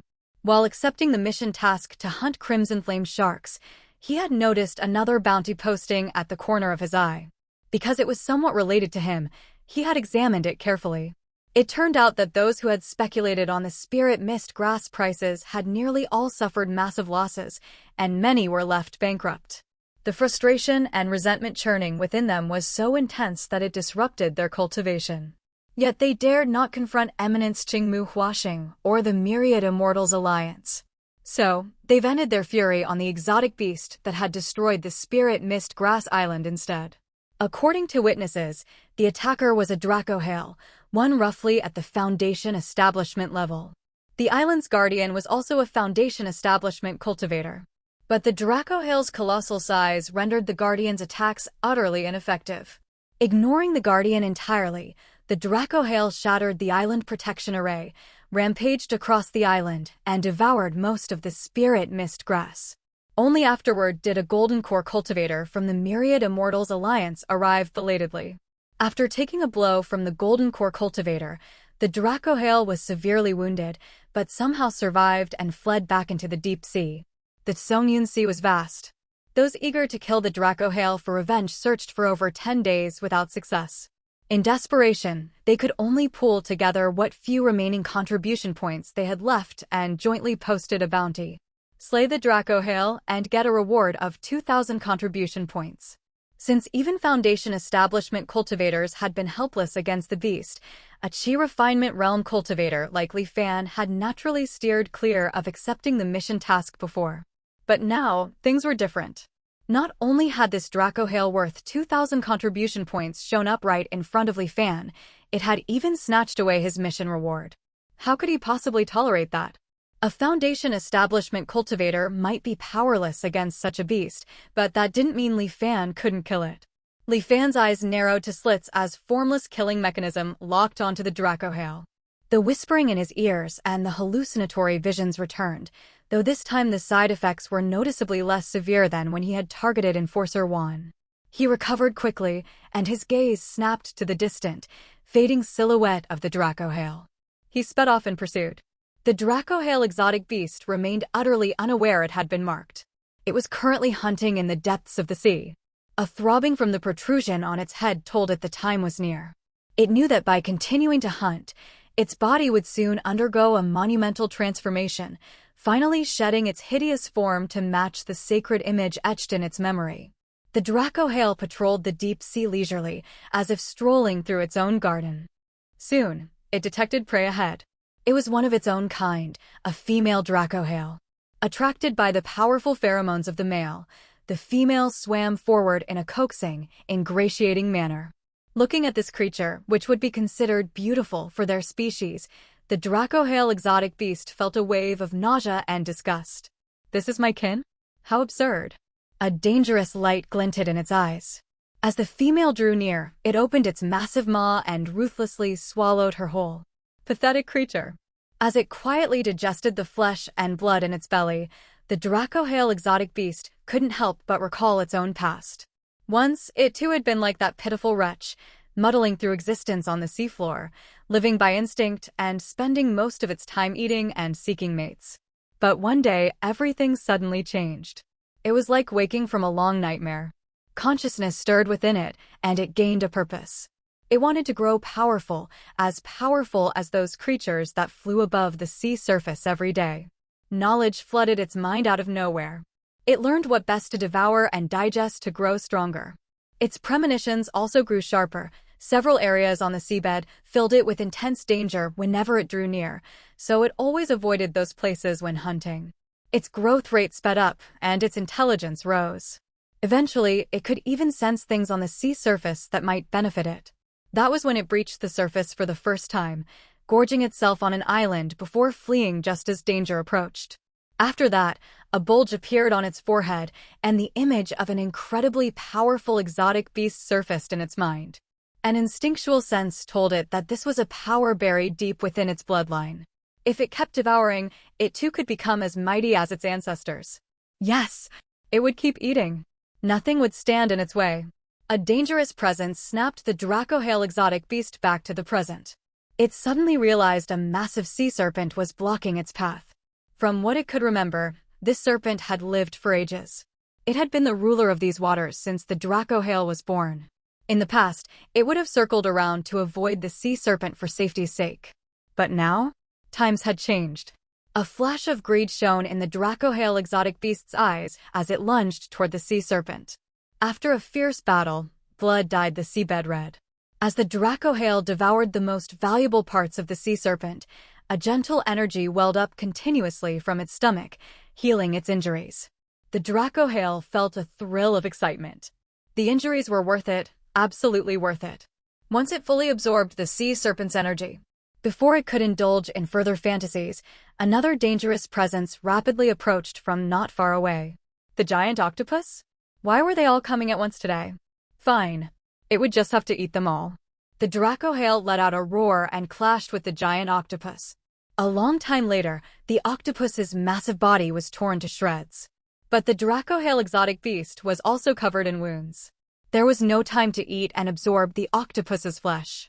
The Dracohale sensed 3 or 4 more dangerous presences drawing near. What bad luck it was having today. It picked up speed, trying to put distance between itself and these troublesome creatures. But it was endless.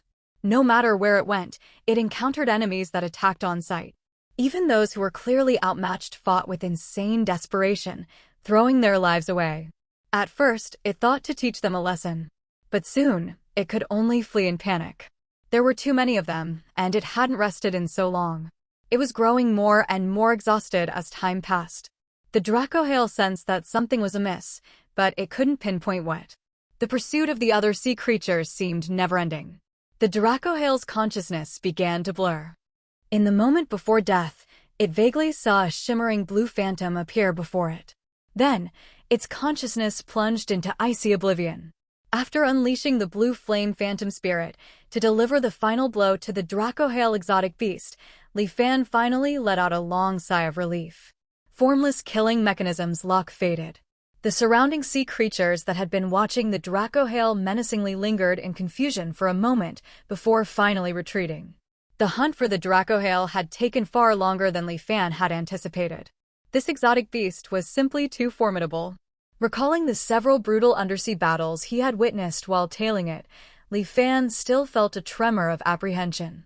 Fortunately, no matter how strong it couldn't withstand endless attrition.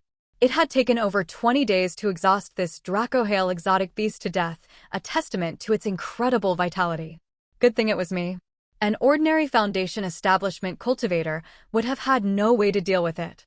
Formless killing mechanism, comprehended from heaven and earth's killing mechanisms, truly lives up to its name.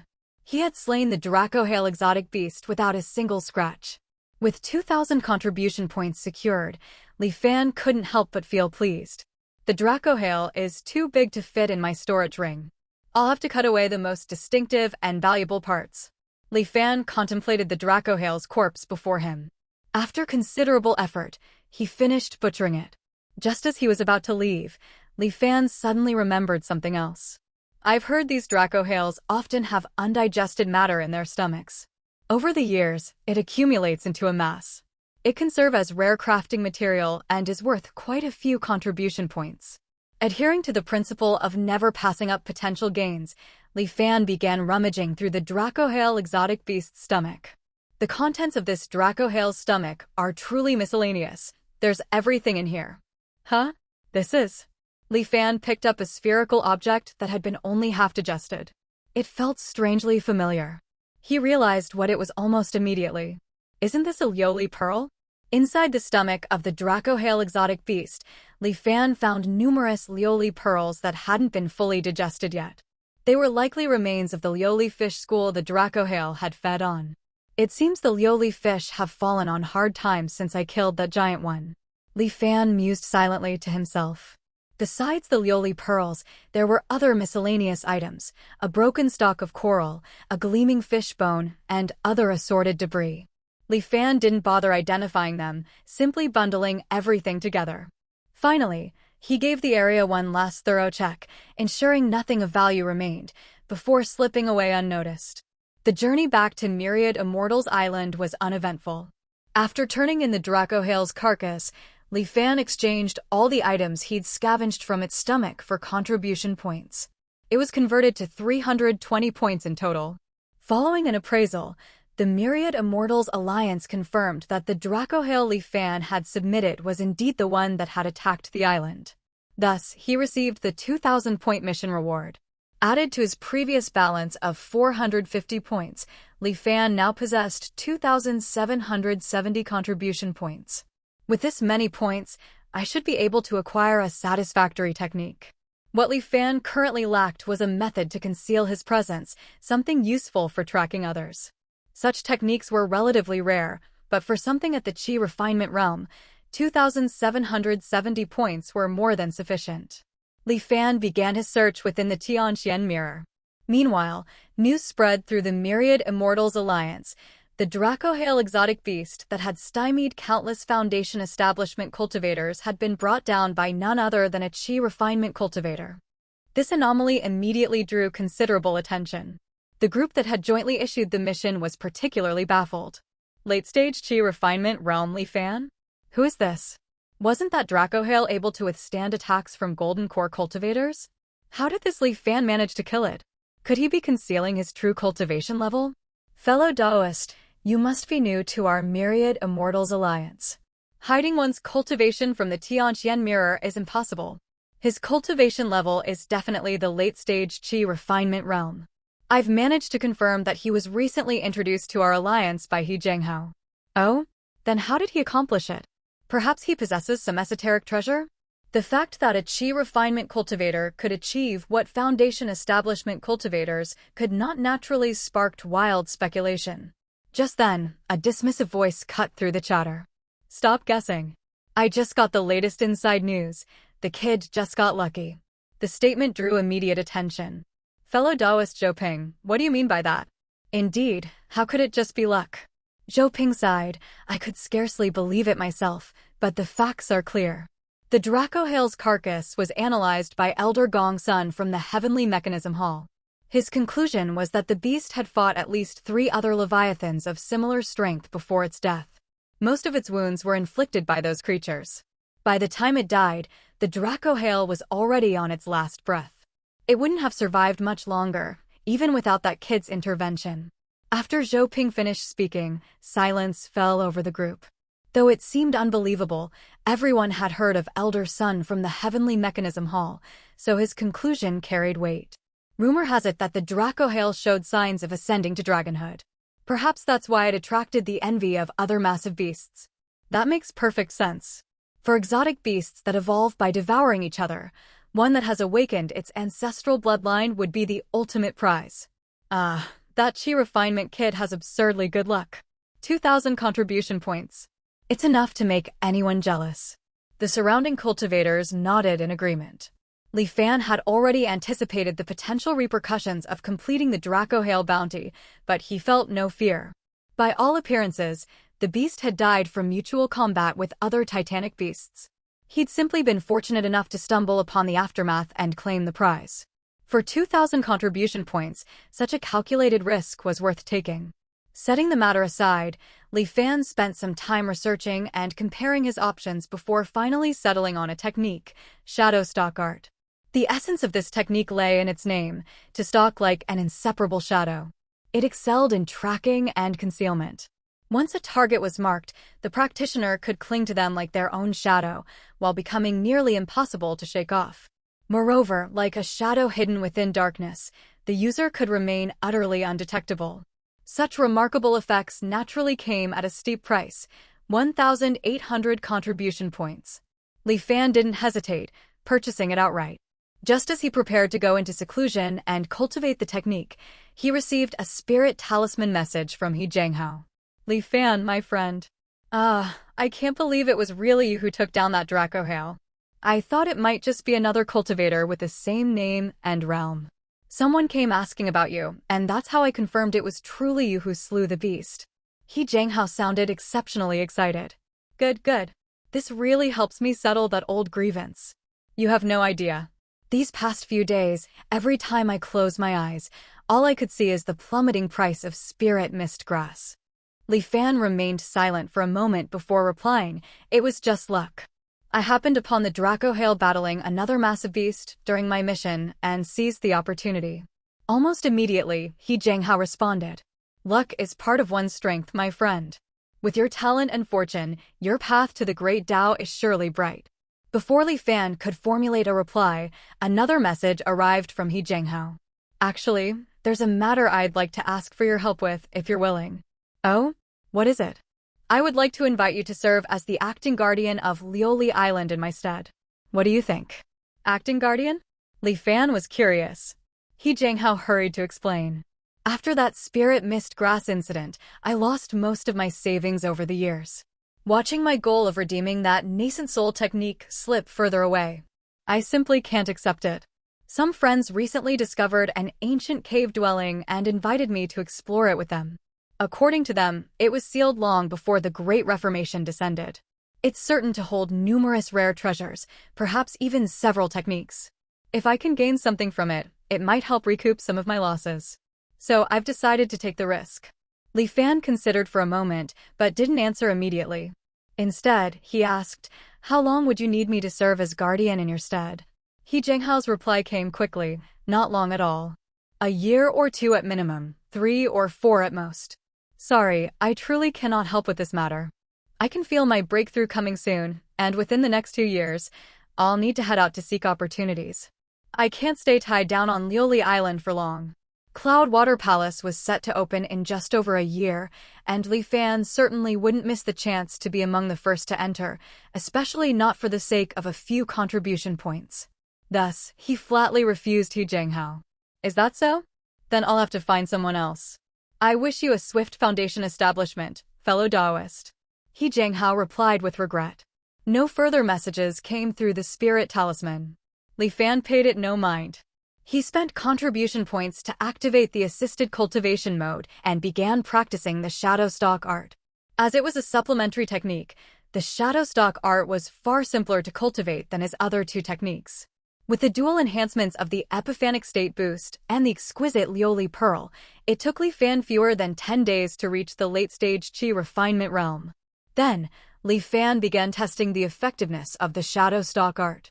He spent 100 contribution points to simulate a pursuit against a late-stage Qi refinement realm cultivator within the Tianjian mirror. The surrounding space transformed into a mountain range. Amidst the forest trees, a figure fled swiftly into the distance. It was the designated target he would be chasing. Watching the figures receding back, Li Fan focused his thoughts. His form suddenly darkened, as if draped in a veil of shadow, becoming nearly imperceptible amidst the ubiquitous gloom. Just as the target was about to vanish from sight, Li Fan accelerated violently, shooting forward.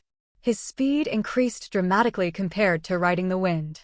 Moreover, he could sense a faint connection between himself and the target. When the target's speed increased, it caused Li Fan's velocity to rise as well. It was as if Li Fan had truly become the target's shadow, impossible to shake off.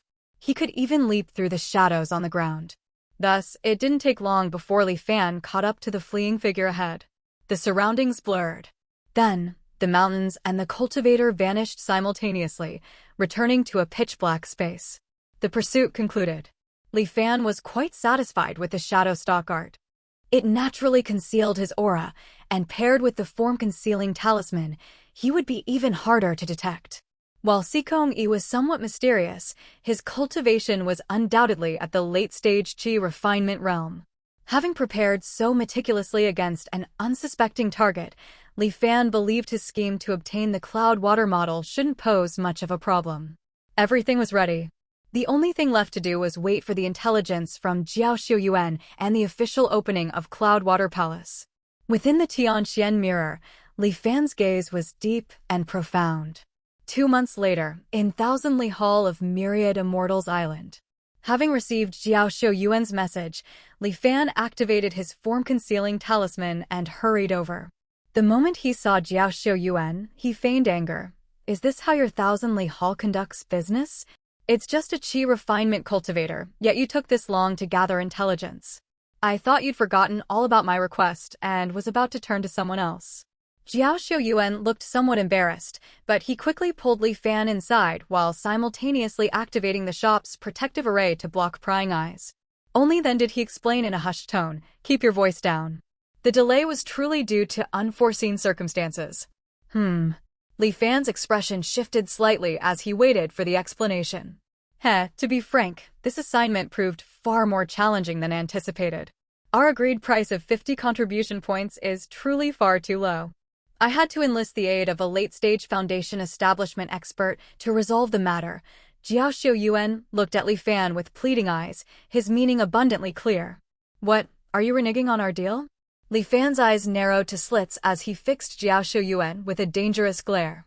Jiaoxiu Yuan scratched his head. "Could you at least add a little more?" Li Fan turned to leave. Jiaoxiu Yuan nearly jumped out of his skin in panic. "Oh, my dear ancestor. My luck has truly turned foul.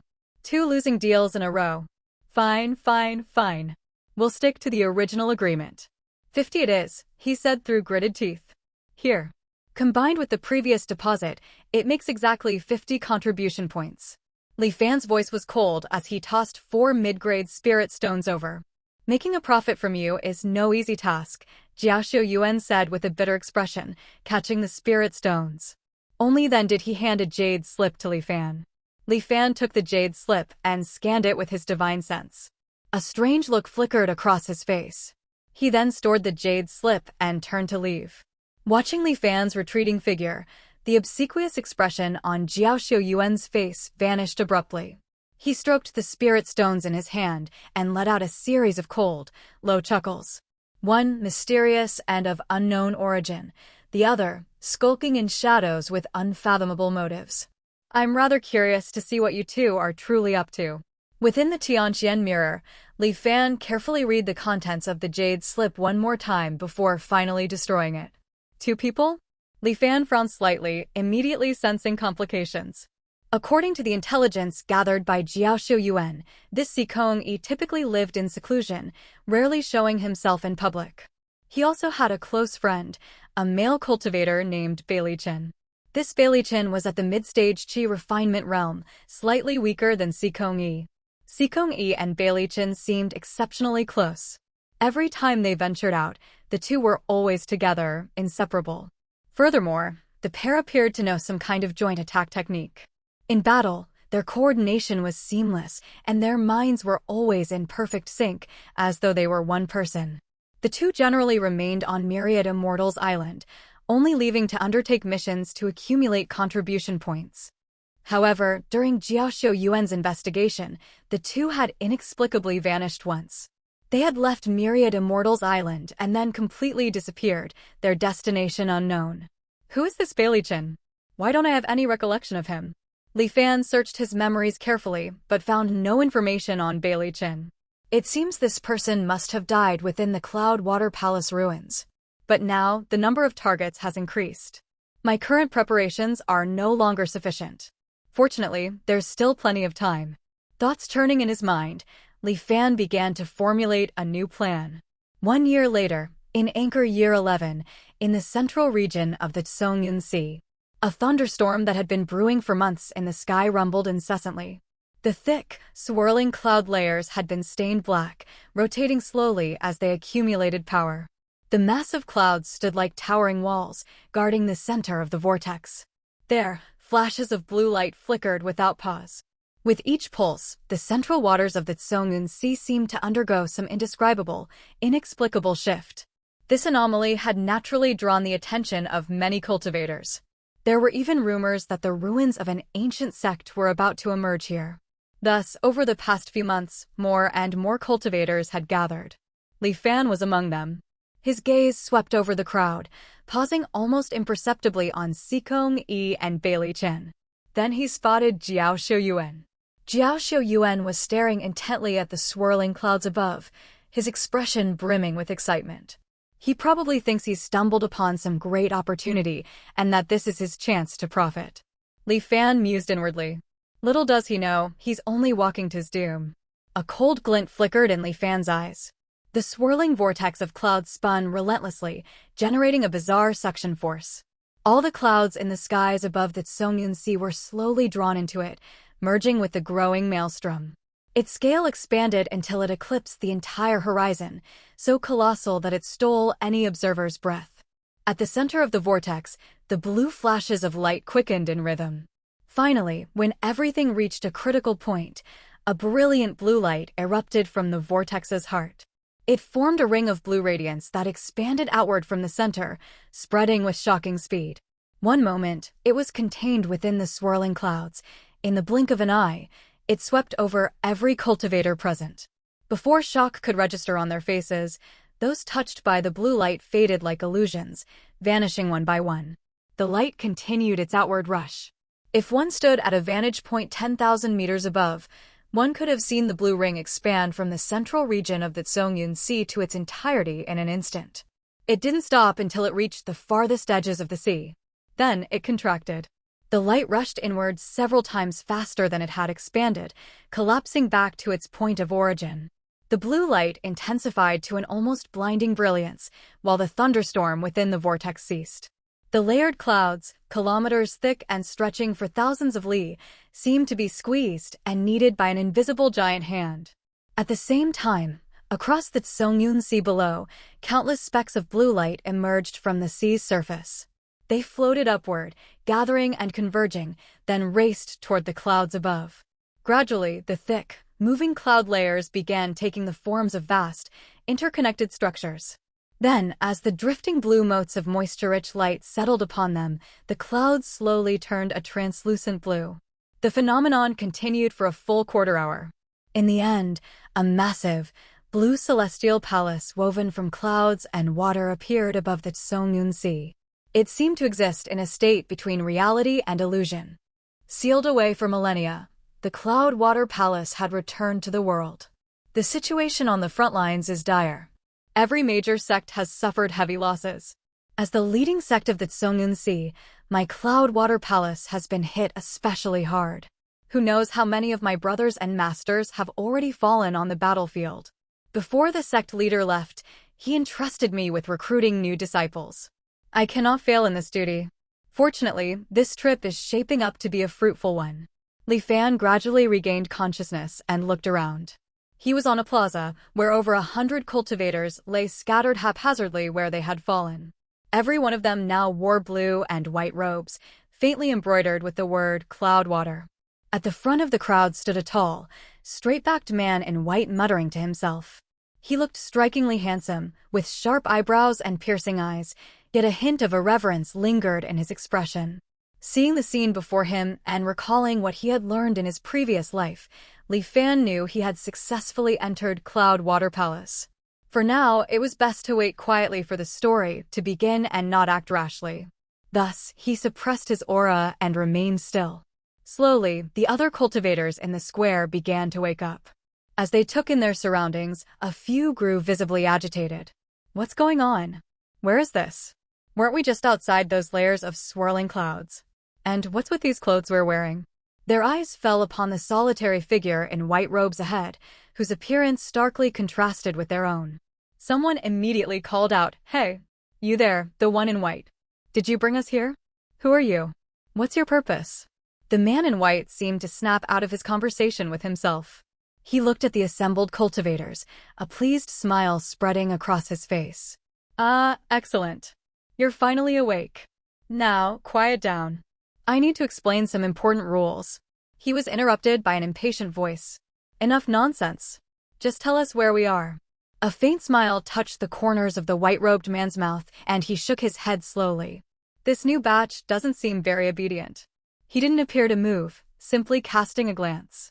There was a flash of blue light, and the head of the person who had spoken tumbled to the ground. The plaza fell deathly silent. Among the cultivators present, some wore expressions of sheer terror, while others looked on with dawning comprehension. Satisfied by the newfound quiet, the man in white spoke again, his tone unhurried. "My name is Tang. I am the chief of the Technique Transmission Pavilion of Cloud Water Palace. You will address me as Senior Brother Qin. You are all outer disciples I recruited during my recent travels. In the coming months, if you can pass my series of trials, you will be formally inducted into our Cloud Water Palace. Naturally, there are a few points you must remember above all else. First, you will show me the necessary level of respect. You will do exactly as I say. The consequences of defiance, well, you've just witnessed them. Second, Tang continued his lengthy speech. The cultivators below maintained an outward silence. But privately, frantic exchanges buzzed between them via divine sense. Does any fellow Taoist understand what's happening? It's an oddity. This Cloud Water Palace must be the ruins of a sect, and it's now filled with oddities. Is that Tang even real? Or is he something else? He's definitely not alive. Can you sense that he has no aura at all? Everyone, stay calm. Oddities operate by their own rules. If we just do what this Tang says, we should be safe for now. Li Fan discreetly glanced towards Sikong Yi and Bailey Chen. Their expressions remained perfectly normal, as if they had anticipated encountering oddities all along. Or perhaps, even when faced with oddities, these two already had a plan? Li Fan's gaze returned to the white-robed figure of Tang. Based on the experiences of those who had explored Cloud Water Palace in his previous life, this Tang was the first test one faced upon entering the palace. He was not a living person, but an existence akin to an oddity itself. His words were the rules of the oddity. To survive, one had to obey. Only by passing his trials could one earn the right to explore the various parts of Cloud Water Palace. Tang finally finished speaking. He clapped his hands together. "It's getting late. I'll take you to your quarters to rest. The trials will begin first thing tomorrow morning. Follow me." With that, he turned and walked toward the edge of the plaza. The vast majority of cultivators, including Sikong Yi and Bailey Chen, obediently followed the white-robed Tang. Li Fan kept close to the group. Only a handful of individuals chose not to follow. Instead, after exchanging glances, they sped off in the opposite direction, attempting to flee. Tang seemed completely unaware of their actions, showing no reaction whatsoever. As these cultivators raced away, they failed to notice the faint blue light seeping from their bodies, which grew more pronounced the farther they moved from Tang. Eventually, after covering some distance, all of them withered into desiccated corpses, crashing heavily to the ground. The cultivators following behind Tang noticed the distant scene, and a collective shiver of dread ran through them. What fools! We told them that they'd encountered an oddity, yet they still tried to run. They truly don't know how to spell the word death. I recognized one of them, Foundation Establishment Cultivator Sun Kairom. His Dao techniques were quite formidable. I never imagined he'd die so quietly, without a sound. Strange. When they died, why weren't there the usual phenomena in the sky? Fellow Taoist, is this your first time hearing of oddities? Where an oddity holds sway, it establishes its own rules. Most common knowledge becomes useless. That's why we must be even more cautious. Thank you for the guidance, fellow Taoist. They walked on, communicating via divine sense, their expressions a mixture of unease and grim understanding. Before long, Qin Tang led them into a large, imposing structure. A straight, central corridor ran down its middle. On either side of this corridor were rows of small, separate cubicles. Each room was sparsely furnished, devoid of any decoration. They contained only 5 simple wooden beds. All right, everyone will rest here tonight. Assemble in the plaza first thing in the morning. Qin Tang turned and addressed the group. Having said that, he shook his head and walked out. Oh, and remember to sleep early. His voice drifted over faintly after his figure had already vanished. With the unsettling presence of the oddity gone, the cultivators finally allowed themselves to relax slightly. Most chose to room with those they were familiar with. Sikong Yi and Bailey Chen, naturally, chose to room together. Li Fan didn't join them, selecting a room close by instead. 2 others were already inside. These 2 knew each other and were in the midst of a silent conversation via divine sense. Li Fan didn't bother with greetings. He lay down directly on a bed, operating the Xian Wang Heart Refinement Sutra. The distracting thoughts in his mind vanished. In no time at all, he sank into a deep, heavy sleep. The 2 who were still conversing stared at him in stunned confusion. Then, as if remembering something, their faces abruptly turned deathly pale, and a wave of belated fear washed over them. They immediately stopped communicating and frantically tried to force themselves to fall asleep. But not everyone was perceptive enough to grasp what was coming. Many were still excitedly discussing the day's events with their companions, speculating about the potential treasures that might be hidden within the newfound ruins of Cloudwater Palace. Their excitement made sleep difficult, if not impossible. Time trickled by. Suddenly, every source of light within the large building was extinguished at once. In the utter darkness, Qin Tang's voice echoed, soft and eerie. Hiya, this new batch isn't very obedient. I did say to get to sleep early. How come there are still so many people not resting? It would be a shame if you are too tired for tomorrow morning's trial. Since you can't sleep, let me give you a hand. Thump, thump, thump. Horrifying, wet sounds punctuated the darkness, one after another. No one could tell how many cultivators met their end, dying without a chance to scream. It was only then that everyone present understood Qin Tang's earlier reminder to sleep early hadn't been a suggestion or a joke. It had been a warning. But it was too late now. The cultivators' presences winked out, one by one, disappearing from their divine sense. Some tried to cry out, to wake those who had managed to fall asleep. But their voices were cut off the instant they made a sound. Slaughter and death spread through the darkness. In this horrifying atmosphere, some of the cultivators who were still awake finally snapped. Their auras surged as they prepared to unleash their full power, ready to fight the white-robed Qin Tang to the death. Qin Tang snorted coldly, seeming genuinely annoyed. Blue lights flashed, then vanished. And just like that, these would-be rebels were extinguished without so much as a ripple. After killing them, Qin Tang's mood seemed to improve slightly. This duty is so tiresome. If the sect leader and my martial brothers and sisters hadn't all vanished, there'd be no need for me to handle this.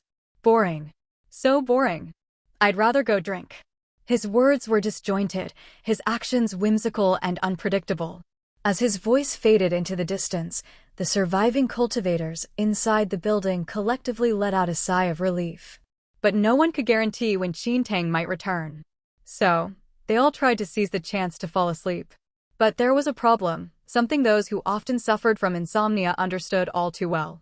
If you have no mental burdens, you can fall asleep almost as soon as you decide to. But the opposite is also true. If you fixate on the need to sleep and force yourself to do it, chances are you'll jolt awake the moment you're about to drift off. Add to that the fact that many of these cultivators had long since replaced sleep with secluded meditation, and they had effectively lost the ability to sleep altogether. So, even knowing that staying awake meant death, many still failed to fall asleep. Seeing that Qin Tang could return at any moment, they had no other choice. Resenting their past selves for not learning a hypnotism arcane art or two, they opted to knock themselves unconscious, hoping to bluff their way through.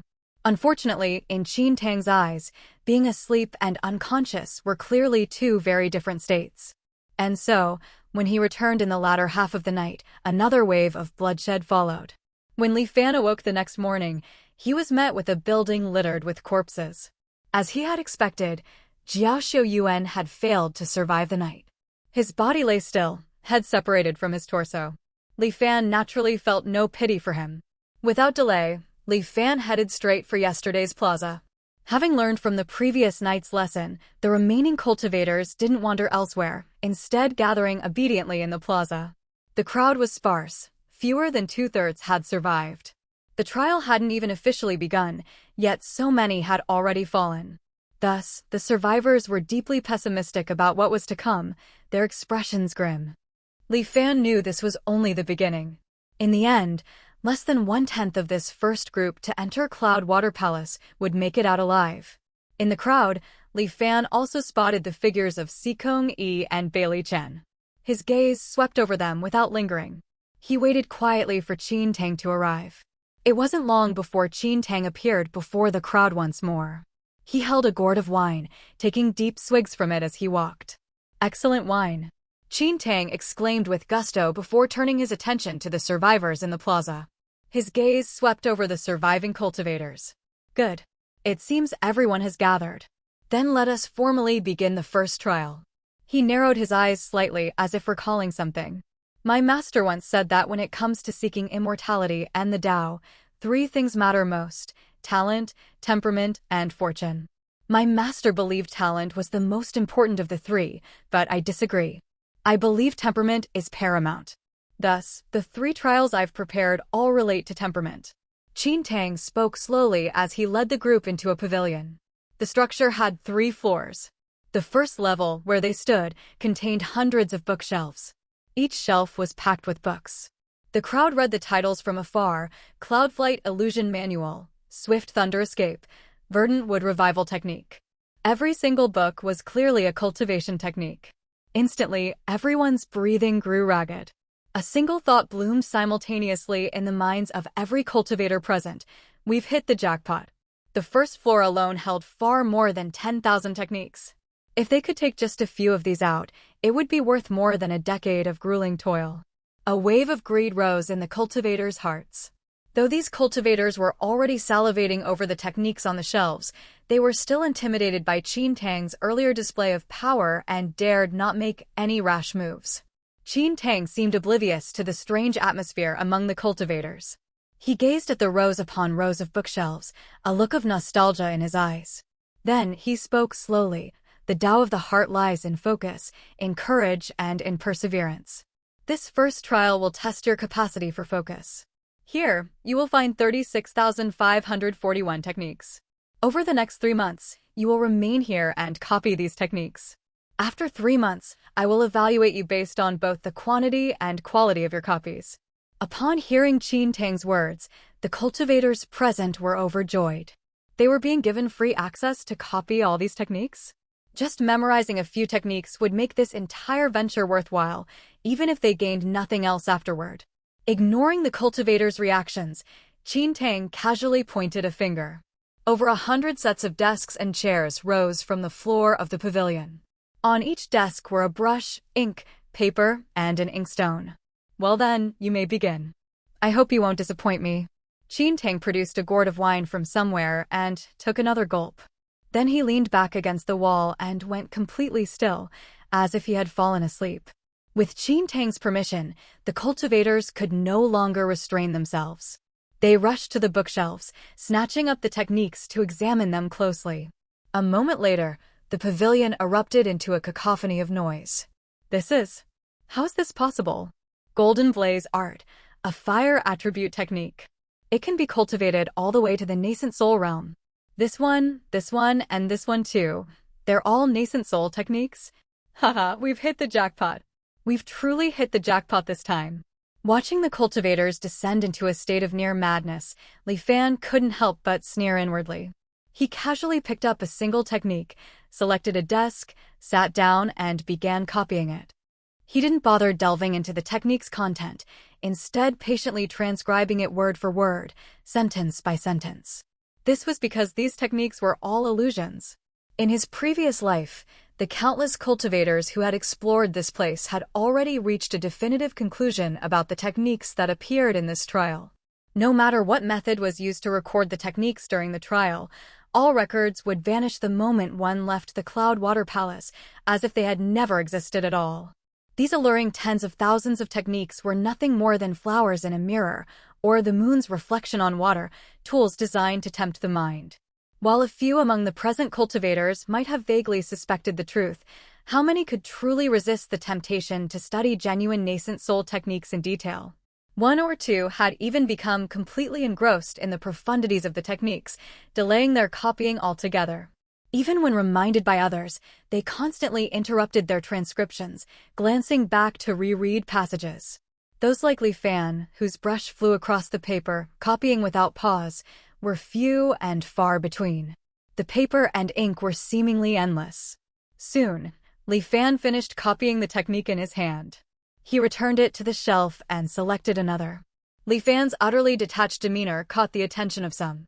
After a moment of thoughtful consideration, they too abandoned their initial attempts to memorize the techniques and focused solely on transcribing them.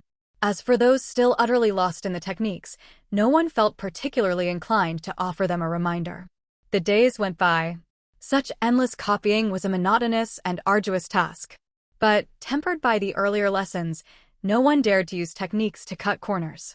Soon, some began to falter, unable to maintain their pace. They couldn't help but stop to rest. Some closed their eyes for a brief moment to recover before immediately picking up their brushes again. Others took a proper, thorough break before rallying their spirits and starting anew. Li Fan, however, did not rest for a single moment. There were 2 or 3 others who, like Li Fan, seemed tireless. They appeared to possess exceptional stamina and mental fortitude, likely due to the cultivation techniques they practiced, showing no signs of strain even after long periods without sleep or rest. Li Fan, on the other hand, was purely and simply gritting his teeth and enduring. He understood clearly that for this stage, Qin Tang's evaluation wasn't just based on the number of techniques copied or the frequency of errors. Another crucial criterion was the total duration one spent writing, from the moment the brush was picked up until the moment it was set down. Just as Qin Tang had said earlier, the test of this stage was focus. Once someone began copying a technique, stopping for any reason meant that their focus had been broken. Li Fan immersed himself completely, his mind free of distraction, absorbed in the act of transcription. He forcibly suppressed all feelings of physical and mental fatigue. He had no idea how much time had passed. Phew, now that was a proper good nap. Qin Tang's voice suddenly rang out beside them. He stretched lazily, and the paper and brush before Li Fan vanished. Time's up. Let's see how you all performed. Tisk, TSK, TSK. Truly getting worse with each passing year. Qin Tang squinted slightly, as if inspecting something, then shook his head repeatedly. Wait a moment. How interesting. He shot a glance in Li Fan's direction, a faint smile playing on his lips. But Qin Tang didn't say anything further, quickly withdrawing his gaze. The first trial is now concluded. Everyone may rest tomorrow. The second trial will begin the day after. He clapped his hands, and Li Fan felt the world shift around him. In the blink of an eye, he was back inside the tall building where they had previously slept. Qin Tang's figure did not reappear with them. The cultivators finally relaxed. They grew animated, talking excitedly amongst themselves. This is truly a massive opportunity. I managed to memorize 15 techniques while copying. Most were golden core techniques, with a few nascent soul techniques among them. I memorized quite a few myself. What's the use of memorizing so many? Let's worry about making it out alive first. Don't say that. Given my own capabilities, if nothing unexpected happens, my path will end at Foundation Establishment. To have the fortune of glimpsing the profundities of forming a nascent soul, even if I die tomorrow, I would have no regrets. You speak my thoughts exactly, fellow Taoist. Fine words can't persuade a fool hell-bent on dying. Amidst the arguments, some cultivators began eyeing the belongings left behind by those who had lost their lives that fateful night. Unfortunately, after searching around, they all wore expressions of disappointment. Li Fan overheard a cold laugh from someone not far away. Don't bother. I checked that night. After they were killed by Qin Tang, their storage rings, artifacts, and the like were all gone. Not a single thing remained. Hearing this, Li Fan shook his head and was about to head back for a proper rest when his gaze inadvertently fell upon one of the corpses. He froze. It was Jiao Xiuyuan's corpse.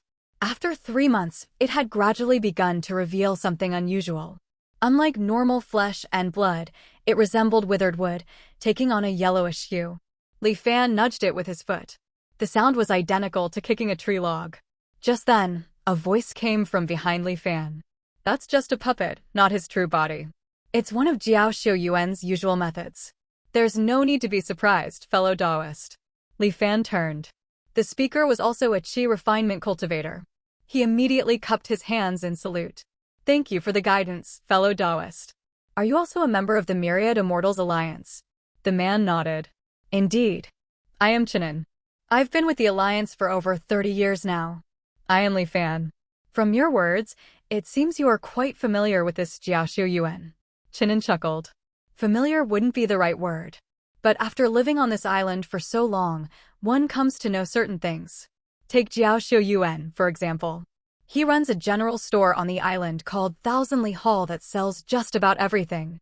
Rumor has it that he has connections with the official Myriad Immortals Alliance channels, so occasionally he even manages to sell some genuinely good items. Beyond that, he frequently deals in information. But the man never risks his own skin. He always uses puppets to handle his business. Li Fan listened, then slowly nodded. Greedy for wealth and fearful of death, I see. Chinen laughed heartily. An excellent summary, fellow Taoist. That phrase describes Jiao Xiuyuan perfectly. After his laughter subsided, Chinen suddenly said, back when we were copying techniques in the archive, I noticed everyone else would write for a while, rest when tired, recuperate their energy, then continue. You were the only one who worked for 3 months without pause. I found that quite admirable. Yet I wonder, what was the deeper meaning behind your actions? In terms of pure copying speed, your fatigue must have eventually made you slower than those who rested periodically. Might you enlighten me, fellow Taoist? Chinen bowed slightly as he inquired. Li Fan pondered for a moment before speaking. I wouldn't call it deeper meaning. Just a personal intuition, really. Qin Tang said the first trial was about focus. Focus means an undivided mind. To achieve ultimate focus, one must remain undisturbed by any external factors. Isn't physical and mental fatigue also an external disturbance? If you stop because of it, does that not mean you've lost your focus? Anyway, this is just a foolish thought of mine. Take it for what it's worth. Li Fan said modestly. Upon hearing this, Chinen fell into thoughtful silence. Li Fan said no more and returned to his room to rest. The next day, Qin Tang indeed did not appear. No one dared to wander off, patiently waiting within the building instead. Early on the 3rd day, Qin Tang staggered before the group, drinking from a gourd. Fine wine, truly fine wine. He let out a hearty belch, then squinted at the assembled cultivators. Today, we begin the 2nd trial. This time, I shall test your courage. The path of immortality is long and fraught with countless hardships and trials. Do you possess the courage to face each one? Qin Tang smiled faintly. The cultivators felt their vision blur. In an instant, they had been transported from the pavilion to the seashore. Their cultivation and power were sealed, rendering them no different from mortals. Qin Tang, however, was nowhere to be seen. Only his voice echoed from afar. I await you on the other shore. Use your courage to cross the sea. The crowd exchanged uneasy glances. One bold soul stepped forward, planting his foot upon the water's surface. The water instantly solidified into ice, bearing his weight steadily. Elated, he strode forward and soon vanished from sight. Seeing someone take the initiative, the rest grew impatient and surged into the sea. Li Fan noticed Bailey Chen among them, following the crowd. Yet Sikong Yi remained motionless on the shore. Li Fan paid them no further mind, steadying his thoughts as he stepped onto the water. Ice formed beneath his feet, but the others had already disappeared from view. On the vast, empty sea, he stood utterly alone. With a calm expression, Li Fan walked onward, step by step. The sun rose and the moon fell, again and again. How long had it been? The scenery never changed. This sea seemed endless. Even knowing the answer in advance, Li Fan felt tendrils of doubt and powerlessness creeping into his heart. It was then that he noticed the ice beneath his feet growing thinner. He took a deep breath, forcing back the unease. He walked on, resolute. The ice thickened once more. This second trial tested courage, not only courage against external threats, but the courage to face one's own inner self. On that boundless sea, after walking so long with no shore in sight, would doubts arise, making you question if you're going the right way? Would anxiety grow, leading you to wonder if this sea would ever end? Would fear take hold, sapping your will to go on? Or would you simply give up? With every step, Li Fan questioned his own heart. Even after numerous lifetimes, he had never experienced anything like this. Setting aside all worldly concerns, he walked and pondered. This journey across the frozen waves was like the path of cultivation itself, an endless road vanishing into the mist. Halfway through, you'd look around, uncertain if you'd already lost your way. From start to finish, you walked it alone, with nothing and no one to lean on. Time flowed, and it seemed you might have to keep walking forever, never seeing the end. Even so, could you hold fast to your conviction? Could you never lose the courage to keep moving forward? Even knowing this trial would eventually end, Li Fan's resolve wavered. This journey across the sea lasted far too long. 1 year, 2 years. Decades passed. Li Fan's hair turned gray, and his body grew bent with age, yet he never stopped moving forward. Until at last, his body grew too frail to take another step. He collapsed weakly onto the ice. As his vision dimmed and consciousness faded, Li Fan thought he saw something. On a shore not far ahead, Qin Tang stood alone in white robes. Raising a gourd in salute, he smiled and took a long drink. Li Fan opened his eyes. He and the other cultivators were back inside the building. A long time seemed to have passed. Many of the cultivators wore dazed, bewildered expressions. Only after a long while did clarity return to their eyes. Treading the river of 9 hells is simple. Crossing the sea within one's own heart is the true trial. 1. The second trial, the trial of courage, is concluded. The day after tomorrow at dawn, we shall hold the final test. With that, Qin Tang, his ever-present wine gourd in hand, swayed slightly as he turned and departed. 1. Jiu Yo Jiha basically refers to the river of the underworld, equivalent to the river Styx. Crossing the sea within one's own heart is the true trial. Among the cultivators present who heard Qin Tang's words, some seemed mesmerized, as if they had grasped some insight. Others paid no attention, looking completely indifferent. Just like that, the second day quickly passed. Early on the third morning, Qin Tang appeared in everyone's view as usual. This time, however, he wasn't drinking and looked much more clear-headed. Today is the final trial, Qin Tang said, surveying the cultivators present with a serious expression. On the path of cultivation, you will inevitably encounter countless hardships and temptations. Can you persevere through them all, never altering your original intentions? Let's see. As Qin Tang's words faded, everyone felt their vision go black as they lost consciousness. In a small mountain village, Li Fan lay on a rooftop, watching the setting sun. He felt like he was forgetting something. Having grown up in this village, he lived a life of working at sunrise and resting at sunset. This had gone on for a full 15 years. Such days were peaceful and happy. It didn't seem so bad to continue living like this forever. But deep in his heart, there was always a faint stirring, a feeling that his life shouldn't end in such mediocrity. Fanner, where are you? Come home for dinner. Li Fan remained unmoved by his mother's call. He looked up at the sky, watching the birds soaring freely, gazing at the sun and moon that existed regardless of human will, lost in thought. He stayed like that until night fell and the stars filled the sky. Beneath the vast starry expanse, he felt his own insignificance even more keenly. He stayed like this the entire night. Just before dawn, clarity struck him. He flipped over and jumped down from the roof. Rushing into the house, he announced loudly to his mother, who was still asleep, "Mother, call off the marriage arrangement with Nyo's family next door. I'm not getting married. I'm going to cultivate immortality." His sleepy mother was jolted awake. Thinking her child had lost his mind, she quickly got up and grabbed Li Fan's hand. Cultivate what immortality? There's no such thing. Child, wake up. Li Fan pulled his hand free. His young face was full of determination. I don't know where the immortals are, but I will find them. With that, he packed a few belongings and strode out the door, leaving his weeping mother behind. 6 months later, while exploring deep in the mountains, Li Fan met his unfortunate end in the jaws of a tiger. Before a dilapidated Taoist temple, amidst flickering firelight and soft sobbing, Li Fan's mind was filled with confusion. Great senior brother, master is dead. What will become of our cloud-soaring temple from now on? A timid voice asked beside him. Just as Li Fan was about to speak, he heard angry voices rising from all around. What else can we do? Obviously, we divide the temple's belongings and go down the mountain. We only went through all that hardship to come up here and pay our respects because we thought there was a true immortal on this mountain. Who knew the old Taoist was nothing but a complete fraud, right? Would a true immortal just suddenly get sick and die like that? The more everyone spoke, the more agitated they became. Li Fan could only watch helplessly as they ransacked the cloud-soaring temple, taking everything of value. A short time later, Li Fan remained alone on the mountain.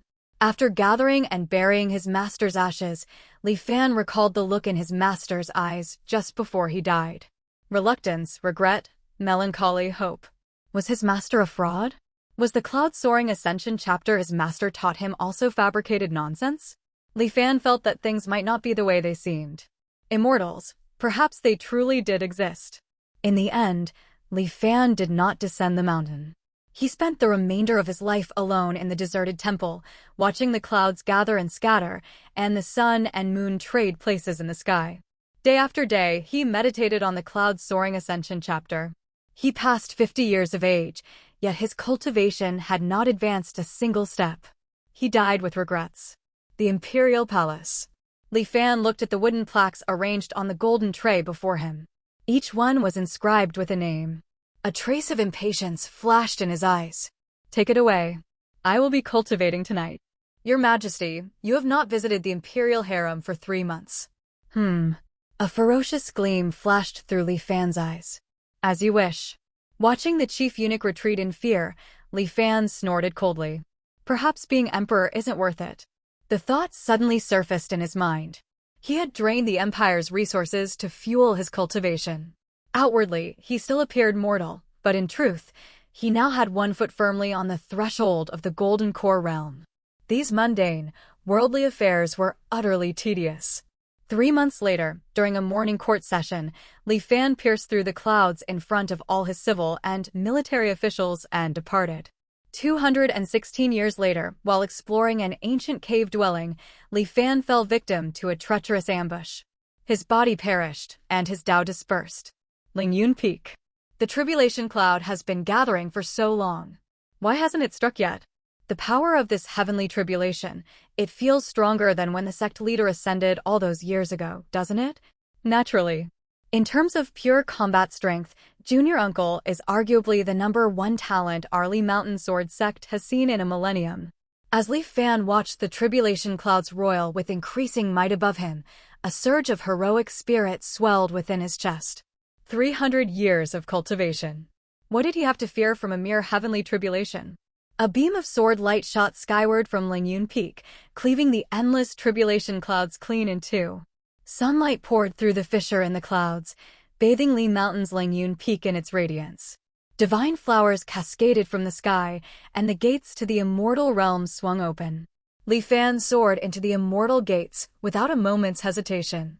Upon entering the immortal realm, Li Fan was furious to discover that all his seniors from Li Mountain who had ascended before him had been mysteriously killed by some unknown enemy. He cultivated while searching for the mastermind behind the murders. A century passed in his quest, yet he found no answers. While exploring an ancient secret realm, he was ambushed by a sworn brother who was traveling with him. He died, filled with utter shock and bitter resentment. The Northern Immortal Domain. Ever since Heavenly Imperator Fan unified the Azure Heaven Immortal Domain 2,000 years prior, he had embarked on a bloody campaign of conquest. Over the years, he had taken the heads of 5 immortal imperators and 16 immortal kings, cementing his reputation for unparalleled ferocity. Finally, the entire immortal realm was subdued, leaving only the Northern Immortal Domain clinging to a desperate, final breath. Now his armies were at their borders, and he vowed to eradicate the northern immortal domain within a year. At the center of the vast army, Qin Tang looked at Heavenly Imperator Fan, who sat with his eyes closed in repose. He wanted to speak, but was hesitating. Li Fan opened his eyes and looked at this trusted general who had fought by his side all this time, offering a rare smile. Qin Tang, you seem to have a question for me? I will not hide it from you, your majesty. There is indeed one matter I do not understand. Speak freely. From your humble mortal beginnings, you endured untold hardships before finally achieving the status of Heavenly Imperator. Your power is overwhelming, and all immortals in the realm tremble at the mention of your name. Yet, why have you never shown any intention of stopping? What is it, exactly, that you are so desperately pursuing? After exterminating Heavenly Imperator Zhuan and fully unifying the immortal world, what plans does your majesty have then? Qin Tang stared at Li Fan, voicing the questions in his mind. Haha, Li Fan let out a light laugh. What I seek is nothing more than eternal life, he said plainly. Qin Tang was stunned, as if he couldn't believe his ears. Eternal life? With your majesty's current cultivation, can your lifespan not already be considered eternal? Barring unforeseen circumstances, it wouldn't be difficult for you to live several million years more, would it? He asked, his face a mask of shock and incomprehension. Can a lifespan of a few million years truly be called eternal? Li Fan smiled faintly, merely posing the question in return. Within the barren heavenly tomb, over 100 ancient immortal imperators have long since turned to dry bones in their graves. Even those legendary ancient immortals who supposedly opened the immortal realm and possessed peerless divine power, are their bodies not now transformed into mountain ranges, suppressed beneath my very palace? This time, I intend to unify the immortal world, gathering the strength of all its immortals to construct a grand array that envelopes the entire realm. With it, I will shatter that so-called prison of immortals that has existed since ancient times. I wish to tread beyond immortality, to advance a step further. Li Fan's tone was calm, yet carried such firm resolve that it brooked no argument. Qin Tang was rendered speechless. He knew that there was nothing above the immortal realm, but he could only lower his head in silence. Everything proceeded according to Li Fan's plan. In just a single year, Li Fan unified the entire immortal realm. After that, he employed extremely bloody means to suppress all opposition. Gathering the resources of the whole immortal realm, he successfully constructed that grand array, intending to break the shackles of the immortal realm. As the array activated, the entire immortal realm trembled. Countless cracks appeared in the sky, and the entire world began to shatter. Li Fan laughed heartily and charged into the fissures. What greeted him was only endless darkness. With that, the trial of perseverance concluded. Qin Tang knew there was no need to continue the test. An anomaly had appeared in this trial. Even if he constructed endless worlds, he likely could not wear down this person's unyielding determination. If his master were here, he would probably be immensely pleased to see such a prodigious talent. It was just a pity. A trace of melancholy flashed in Qin Tang's eyes. With a long sigh, the crowd awoke from their illusory dreams one by one. They were still in the same plaza where they had started. Some were bewildered. Others immediately paled once they came to their senses. Some, however, looked enlightened, appearing to have gained something from the experience. Qin Tang looked at the varied expressions of the cultivators and announced with a smile, "The 3 trials have now concluded.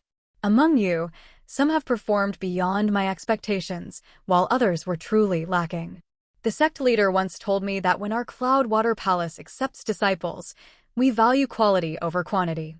He surveyed the crowd, his expression gentle. "As such, only half of you will remain." The faces of the cultivators who looked pleased a moment ago turned ugly upon hearing Qin Tang's words. What do you mean by that? They were acutely aware of their own performance across the 3 trials. Hearing that Qin Tang intended to kill half of the cultivators present, they were both shocked and enraged. Driven to desperation, they launched an assault against him. Qin Tang wasn't angered. He merely smiled faintly. "I, Qin Tang, Chief of the Technique Transmission Pavilion of Cloudwater Palace, humbly ask for your guidance."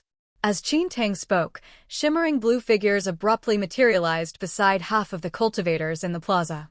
They were like perfect duplicates of their targets, identical in appearance, aura, and even strength. The moment they appeared, they launched relentless, lethal attacks. Our sect leader, my senior uncle, is a stern man. But my master once told me never to take things to the absolute extreme. If you can survive against your own reflections, I will not pursue this further. Qin Tang spoke slowly as he watched the cultivators struggle in fierce combat. The cultivators who had not been targeted, including Li Fan, quickly distanced themselves from the battle to avoid being caught in the crossfire. Li Fan began observing the situation after retreating to a safe distance. These blue reflections attacked with extreme ferocity, never tiring and seemingly immune to injury. Ordinary cultivators were simply no match for them. In moments, many found themselves overpowered. Before long, quite a few cultivators had already fallen dead at the hands of their own reflections. Those still struggling could barely hold on, and their situation was growing increasingly desperate. Cornered and frantic, they began hurling curses at Qin Tang. Wake up! What disciples are you even taking in?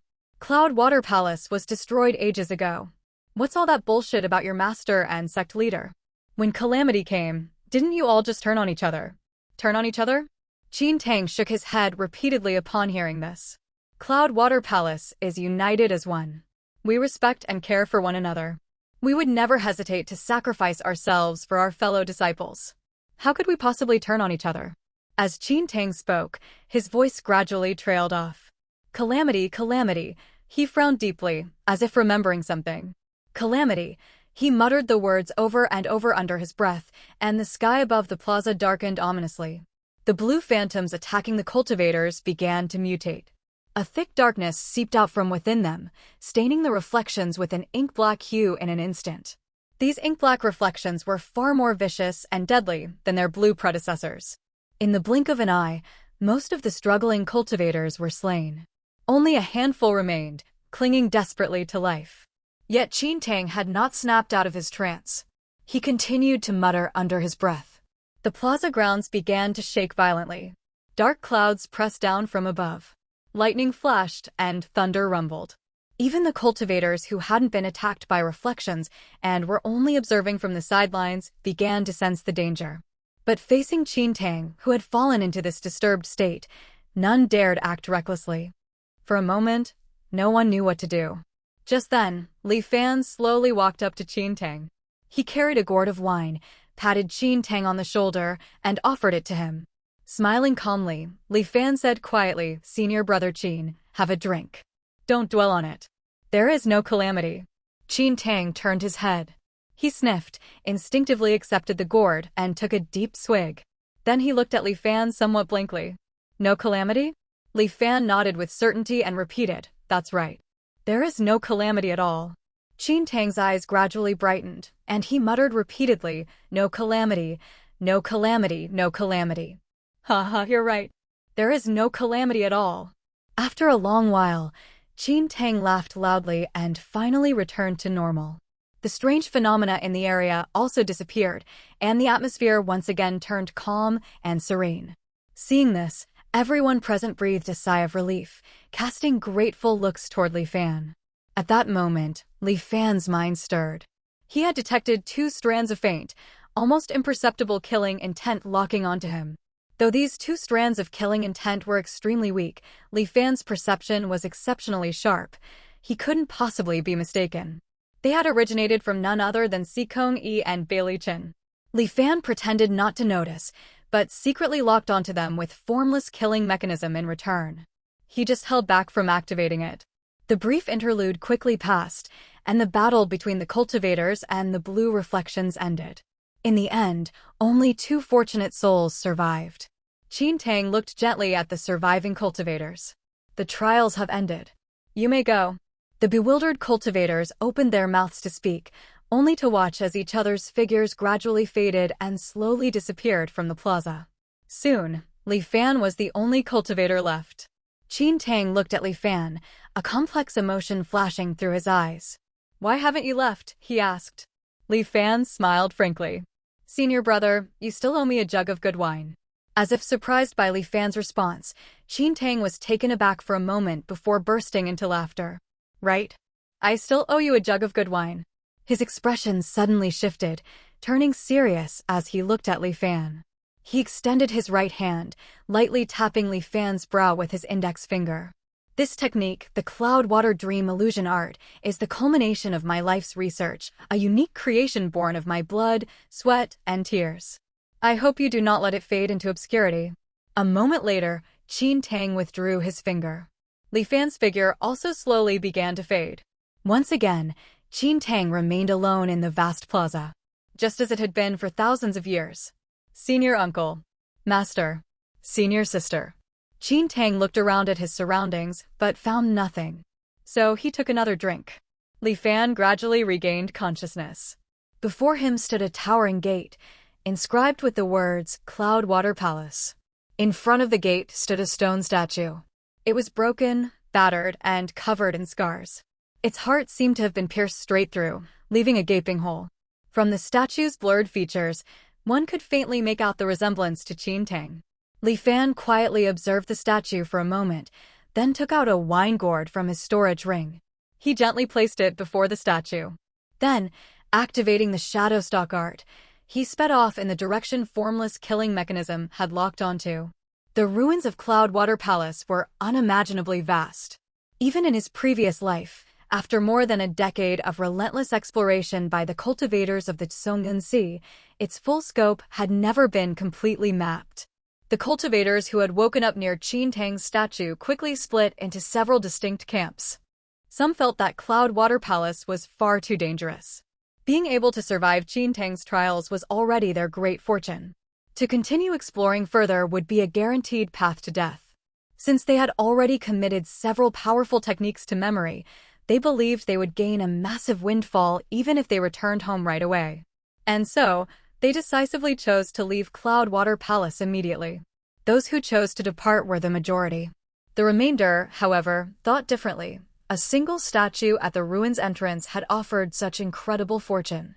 What kind of heaven-defying opportunities might lie within the legendary Alchemy Hall, Technique Transmission Pavilion, and Sect Treasury that were staples of ancient sects like this? Once greed takes root, it swells rapidly within the heart, becoming impossible to suppress. And so, these individuals vanished one after another into the thick mist, acting like they were possessed. By the time Li Fan caught up from behind, he found the entire group of cultivators already gone.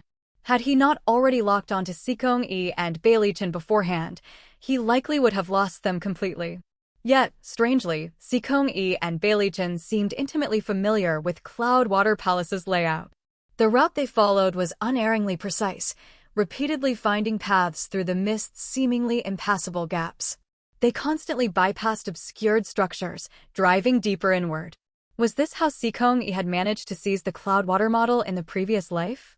Li Fan knew these secrets only because of his simulated experiences from that past life. So how did Sikong Yi know? An intense curiosity welled up within Li Fan. Simultaneously, his wariness grew. These two clearly harbored significant secrets of their own. Concealing his presence and aura even further, Li Fan shadowed them closely. Suddenly, the two men stopped. After pausing for a moment, Sikong Yi and Beilichin split up, each darting off swiftly in opposite directions. A divide-and-conquer tactic? Have they discovered me? Li Fan's eyes narrowed. He hesitated for a brief moment, then chose the direction Sikong Yi had taken. Pushing deeper into the mist, he eventually arrived at a pagoda-like structure. Sikong Yi stopped abruptly at the base of the pagoda, turned back to look in Li Fan's direction, and flashed a taunting smile. Then he plunged inside. How interesting. Does he plan to use one of Cloud Water Palace's death traps to kill me? Faintly visible through the white mist, the looming pagoda radiated an eerie, sinister aura. Memories from his previous life surfaced in Li Fan's mind. This was the Demon Refining Pagoda, one of the most dangerous areas within Cloud Water Palace. In the first 10 years after Cloud Water Palace opened, not a single cultivator who entered the Demon Refining Pagoda ever returned alive. Consequently, the cultivators of the Tsongun Sea had deemed it an absolute death trap, a place to be avoided at all costs. It wasn't until Anchor Year 21 in his previous life that an alchemy master, after risking his life, finally deciphered the bizarre rules within. If that's your plan, I'm afraid you're going to be disappointed. Li Fan smirked coldly and followed him inside. The moment he stepped across the threshold, a chilling, foul wind brushed against him, carrying the stench of rot and decay. The ground floor held a series of prison cells. But it seemed that too much time had passed. Only piles of bizarre, strangely shaped demonic bones remained inside them. Li Fan continued upward, finding the second floor pretty much the same. He proceeded all the way to the top. From a distance, a rambling, murmuring voice reached his ears. All my senior brothers and sisters are fighting on the front lines. Only I am useless, unable to help. I must refine more pills. Only then can I increase their strength as much as possible. Every additional pill I successfully refine increases the chances of my senior brothers surviving. But the demons and monsters in this demon refining pagoda are all dead. There are no more alchemical ingredients. What should I do? A man with unkempt hair, wearing loose, blue Taoist robes, sighed dejectedly, looking utterly helpless. Beside him, suspended in midair, 3 figures were bound by invisible ropes. One of them was Sikong-yi. The other 2 were cultivators who had entered the Cloudwater Palace with Li Fan, though it was unclear why they were here. Their faces were deathly pale, and their lips moved constantly, though he couldn't hear what they were saying. Before Li Fan could even react, his hands and feet suddenly felt constricted as if bound by ropes, rendering him immobile. He was then hauled into the air and fixed in place, just like the other 3. Having anticipated this very outcome, Li Fan felt no panic. It was only then that he could make out the muttered words of the other 2 captives. How did this happen? I clearly chose to leave this place right away. My vision just blurred, and then I was tied up here. My life is over, it's over. I was already outside Cloudwater Palace, and yet I was captured and brought back. It's time to refine pills. Just then, the man in Taoist robes suddenly snapped out of his rambling. Refine pills, refine pills. The man reached into his robes and dug around. Shortly after, he pulled out 2 black pills. The pills are refined, but I don't know how effective they'll be this time. He scratched his head, seeming troubled. Then, he suddenly slapped his thigh. Right? I just caught a few insects, didn't I? Perfect for testing the medicine. With that, he turned his gaze toward Li Fan and the others bound in the air, his eyes shifting between them. Which insect should I choose? Faced with the man's stare, an inexplicable sense of dread washed over them. They all froze, not daring to move, holding their breaths and remaining silent. This one. The robed man contemplated for a moment longer before his gaze settled on one of them. He immediately reached out and made a grasping motion. Seeing this, the chosen man could no longer maintain his composure. But his struggles were clearly futile, and no sound escaped his lips. His body flew toward the robed man, shrinking rapidly in size until he had truly become a tiny flying insect, landing in the palm of the robed man's hand. The insect's head still faintly resembled a human face, its expression one of extreme terror. As the robed man lightly pinched the human-faced insect, it emitted a frantic, buzzing wing beat. But it was all useless. The robed man held the insect in one hand and a black pill in the other. The pill was many times larger than the insect itself, yet it was forcibly shoved into the insect's mouth. The human-faced insect struggled in agony as it was compelled to swallow the pill. Its abdomen swelled to many times its original size, becoming a gigantic, bloated sphere. The insect's aura gradually faded, but its suffering had only just begun. Once inside its stomach, the pill seemed to be digested and began to shrink in size. However, a buzzing sound, like that of a swarm of mosquitoes, was suddenly emitted from the insect's body. As he spoke, he opened his mouth and inhaled the cloud of black insects into his stomach. Even though he already heard about the events within the demon refining pagoda and had prepared himself mentally, Li Fan still couldn't stop his eyelids from twitching violently. This scene was truly horrifying. The robed man looked at the remaining pill in his hand, seeming somewhat troubled. Should I test this one as well? His gaze flickered towards Li Fan and the other 2. All 3 of them held their breath. After a long moment, the robed man sighed. Forget it. They were refined in the same batch. The results should be similar. With that, he opened his mouth and casually tossed the black pill inside. Even after swallowing the pill, the man seemed completely unaffected, simply slipping back into his previous deranged state. He began muttering to himself again, complaining about not having enough alchemical ingredients while completely ignoring the 3 individuals bound in the air. Among the 3 survivors, Li Fan remained silent. Sikong Yi's face was an expressionless mask. The remaining man had already completely broken down. I'd have been better off dying at the hands of that Qintang. At least that would have been a quick death. Time seemed to lose all meaning within the demon refining pagoda. Their survival depended entirely on the whims of the robed man. An indeterminate span of time passed before the man snapped out of his deranged state once more. Again, he retrieved 2 pills from his voluminous robes, though this time they were an eerie green. Which insect should I test these on? The man hesitated for a moment. Then his eyes settled on Sikong Yi. This one will do. Li Fan immediately focused his attention. He wanted to see just what Sikong Yi was relying on that gave him the confidence to lure Li Fan into this death trap. To Li Fan's utter astonishment, Sikong Yi did not employ any means of resistance whatsoever. After being transformed into an insect and forced to swallow the green pill, he dissolved into a puddle of green liquid. Sikong Yi was dead.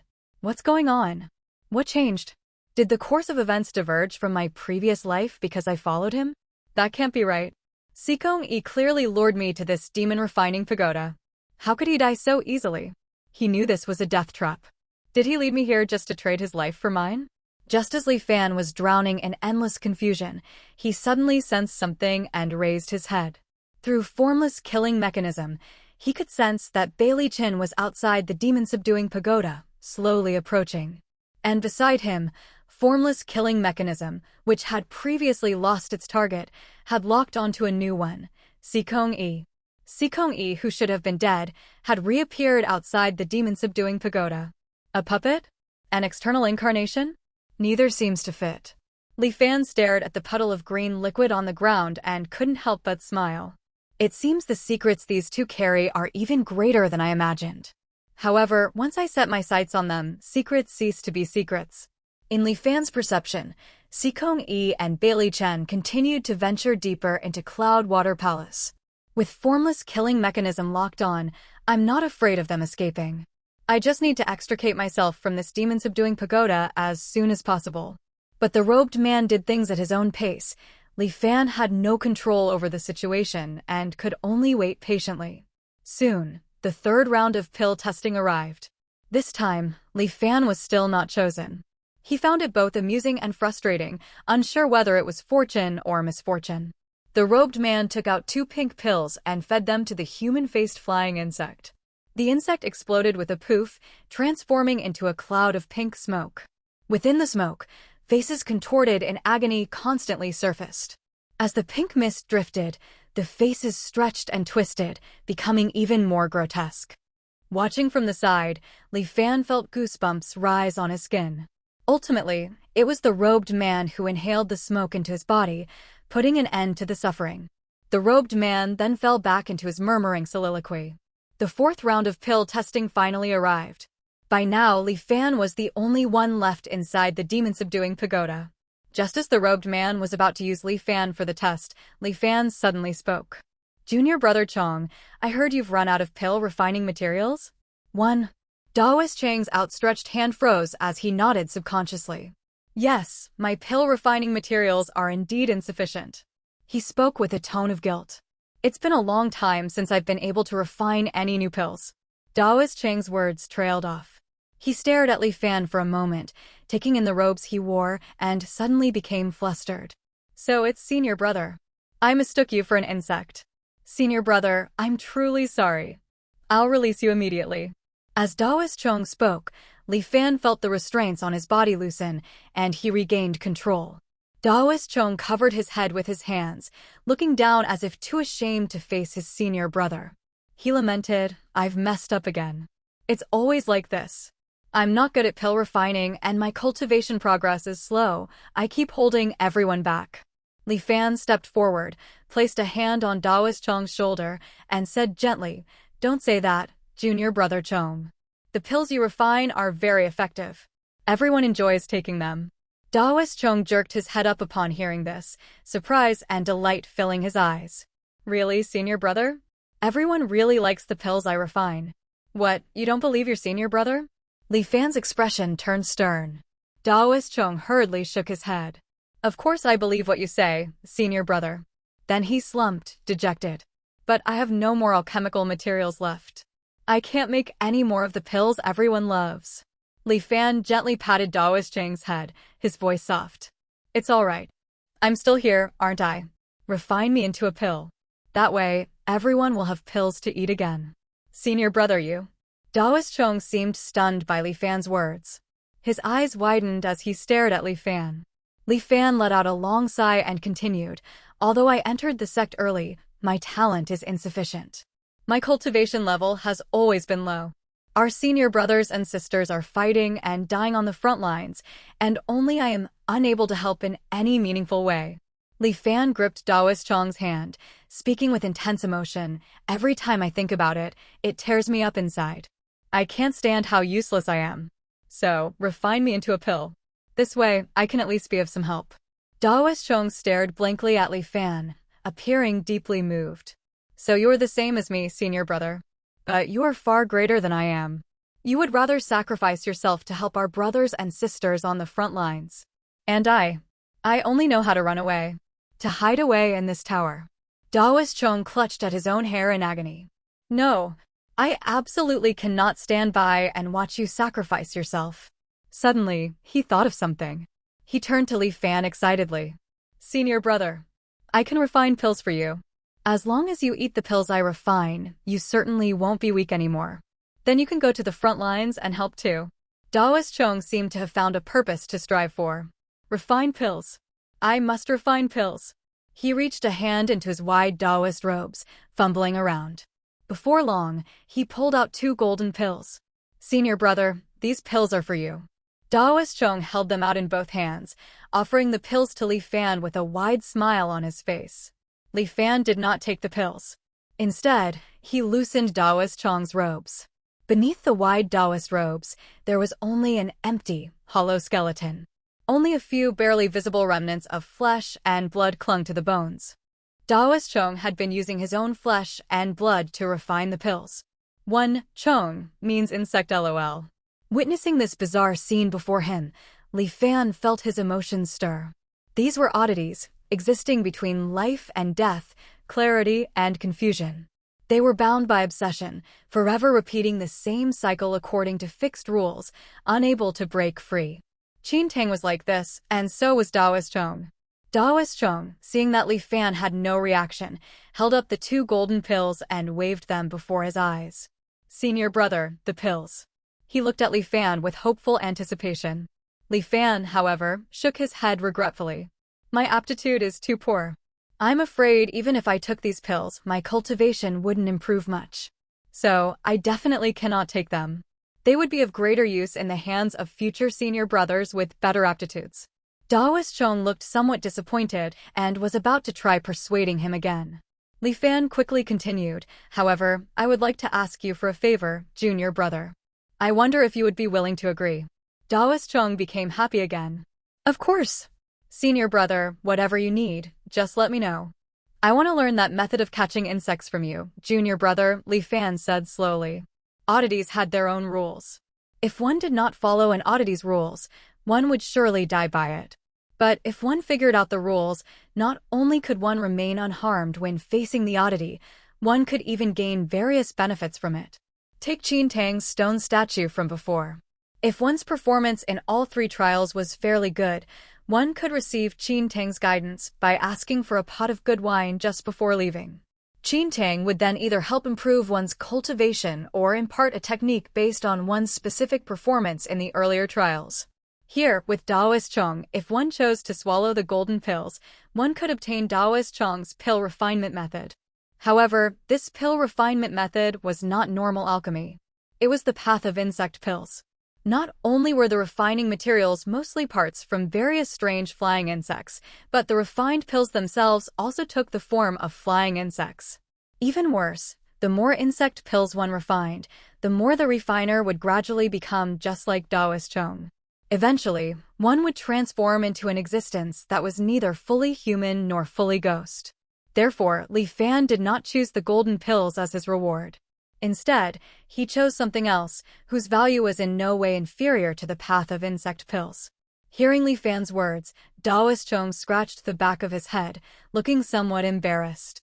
Senior brother, that insect binding net is just something I usually use for fun. Why would you want to learn that? Li Fan explained with complete seriousness. It's inevitable that some pesky insects will try to harass our senior brothers fighting on the front lines. I am weak and cannot personally join the battle against the enemy. But if I learn your insect binding technique, I can provide support from the sidelines, helping the senior brothers clear away these annoying pests. Hearing this, Daoist Chong had a sudden realization. I hadn't thought the insect binding net could be used like that. Senior brother, you are truly clever. Li Fan said sincerely, then I must trouble you to teach it to me, junior brother. Daoist Chong's face flushed red with excitement. All right, senior brother. I will give you the method for weaving the net right now. As he spoke, a buzzing sound came from behind Daoist Chong as 4 pairs of transparent wings manifested from his back. He reached behind and tore one of them off. The wings still carried traces of blood as Daoist Chong handed it to Li Fan. Li Fan gently touched it, and the transparent wing transformed into streams of radiant light that were absorbed into his body. Simultaneously, before his eyes, the world seemed to be crisscrossed by countless horizontal and vertical fine lines. He felt as if he could manipulate these threads at will, weaving them into a vast net capable of capturing every living thing within his sight. This is it. The divine ability, insect binding. The illusion of the giant net gradually faded, but Li Fan knew he had already acquired this immensely powerful divine ability. As long as the target's cultivation level was lower than his own, he could instantly restrain them by activating the insect binding divine ability. Any cultivator bound by insect binding would find all the divine abilities or arcane arts they possessed utterly useless. They could only await their inevitable fate, like insects trapped in a web. At first glance, the insect binding divine ability seemed rather limited, as it could only be used on cultivators of a lower level. But in reality, this wasn't the case. One had to understand that cultivation level did not always equate to actual combat strength. Which cultivator didn't have 1 or 2 hidden trump cards?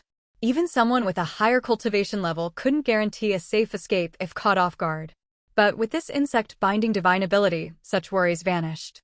As long as his cultivation was superior, he could deliver a crushing, overwhelming blow and capture his opponent alive.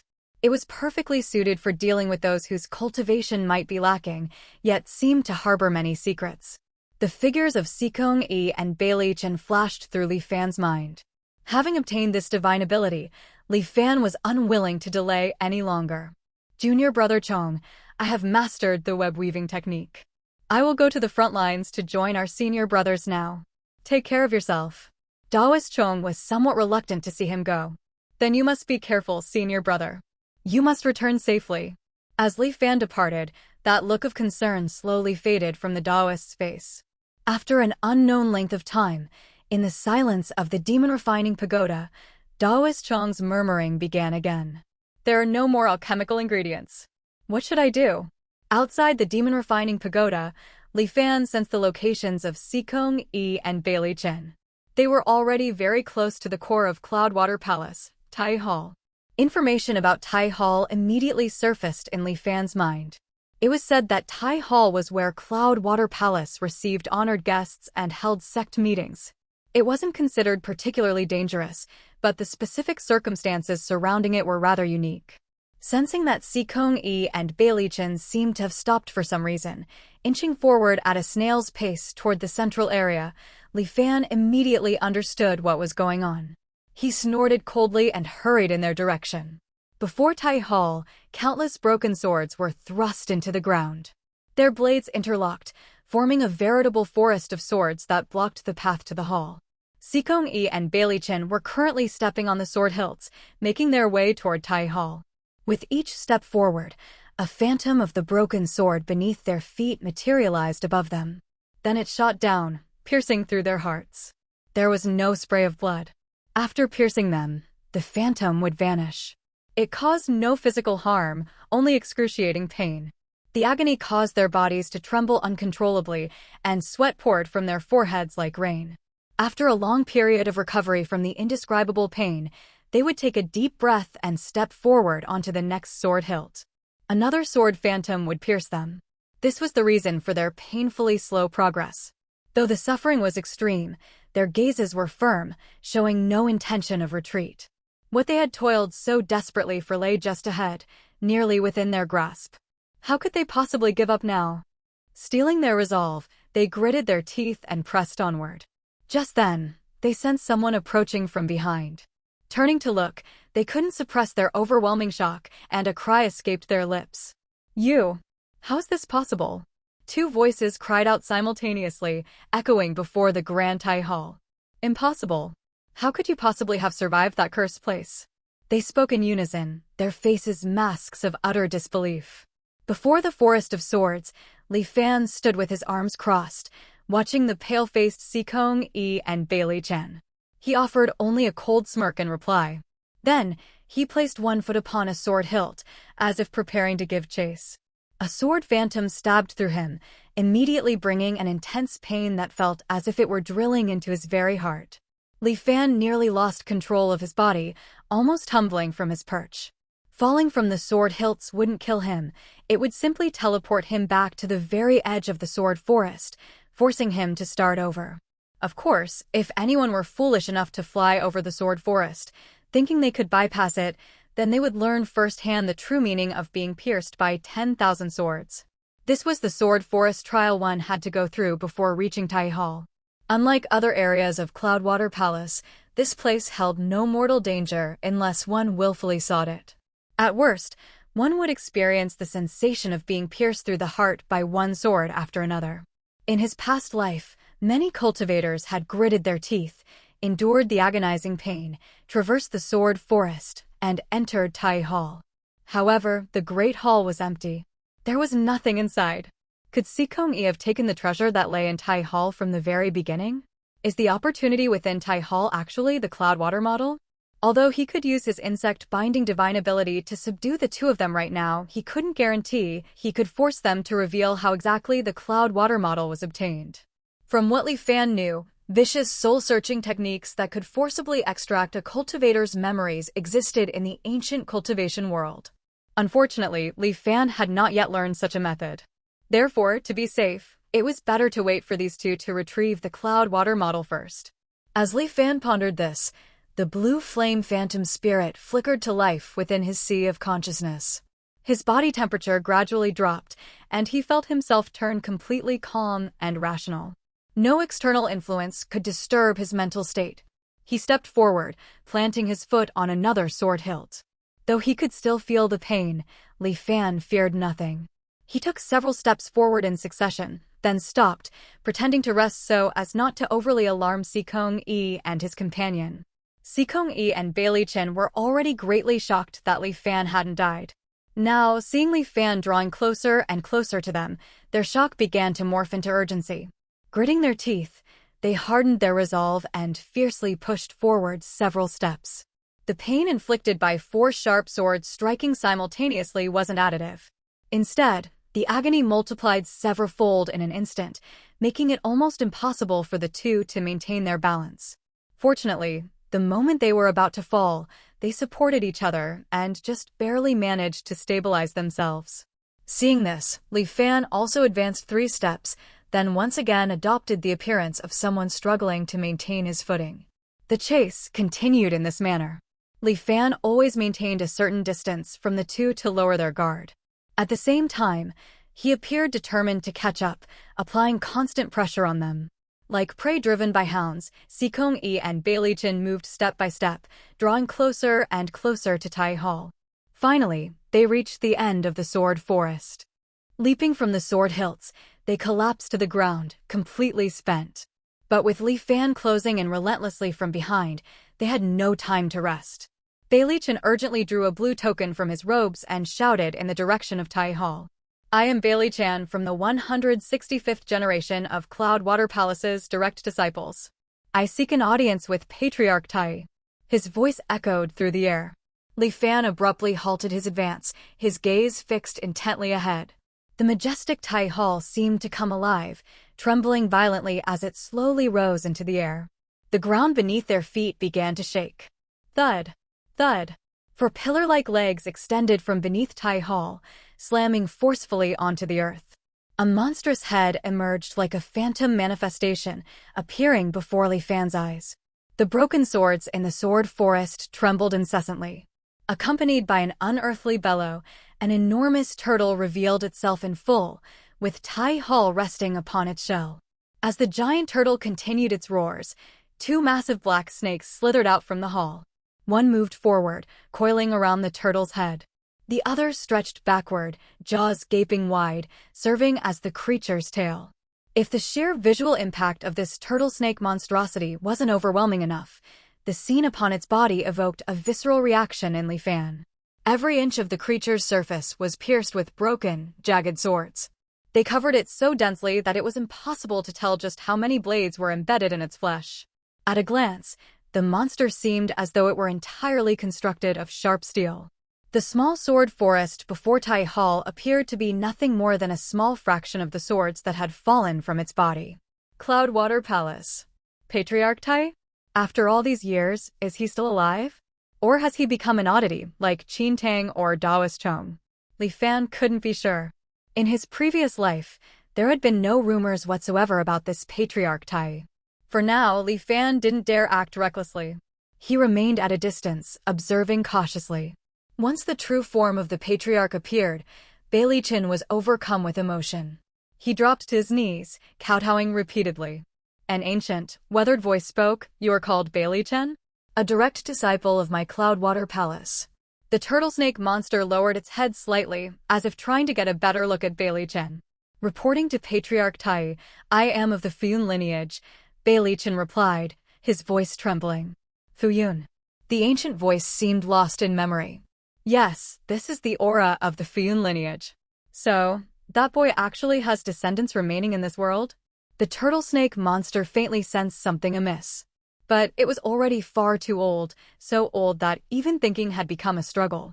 The pain from the countless broken swords piercing its body acted like a vicious curse, constantly clouding its mind. After a moment of futile pondering, it slowly spoke again. Then, "Why have you awakened me?" Bailey Chin seemed to exhale in relief, suppressing his excitement as he hurriedly said, "I humbly request the Patriarch to bestow the Cloudwater model upon me." The Cloudwater model? What is that? Let me think. A moment passed. So it's that. It's nothing particularly significant. The turtle-snake monster's tone carried a hint of nostalgia. Back then, Han Hai once said, "This item can only be entrusted to a disciple of Cloudwater Palace. Since you are a descendant of Fuyun." Here, the turtle-snake monster hesitated for a moment. Then it continued slowly, "Then entrusting it to you seems not entirely improper." Bailey Chen's face erupted with ecstatic joy, and he couldn't stop kowtowing. "Thank you, Patriarch. Thank you, Patriarch." Just as the turtle-snake monster prepared to hand over the Cloudwater model to Bailey Chen, a voice suddenly cut through the air. "Hold it." Both Bailey Chan and the turtle-snake monster turned to look in the direction of the voice. They saw Li Fan stepping swiftly atop the sword hilts, moving closer at incredible speed. Sword shadows pierced through his body continuously, yet the pain seemed to have no effect on him whatsoever. In 3 great strides, Li Fan swiftly crossed the sword forest and landed gracefully. Catching his breath, he cupped his hands in salute toward the turtle-snake monster. "I, Disciple Li Fan, am also a direct disciple of Cloudwater Palace. I too request the Patriarch to bestow the Cloudwater model upon me." As he spoke, he began operating the Cloudwater Dream Illusion Art. This unexpected complication arose at the critical moment when the treasure was just within reach, filling Bailey Chan with both shock and fury. He glared at Li Fan and couldn't help but roar angrily, "Where did this fraud come from? The disciples of Cloudwater Palace have long since perished." Halfway through his words, Bailey Chin realized the impropriety of his statement and abruptly cut himself off. "Patriarch Tai, please discern the truth. This person absolutely cannot be a true disciple," he said through gritted teeth. The turtle-snake monster, however, paid no attention to his words, instead carefully examining the aura of the technique Li Fan operated. The Cloudwater Dream Illusion Art. I never thought that little Qin would also have a successor. Good, very good. As if deeply moved, the turtle-snake monster's massive body trembled slightly, and its ferocious expression relaxed a bit. Indeed, this technique was personally passed down by senior brother Qintang. Naturally, I can be considered a disciple of Cloudwater Palace, Li Fan nodded, his expression unchanging. Never expecting Li Fan's words to actually be true, Bailey Chen's face instantly darkened. Both he and Sikong fixed Li Fan with deadly stares, killing intent surging in their eyes. Sensing their rapidly swelling murderous aura, Li Fan merely responded with a faint smile. You're a true disciple, and this young one is also a true disciple. Both of you desire the Cloudwater model. This is truly a headache. The turtle snake monster's brain seemed to be working overtime, its gaze shifting back and forth between Li Fan and Bailey Chen. After a while, it finally devised a solution. In that case, according to the sex rules, the two of you shall spar with each other. I will give the Cloudwater model to the winner. The turtle snake monster appeared quite pleased with its own idea. It shook its body, moving its stiff limbs. One broken sword after another fell from its body, drifting down in an eerily unnatural trajectory. They landed at the edge of the sword forest below, expanding the forest's boundaries. Disciples of Cloudwater Palace respect and care for one another. As you spar, remember to exercise restraint and know when to stop, the turtle snake monster instructed in its ancient, raspy voice. Then, countless broken swords flew from its body. They embedded themselves into the ground around Li Fan and Sikong Yi, leaving only a blank space in the center, forming a natural arena. Well, you may begin, the turtle snake monster grunted. Li Fan chuckled softly. Rest assured, Patriarch. I will certainly spare junior brother Bailey's life. Bailey Chen did not reply, but the killing intent in his eyes had already reached its peak. Above his head, 21 spinning blue water swords suddenly materialized. Forming a sword array, they whistled through the air as they shot toward Li Fan. Li Fan simply extended his right hand and made a gentle grasping motion toward Bailey Chen. The outcome was decided in an instant. Even if he had 1,000 techniques left, Bailey Chen could no longer use any of them now. He was instantly bound midair as if trapped in an invisible giant net, completely immobilized. The 24 water swords also dissipated mid-flight. Tai, who had been slumbering for thousands of years, began commenting on the fight with great interest. However, his rusted mind caused his commentary to lag a beat behind. By the time his voice caught up, Bailey Chen had already been subdued by Li Fan. Not bad. The sea-coming sword art. He's already manifested 21 swords, not far from a large degree of mastery. Eh? Is that little Chang's binding art? Never thought he'd pass it on to an outsider. As the turtle snake monster provided commentary, both Bailey Chen and Sikong Yi's faces simultaneously revealed expressions of utter horror. They knew exactly what this method that had so effortlessly restrained Bailey Chen was. It was unmistakably identical to the technique used by that Taoist oddity inside the demon refining pagoda. Escaping from that Taoist oddity was one thing, but learning his divine ability too? How was that possible? Could this person truly be a disciple of Cloudwater Palace? Otherwise, none of this made any sense. But all Cloudwater Palace disciples had clearly perished in the calamity millennia ago. Just who is he? Endless doubt and fear surged within Bailey Chen and Sikong Yi. Not good, this person was far too mysterious. If they fell into his hands. As they looked at Li Fan's kind face, they couldn't help but shudder. They had to escape. And so, under the gazes of both the turtle snake monster and Li Fan, something bizarre occurred. Bailey Chen, who had been immobilized by insect binding, underwent a sudden transformation. In the blink of an eye, he became Sikong Yi. Meanwhile, Sikong Yi, who had been observing from the sidelines, now took on Bailey Chen's appearance. It wasn't just their appearances that had swapped. Their auras, cultivation levels, and even Li Fan's lock on them via formless killing mechanism had been exchanged instantaneously. Li Fan's expression darkened, but then he heard the one who now appeared as Bailey Chen shout, "My skills are inferior. I concede defeat. The Cloudwater model is yours, senior brother. I beg Patriarch Tai to send me out of Cloudwater Palace." This is... The turtle snake monster also seemed curious about what had just transpired, but just as it began to ponder, it was interrupted by Bailey Chen's plea. "You wish to leave this place?" That's good. It's good to leave." Amid the turtle snake monster's murmurs, blue light enveloped Bailey Chen, causing his form to twist and distort. With one last hateful glance toward Li Fan, he vanished without a trace. As for Sikong Yi, whom Li Fan had bound, he lost all signs of life in that same instant. Under Li Fan's watchful gaze, he slowly crumbled into ashes. Then, in Li Fan's perception, Sikong Yi reappeared beside Beilichin outside Cloudwater Palace, just like what had happened not long ago at the Demon Refining Pagoda. The two fled with all their might, putting as much distance between themselves and this place as possible. Thinking of running? It won't be that easy. Having been locked onto by formless killing mechanism, there was no way they could escape Li Fan's grasp unless they put a truly immense distance between them. In no hurry to pursue them, Li Fan instead turned to inquire with the turtle snake monster before him. Patriarch Tai, might I ask what technique Beilichin was practicing? Switching living people? It seems rather miraculous. It looks familiar. I feel like I've heard of it somewhere. After a moment, he said regretfully, I'm old. My memory isn't what it used to be. I can't recall.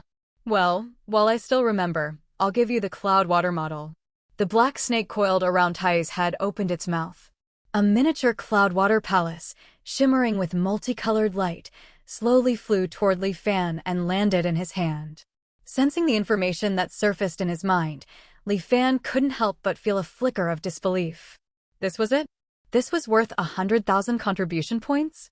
It turned out that the Cloudwater model was exactly what it appeared to be, nothing more than a tiny, exquisitely detailed model of Cloudwater Palace.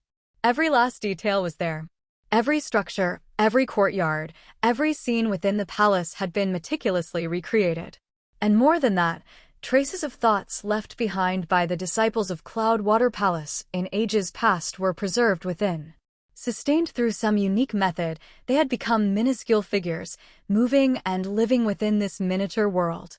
By channeling his divine sense through this multicolored model, Li Fan could experience Cloudwater Palace as if he were truly walking through its ancient halls. But beyond that, the Cloudwater model didn't seem to serve any other remarkable purpose. Perhaps Cloudwater Record would be a more fitting name for this thing. He mused inwardly. Or maybe it holds some deeper secret. Otherwise, why would someone offer 100,000 contribution points for it? Numerous questions swirled in Li Fan's mind, but now wasn't the time to pursue them. Storing the model in his storage ring, Li Fan cupped his hands toward the turtle snake monstrosity. Patriarch Tai, I request to be sent from this place as well. I have matters to attend to with my junior brother, Beilichin. A moment later, Tai's ancient, weary voice echoed, Yes, it's good to leave. It's good to leave. His tone was exactly the same as when he had sent Beilichin away.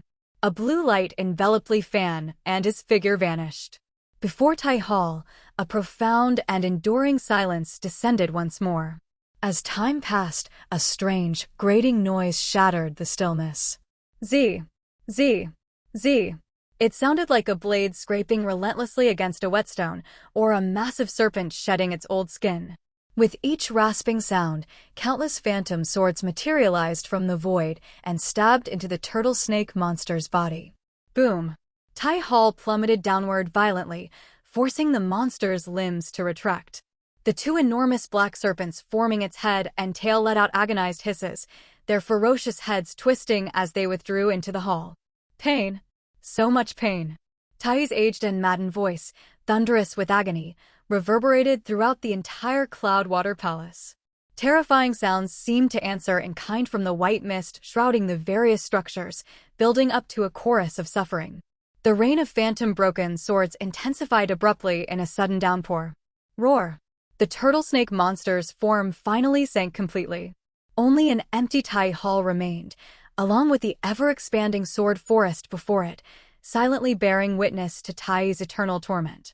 The Tsongyun Sea. Li Fan's vision blurred, and he found himself back above the vast blue sea, though now outside the central region where the ruins of Cloudwater Palace lay. Sensing the locations of Sikong Yi and Beilichin, Li Fan activated the Shadow Stalk Art, closing in on them rapidly. Simultaneously, formless killing mechanism finally sprang into action.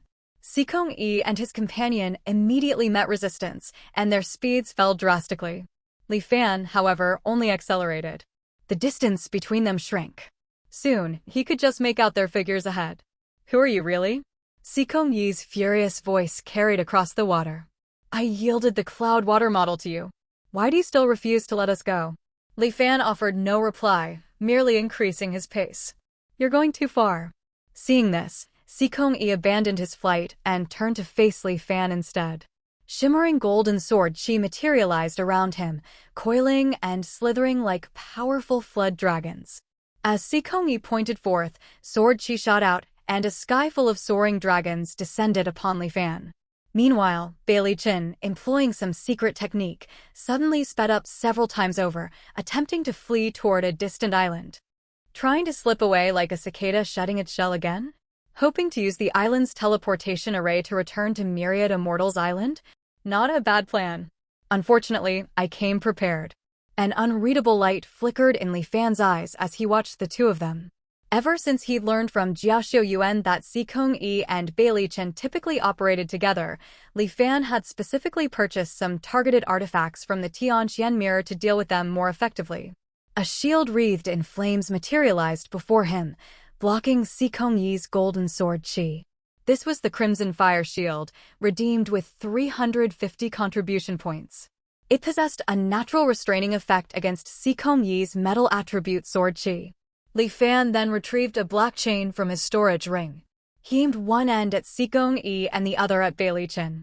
With a gentle toss, the black chain rapidly extended, binding Sikong Yi and Bailey Chen together with lightning speed before they could react. The chain then contracted violently. Bailey Chen, who had been fleeing at breakneck speed, was yanked back hard, tumbling through the air towards Sikong Yi. This was the soul-locking chain. Li Fan had spent 958 contribution points to have it custom-made by a Foundation Establishment artifact forging master from the Myriad Immortals Alliance. Once two people were connected by this chain, they could not separate beyond a certain distance. Finally, looking at the two bound together, Li Fan produced an array diagram. This was the Azurewood Violet Flame Array, redeemed with a full 1,500 contribution points. It was extremely powerful. Once activated, an ordinary Chi refinement cultivator would be reduced to ashes in 2 to 6 hours.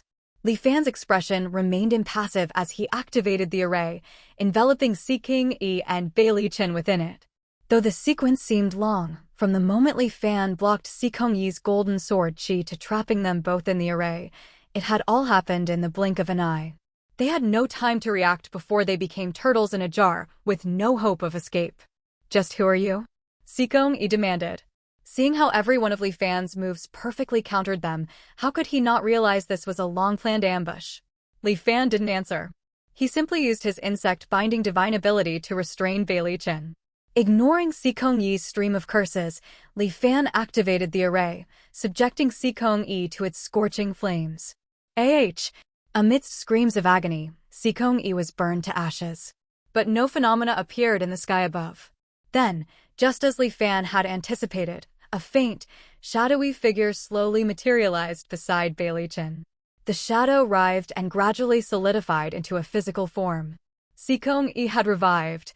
Li Fan narrowed his eyes and activated the array again. The screams continued. Sikong Yi died once more. After this revival, his cultivation had fallen from the late-stage Qi refinement realm to the mid-stage Qi refinement realm. Li Fan began to understand. The violet flames leaped, and Sikong Yi faced yet another death. Sikong Yi's curses turned to pleas for mercy, then to tearful, agonized begging. But Li Fan remained unmoved. This Sikong Yi was mysterious and unpredictable, with incredibly strong life-preserving methods. Li Fan had already stolen the cloud water model worth 100,000 contribution points from him, forging an irreconcilable enmity. Even if he couldn't force his secrets out of him, Li Fan would never let him escape. The Azurewood Violet Flame Array was activated again and again. Soon, Sikong Yi's cultivation had dropped to the early-stage Qi refinement realm. Despair washed over his face, and he broke down, begging Li Fan for mercy. To save his own life, he chose to lay bare all his secrets. Li Fan listened in silence, his expression shifting constantly.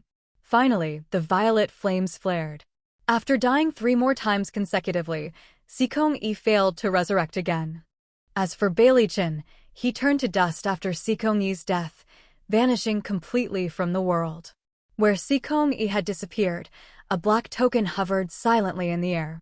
Li Fan picked up the token, and a stream of information instantly flooded his mind. He who holds this token shall command the heaven-swapping sect. The fall of a Qi refinement cultivator was far less spectacular than that of a foundation establishment cultivator. There were no dazzling pyrotechnics of a curio of heaven and earth, only two crimson clouds that abruptly manifested across the sky. Qi refinement cultivator Sikong-yi practiced the Tao for 35 years. In the Tsungen Sea, he was slain by Qi refinement cultivator Li Fan. Qi refinement cultivator Bailey Chen practiced the Tao for 3 years. In the Tsungen Sea, he was slain by Qi refinement cultivator Li Fan. Now his body perishes and his Tao disperses, returning to heaven. Beneath the flame-scorched clouds, Li Fan stood silently, fingers tracing the heaven-swapping token in his hand. It took a long while for him to suppress the surge of greed rising within him. A fine treasure, but unfortunately, it is not my path. The heaven-swapping token was a supreme treasure of the heaven-swapping sect. The heaven-swapping sect was a hidden sect that had existed since ancient times. Unlike other sects that established territories and widely accepted disciples, the heaven-swapping sect had no fixed headquarters, and each generation often had only a single successor. Thus, when the Great Reformation arrived, ushering in an apocalyptic scene of bloody storms for all other sects, it had little effect on this sect. The reason the heaven-swapping sect could persist for nearly 10,000 years with only a single member, never having its lineage severed, was largely due to its unique technique. The name heaven-swapping was a combination of two parts, heaven-stealing and sun-swapping. 1. Heaven-stealing. Practitioners of the technique could use essence blood and some special materials to create a special avatar. Unlike external incarnations created through typical techniques, this avatar not only possessed its own unique appearance, aura, spirit, realm, and cultivation, but even had its own independent providence. It could be completely regarded as another person. Sun-swapping. When creating the avatar, if one added the remains of a deceased cultivator or mixed in the essence blood of a still-living cultivator, one could strip away a portion of the target's innate talent, providence, and other attributes, grafting them onto the avatar. Of course, if these were all, it still wouldn't demonstrate the true power of the heaven-swapping sect. The heaven-swapping art, combined with the token in Li Fan's hand, formed the complete system. This heaven-swapping token was forged thousands of years ago by Sikong-yu, the 38th generation successor of the heaven-swapping sect. She had witnessed the Great Reformation descend with her own eyes and watched countless cultivators slaughter each other. In that period, lives were as cheap as ants. Deeply terrified, she urgently sought a perfect method to preserve her life. Thus, after a century of painstaking research, studying countless artifact forging methods, she finally created this heaven-swapping token. The token had numerous uses. First, it held an extremely spacious storage dimension within. Second, after being refined, the token could be freely transferred between the owner's true self and avatar, ignoring spatial distance limitations. Third, and most importantly, through the heaven-swapping art, one could transfer the life essence, both of the avatar and the true self, into this token. So long as the token remained undestroyed, even if the true self and avatar were killed, the user could consume the essence blood accumulated consistently within the token to reconstruct a new body, thereby achieving resurrection. Simply put, after the technique was fully cultivated, both the true self and the avatar presented to outsiders were simply empty shells. That heaven-swapping token was the true essential body. After Sikong-yu's unorthodox modifications, this technique grew rather uncanny. Yet, it was highly effective. For thousands of years, relying on this bizarre technique, disciples of the heaven-swapping sect could escape unscathed from any perilous situation. Thus, the heaven-swapping sect endured and thrived for millennia. That was until Sikong-yi encountered an anomaly like Li Fan, who could go back in time itself. The heaven-swapping art was not without its flaws. It possessed several critical weaknesses. For instance, the true self and the avatar had to remain within a certain proximity. The farther apart they were, the more the avatar's power waned. If the distance exceeded the limit, the avatar would only retain early-stage Qi refinement realm cultivation. Furthermore, since their life essence was tethered to the token. When a disciple of the heaven-swapping sect died, a fragment of their soul would remain trapped within the token, unable to find release. These soul fragments often retained crucial shards of their memories. In moments of crisis, the token's new owner could even release them to confront enemies. Li Fan extended his divine sense into the heaven-swapping token. The vast storage space within was mostly empty, save for Sikong Yi and another blurred, indistinct soul fragment that drifted about aimlessly. His divine sense coalesced into a giant hand, seizing these two remnants and sifting through their lingering memories. After a long while, Li Fan finally understood why this millennia-old legacy of the heaven-swapping sect had fallen into such dire straits. The origin of it all traced back to Sikong Yi's so-called master, Sikong Bo. Over the centuries, the heaven-swapping sect had navigated countless dangers unscathed, which led to growing arrogance and increasingly reckless behavior. By Sikong Bo's generation, this hubris had reached its peak. On a distant continent, having advanced to the Foundation establishment realm, Sikong Bo grew dissatisfied with the avatar he had previously created. He decided to gather materials and craft a new one. It was then, in a remote mountain village, that he encountered a child of 5 or 6. This child possessed an innate immortal physique. Not only was he preternaturally strong, but his cultivation speed was terrifyingly fast. At such a tender age, he had already reached the final stage Qi refinement realm and was preparing to establish his Dao foundation. Sikong Bo was utterly captivated. After observing in secret for a time, Sikong Bo discovered that the child's providence was even more extraordinary.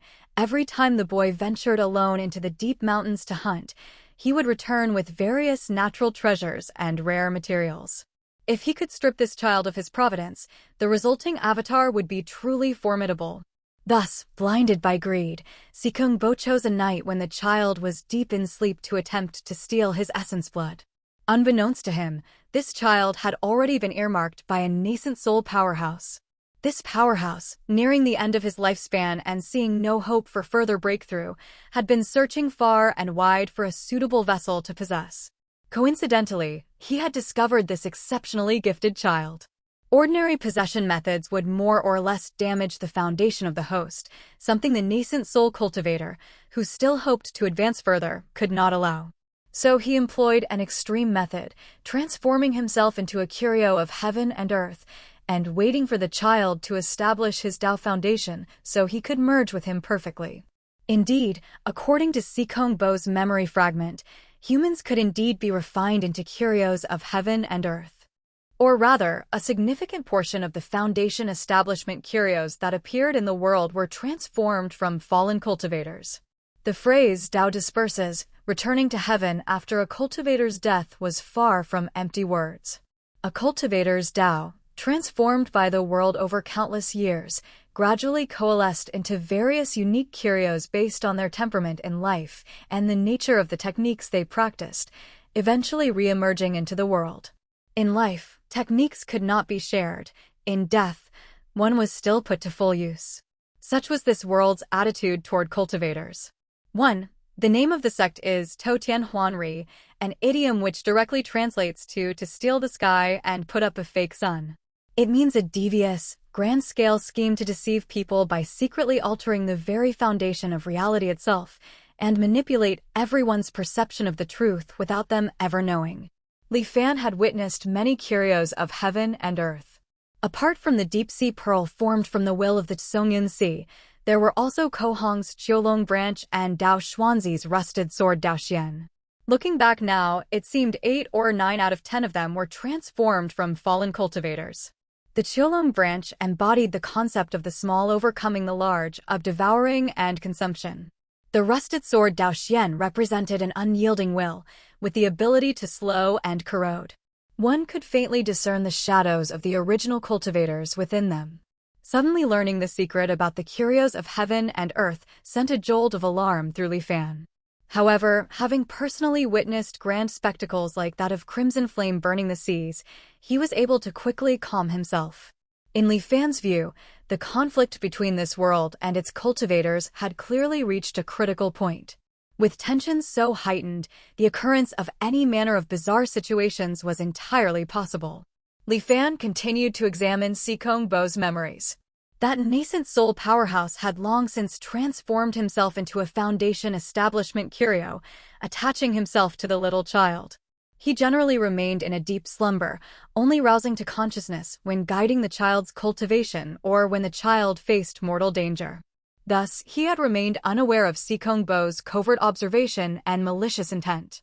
It wasn't until that night when Sikong Bo attempted to seize the child's essence blood that the powerhouse was abruptly startled awake. The nascent soul powerhouse flew into a rage immediately. This child was his key to potentially achieving spirit transformation, even Tao unity. How could he allow others to covet such a treasure? He manifested his form, an azure willow tree, intent on striking Sikong Bo down on the spot.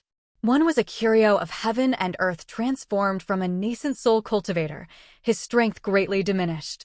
The other, though only at the Foundation establishment realm, possessed the millennia-old secret inheritance of a hidden sect, with endless, unpredictable methods at his disposal.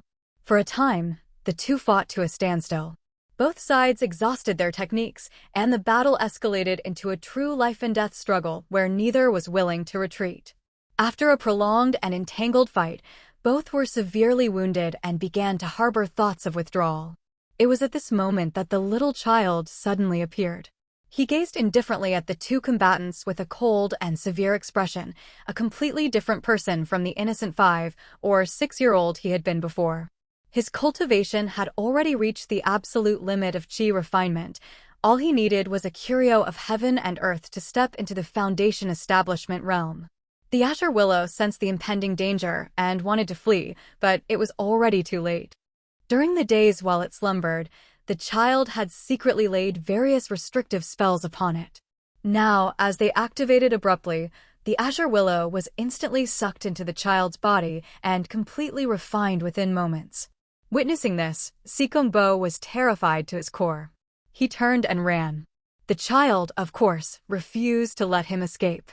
Though the child had just entered the Foundation establishment realm, his every movement carried the subtle bearing of a grandmaster. Each strike unerringly targeted Sikong Bo's vital points. Moreover, he seemed to possess a deep understanding of Sikong Bo's origins.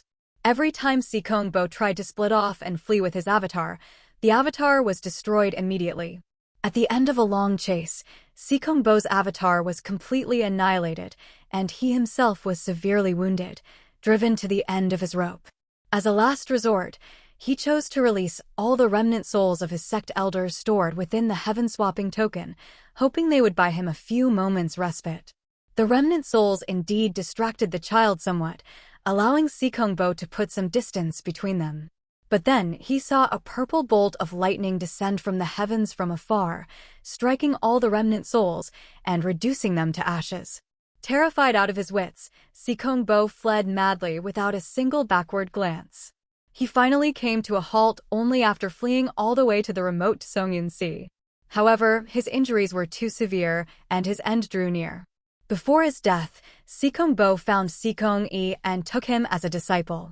After hurriedly passing down the heaven-swapping art and the token to him, Sikong Bo perished. As for Sikong Yi's memories, they were far simpler compared to his master's thrilling experiences. Although he had inherited the legacy of the heaven-swapping sect, his cheap master had left him almost nothing upon his death. The life of a rogue cultivator was exceedingly difficult. Even gathering the materials to refine an avatar proved a daunting task. Thus, after painstakingly cultivating to the chi refinement realm on his own, he decisively chose to join the Myriad Immortals Alliance. After breaking through to the mid-stage chi refinement realm, he began collecting materials to refine his own avatar.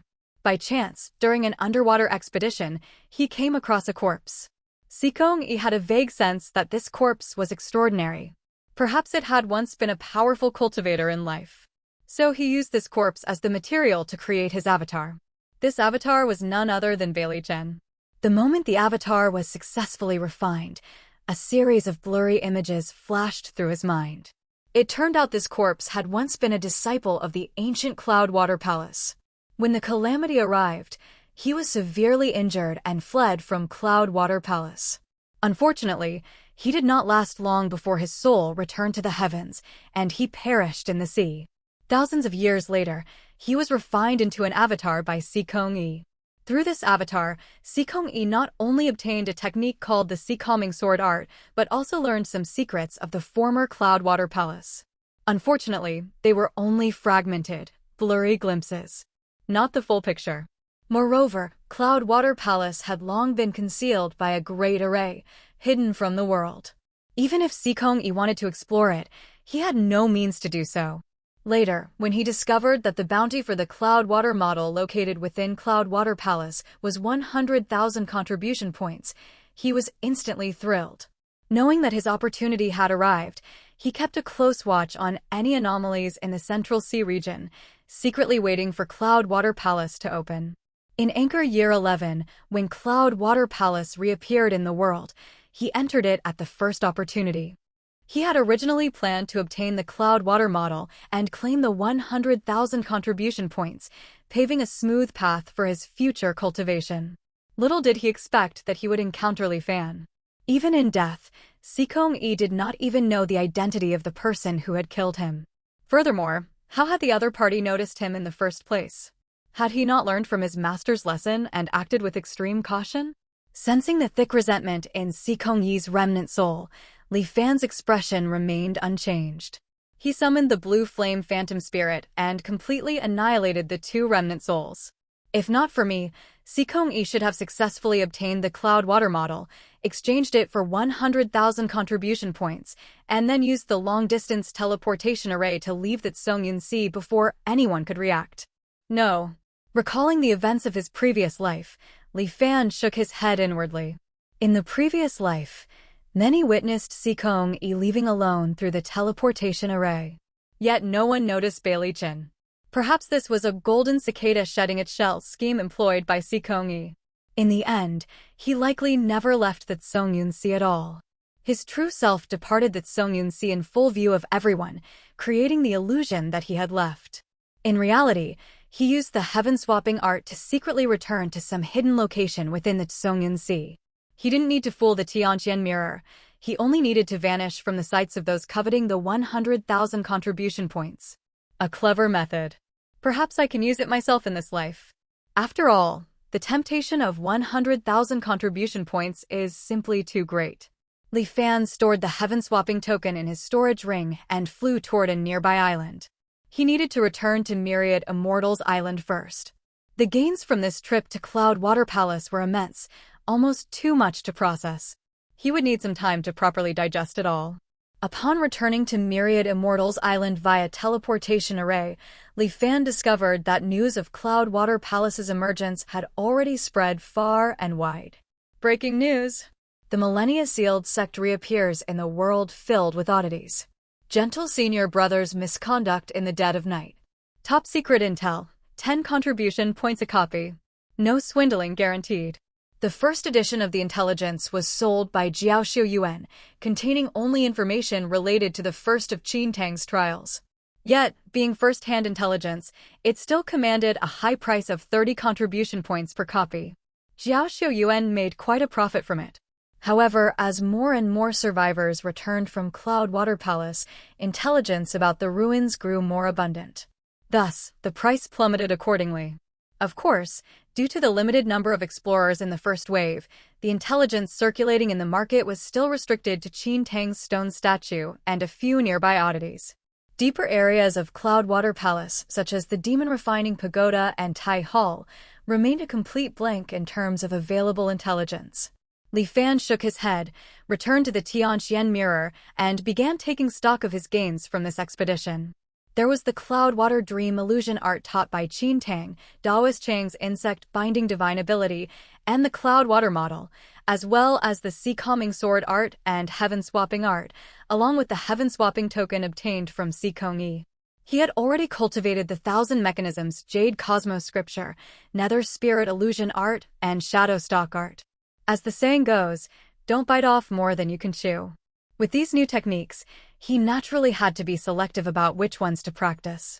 Among them, insect binding was a divine ability and required no cultivation. The Cloudwater Dream illusion art was incredibly useful. It would play a significant role in Li Fan's upcoming plans, so he had to cultivate it. The heaven-swapping art was decent, but Li Fan's divine sense swept over the heaven-swapping token within his storage ring. The method for crafting an avatar was worth attempting. As for the technique later created by Sikongyu, which transferred one's life essence into the heaven-swapping token, there was no need to cultivate that. In Li Fan's view, Sikongyu's life preservation method was far from perfect. At the very least, if someone replicated Li Fan's method of trapping both the true self and the avatar, then destroyed them time and time again, the so-called resurrection would be nothing but a joke. In this world, when it came to methods to preserve life, what could surpass return to truth? Why bother pursuing inferior alternatives? Moreover, looking at the slightly eerie, almost living token, Li Fan had a faint premonition. Heaven swapping. Exactly who is swapping with whom is probably not so clear-cut. There's no need to take that risk. I'll set it aside for now and verify it later if the opportunity arises. The Sea-calming sword art can be cultivated all the way to the Golden Core realm. Upon reaching a large degree of mastery, one can coalesce 108 Sea-calming swords within the Dantian. Against a single foe, one can unleash 100 swords at once. Against many, those swords combine into the Sea-calming sword array. It's a top-tier killing technique. Its power is considerable, but there's no rush to cultivate it now. It is already Anchor Year 12. The evaporation of the sea in that past life occurred in Anchor Year 31. Previously, I hesitated about whether to participate in this major event. But now with these unexpected gains, I might still be able to stir up storms within the Songyun Sea even if my true self flees to a distant continent. For example, using an avatar and the Cloudwater Dream illusion art. In an instant, countless schemes flashed through Li Fan's mind. Only after a long while did he finally set those thoughts aside for the moment. He took out that small, multicolored model from his storage ring and examined it carefully. If I hadn't personally obtained this from Tai, I probably wouldn't believe this is the legendary Cloudwater model. Li Fan mused after studying it for a time, still unable to discern any of its secrets. Perhaps there truly are secrets hidden within. But if I can't decipher them, it's no different from trash in my hands. Exchanging it for 100,000 contribution points would be the most appropriate move. However, it would be too conspicuous to submit it through my true self. I should first create an avatar. Li Fan checked his current contribution points. He had nearly exhausted all his contribution points to deal with Sikongyi. Only 500 or so remained. Fortunately, most of the materials needed to create an avatar weren't particularly expensive. Peak-grade bone, celestial spirit nectar, bone-shattering treasure sinew. Li Fan purchased them one by one. Finally, when only 135 contribution points remained, Li Fan had acquired all the materials except for the last one, Sky Crystal Spirit Sand. According to Sikongyi's memories, this Sky Crystal Spirit Sand could be gathered from a certain location in the Songyun Sea. Subsequently, Li Fan activated the assisted cultivation mode and began cultivating the heaven-swapping art. The heaven-swapping art was somewhat similar to Li Fan's primary cultivation method, the Thousand Mechanisms Jade Cosmos Scripture. The Thousand Mechanisms Jade Cosmos Scripture cultivated energy mechanisms, while the heaven-swapping art stole fate. Both energy mechanisms and fate were profound, elusive, and difficult to sense, yet undeniably real. With the boost from the epiphanic state, it took Li Fan 3 days to reach the mid-stage Qi refinement realm in the heaven-swapping art. His contribution points, however, had dwindled to a pitiful 35. Since the minimum level to refine an avatar was the mid-stage Qi refinement realm, he simply stopped cultivating. Gathering the materials, Li Fan left Myriad Immortals Island via teleportation array and arrived at Lingyun Island in the western region of the Songyun Sea. The location of the Sky Crystal Spirit Sand wasn't far from Lingyun Island. After briefly greeting Lingyun Island's guardian, Li Fan casually activated a form-concealing talisman and flew toward the location from his memories. After several days of travel, he stopped above a sea area dotted with whirlpools of various sizes and dove beneath the waves. The water here was relatively shallow. After descending around 300 to 400 meters, he reached the bottom. The ruins of collapsed buildings were scattered everywhere, clearly marking this as a sunken relic site. The large scale of the ruins allowed one to vaguely imagine its former prosperity, though it was unclear why the location had sunk to the seabed. Such ruins were common throughout the Tsungen Sea, so Li Fan wasn't particularly surprised. After all, when Li Fan first arrived in the Tsungen Sea, he had heard stories of storm floods ravaging the area and sinking hundreds of islands. He arrived beside a tilted, square megalith and slipped through a gap between the stones. Inside was a dark cavern with over 100 glowing jellyfish drifting within like wandering stars. The floor of the cavern was covered in a layer of fine, glittering sand. At the center of the cavern, a massive boulder had been hollowed out, serving as a home for the jellyfish. The glowing sand on the ground was none other than sky crystal spirit sand. Li Fan collected the sky crystal spirit sand from the ground and glanced at the giant stone, marveling at the wonder of creation. This was also a place Sikong-yi had discovered by chance. The central boulder was nothing more than a common piece of sky spirit ore. Yet after being consumed and digested by this unknown species of jellyfish, it had somehow been transformed into the precious material known as sky crystal spirit sand. Truly remarkable. One had to understand that even a Foundation establishment artifact forging master would require considerable effort and time to refine sky crystal spirit sand through artificial means. After obtaining the spirit sand, Li Fan emerged from the cavern and returned to the sea's surface. With all materials now gathered, it was time to begin crafting his avatar. This was certainly not something to be done under the watchful gaze of the myriad Immortals Alliance's Tianjian mirror. Li Fan pondered for a moment before continuing his flight westward. There, on a deserted island, stood a cave dwelling once established by Sikong-yi. Concealed through special methods of the heaven-swapping sect, ordinary cultivators would find it hard to detect. It was there that Sikong-yi had hidden while crafting his own avatar.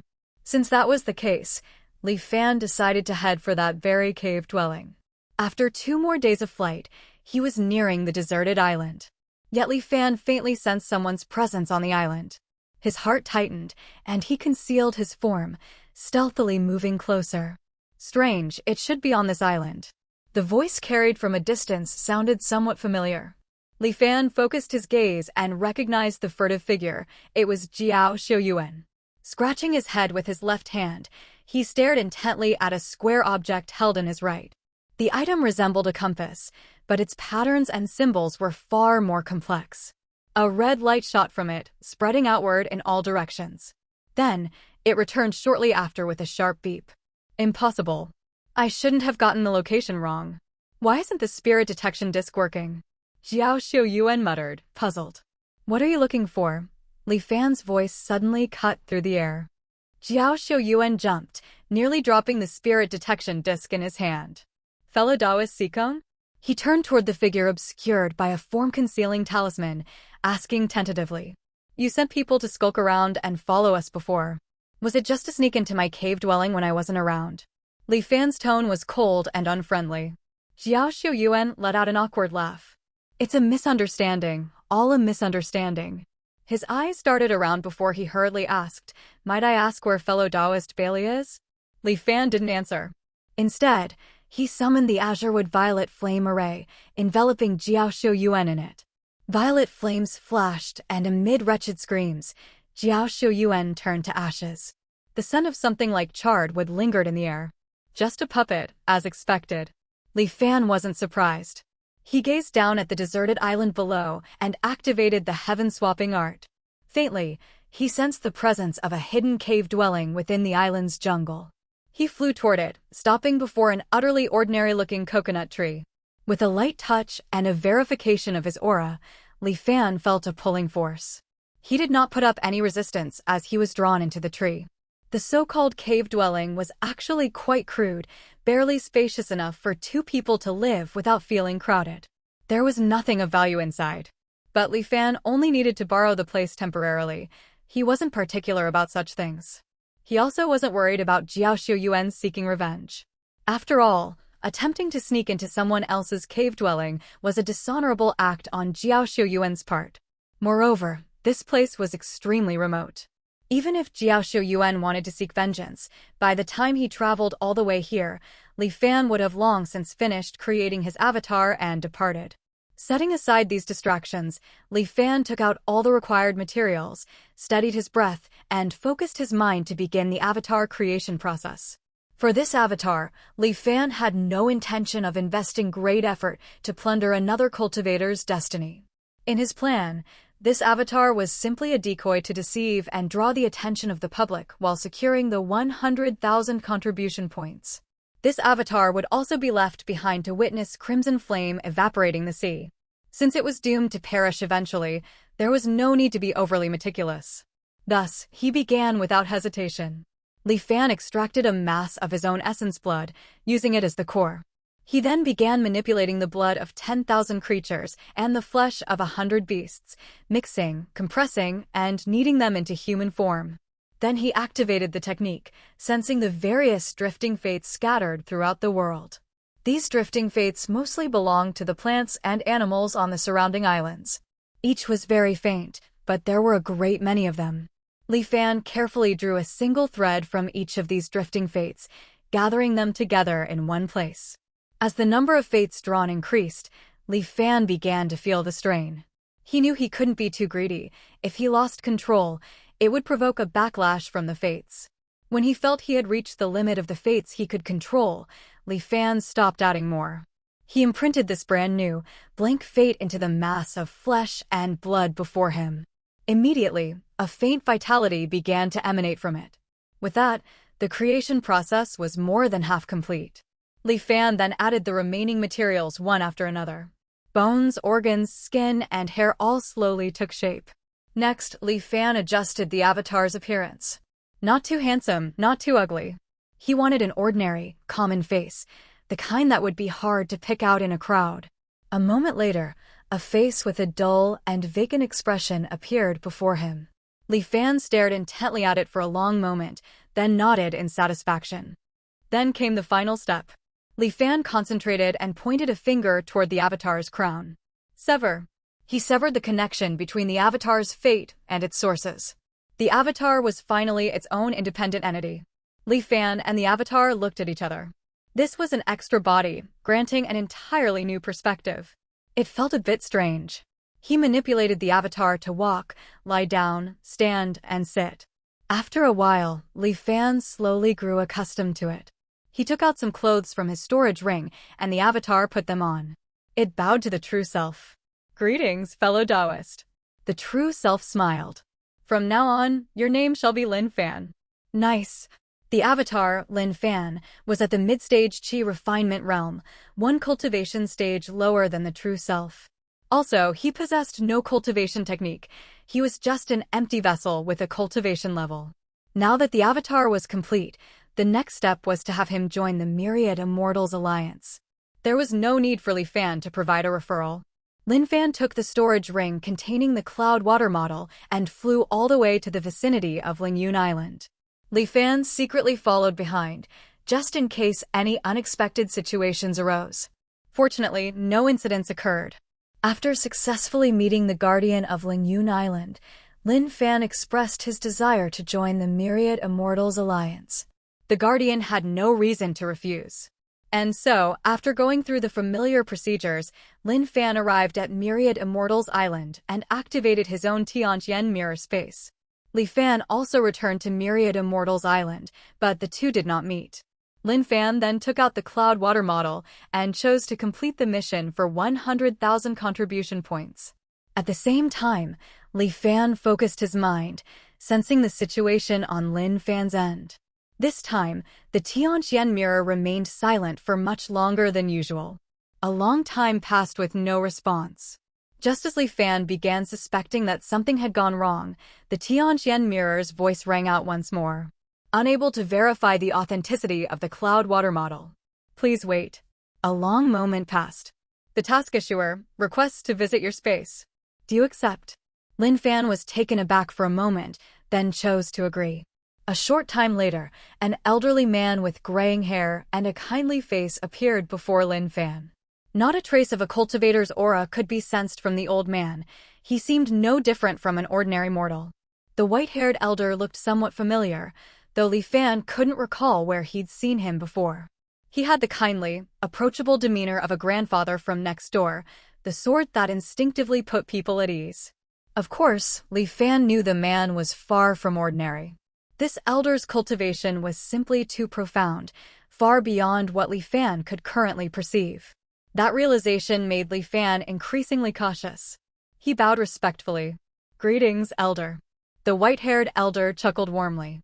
"No need for such formality. I'm just an old man who should have died long ago but somehow didn't." He paused, then asked kindly, "Are you here to submit the Cloudwater model?" Li Fan nodded and handed over the multicolored miniature model.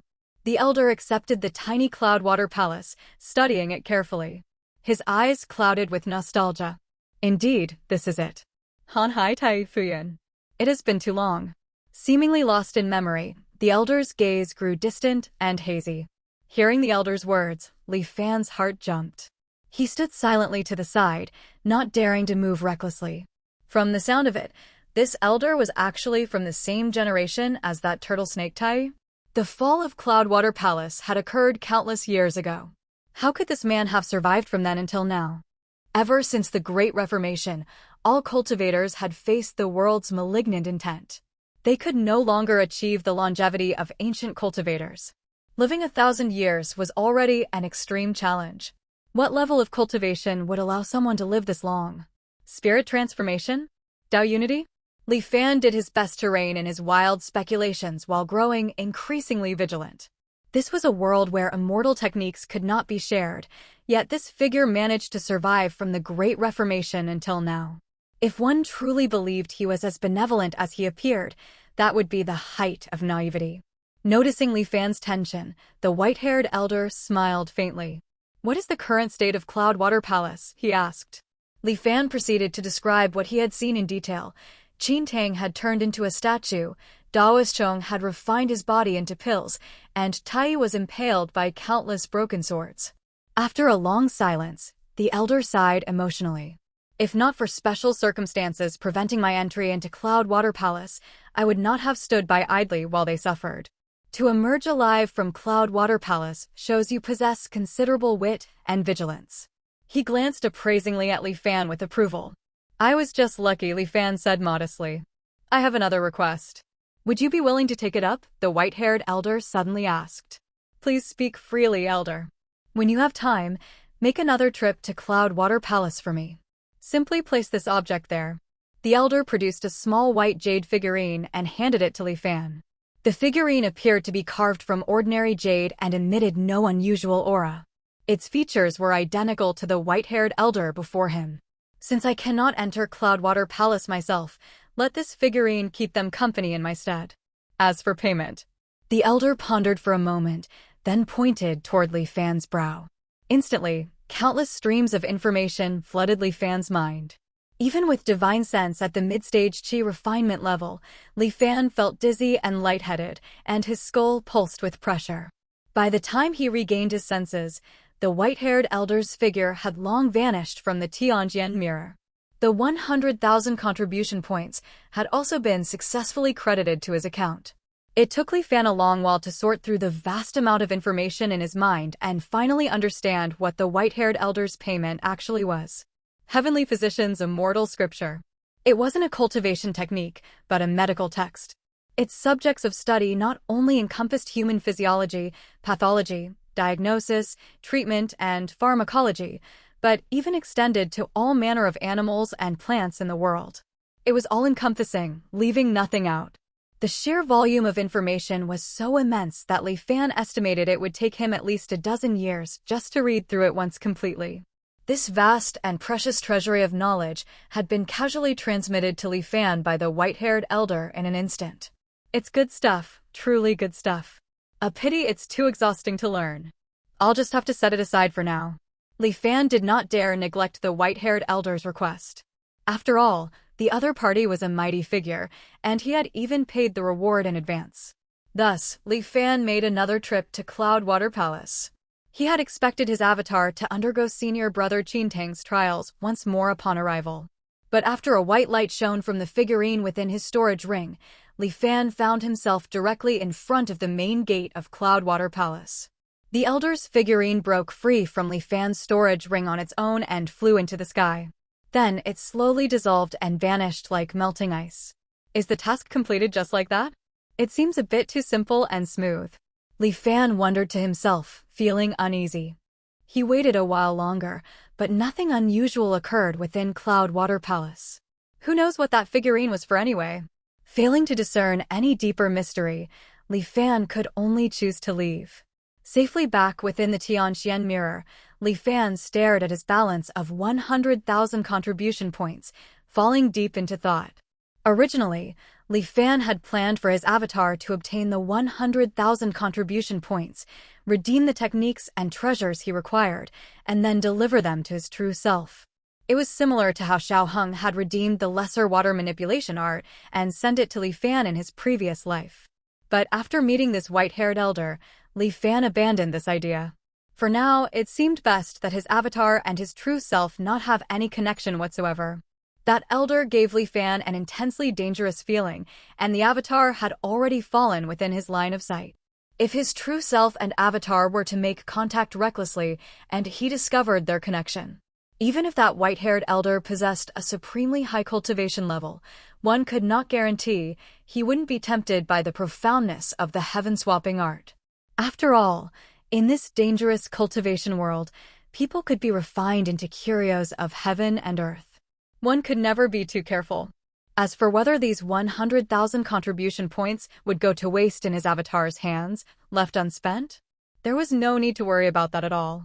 After all, in this world, the most precious things were various forms of knowledge, including techniques. When his avatar browsed through various texts, it was equivalent to the true self reading them at the same time. Therefore, spending these 100,000 contribution points through his avatar had the exact same effect as spending them through the true self. Stealing his resolve, Li Fan first searched for information regarding the ancient war Qin Tang and Daoist Chong had repeatedly mentioned back in Cloudwater Palace. That war seemed exceptionally brutal, leaving such a deep impression on them that they still couldn't forget it even after transforming into oddities. Soon, Li Fan found bits and pieces of scattered information. Unfortunately, due to the immense passage of time, all related records were frustratingly vague and incomplete. Only one thing could be confirmed: this great war had indeed occurred. The conflict seemed to have been a protracted one, beginning even before the immortal Venerable began spreading his teachings. It only ceased with the arrival of the Great Reformation. Next, Lin Fan searched for information regarding curios of heaven and earth. The treatise on curios cost 2,000 contribution points. Li Fan didn't even blink, he bought it immediately. He then began to carefully peruse its contents. Curios of heaven and earth were critical for cultivators wishing to build their Dao foundation. They were divided into 3 major categories: curios of heaven, curios of earth, and curios of man. Curios of heaven were inscrutably aligned with the heavenly Dao, yet they were ethereal and elusive. Not only were they nearly impossible to see, but one rarely even heard tales of them. The book provided only a single example. It was the very foundation upon which the Myriad Immortals Alliance was built, something even more important than the Tianxian Mirror, the Derivation Jade. No one knew whose foundation establishment curio it was. Its unique effect was the ability to spontaneously derive new techniques day and night without stopping. Reading this, Li Fan's thoughts stumbled, and he froze for a moment. Ko Hong said that the techniques practiced by modern cultivators are all newly compiled. I'd assumed it was the work of some heaven-sent genius that was capable of creating many different techniques. Turns out they weren't derived manually, but by this curio of heaven and earth. Li Fan was lost in thought for a moment before continuing to read.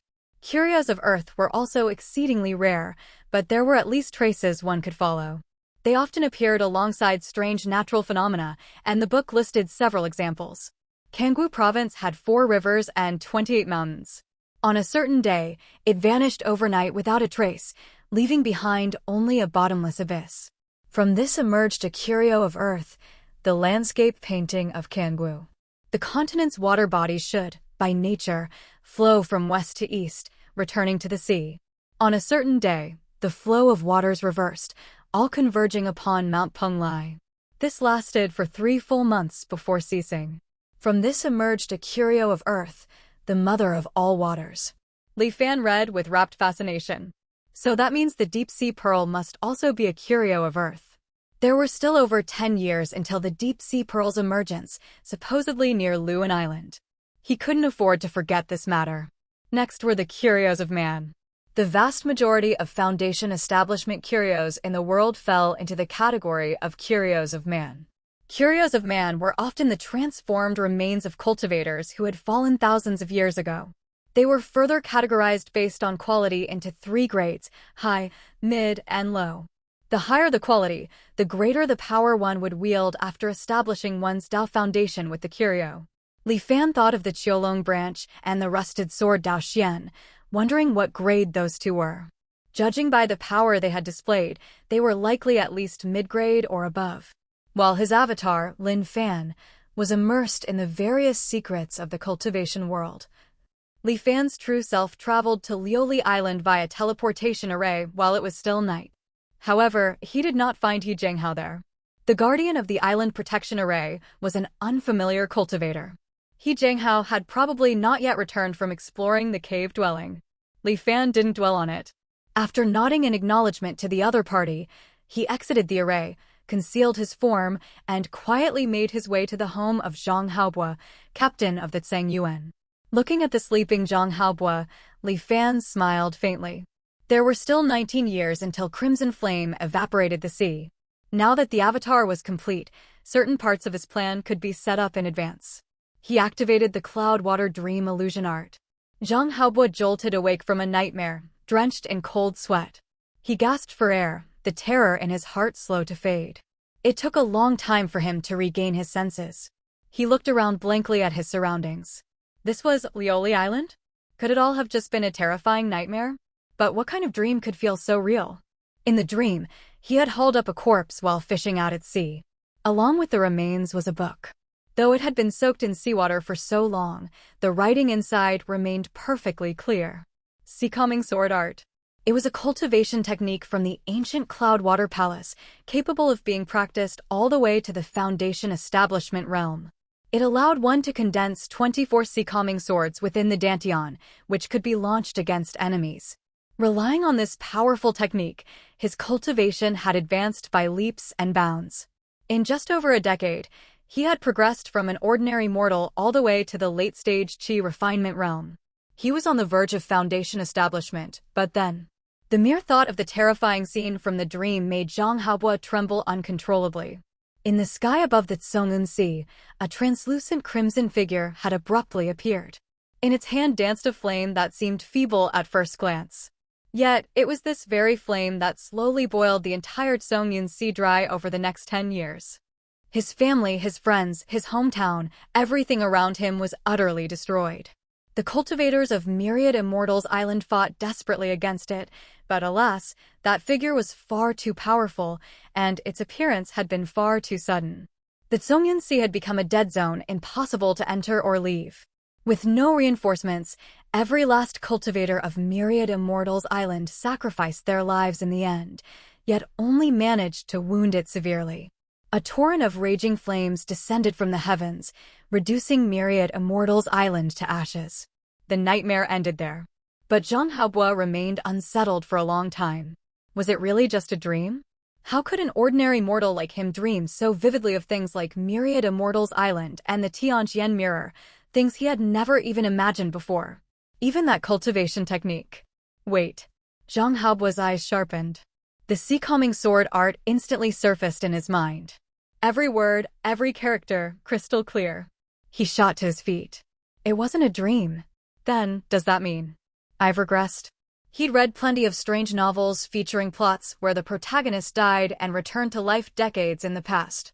He never imagined he would one day experience it himself. It took a long time for Zhang Haobo to calm down and try to recall the scenes from his past life.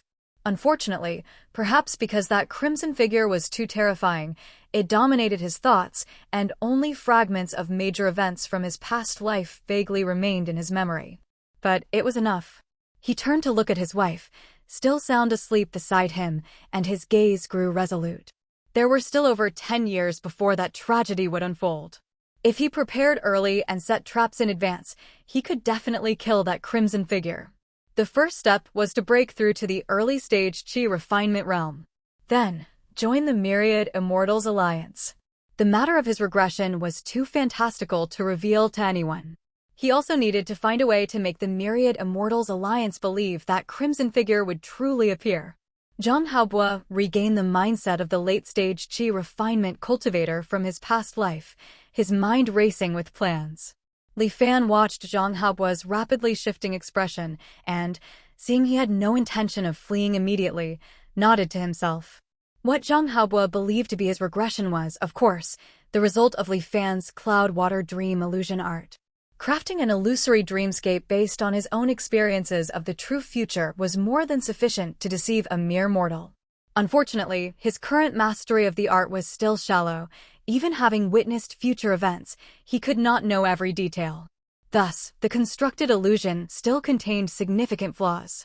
To enhance the dream's credibility, Li Fan had invested heavily, even bringing out a watered-down, Foundation establishment-level version of the Sea Calming Sword art. His goal was to use Zhang Haobo as his proxy to push the Myriad Immortals Alliance into confronting Crimson Flame. Li Fan wanted to know if the cultivators on Myriad Immortals Island were warned of the sole arbiter of heaven and earth's descent in advance, how would they react?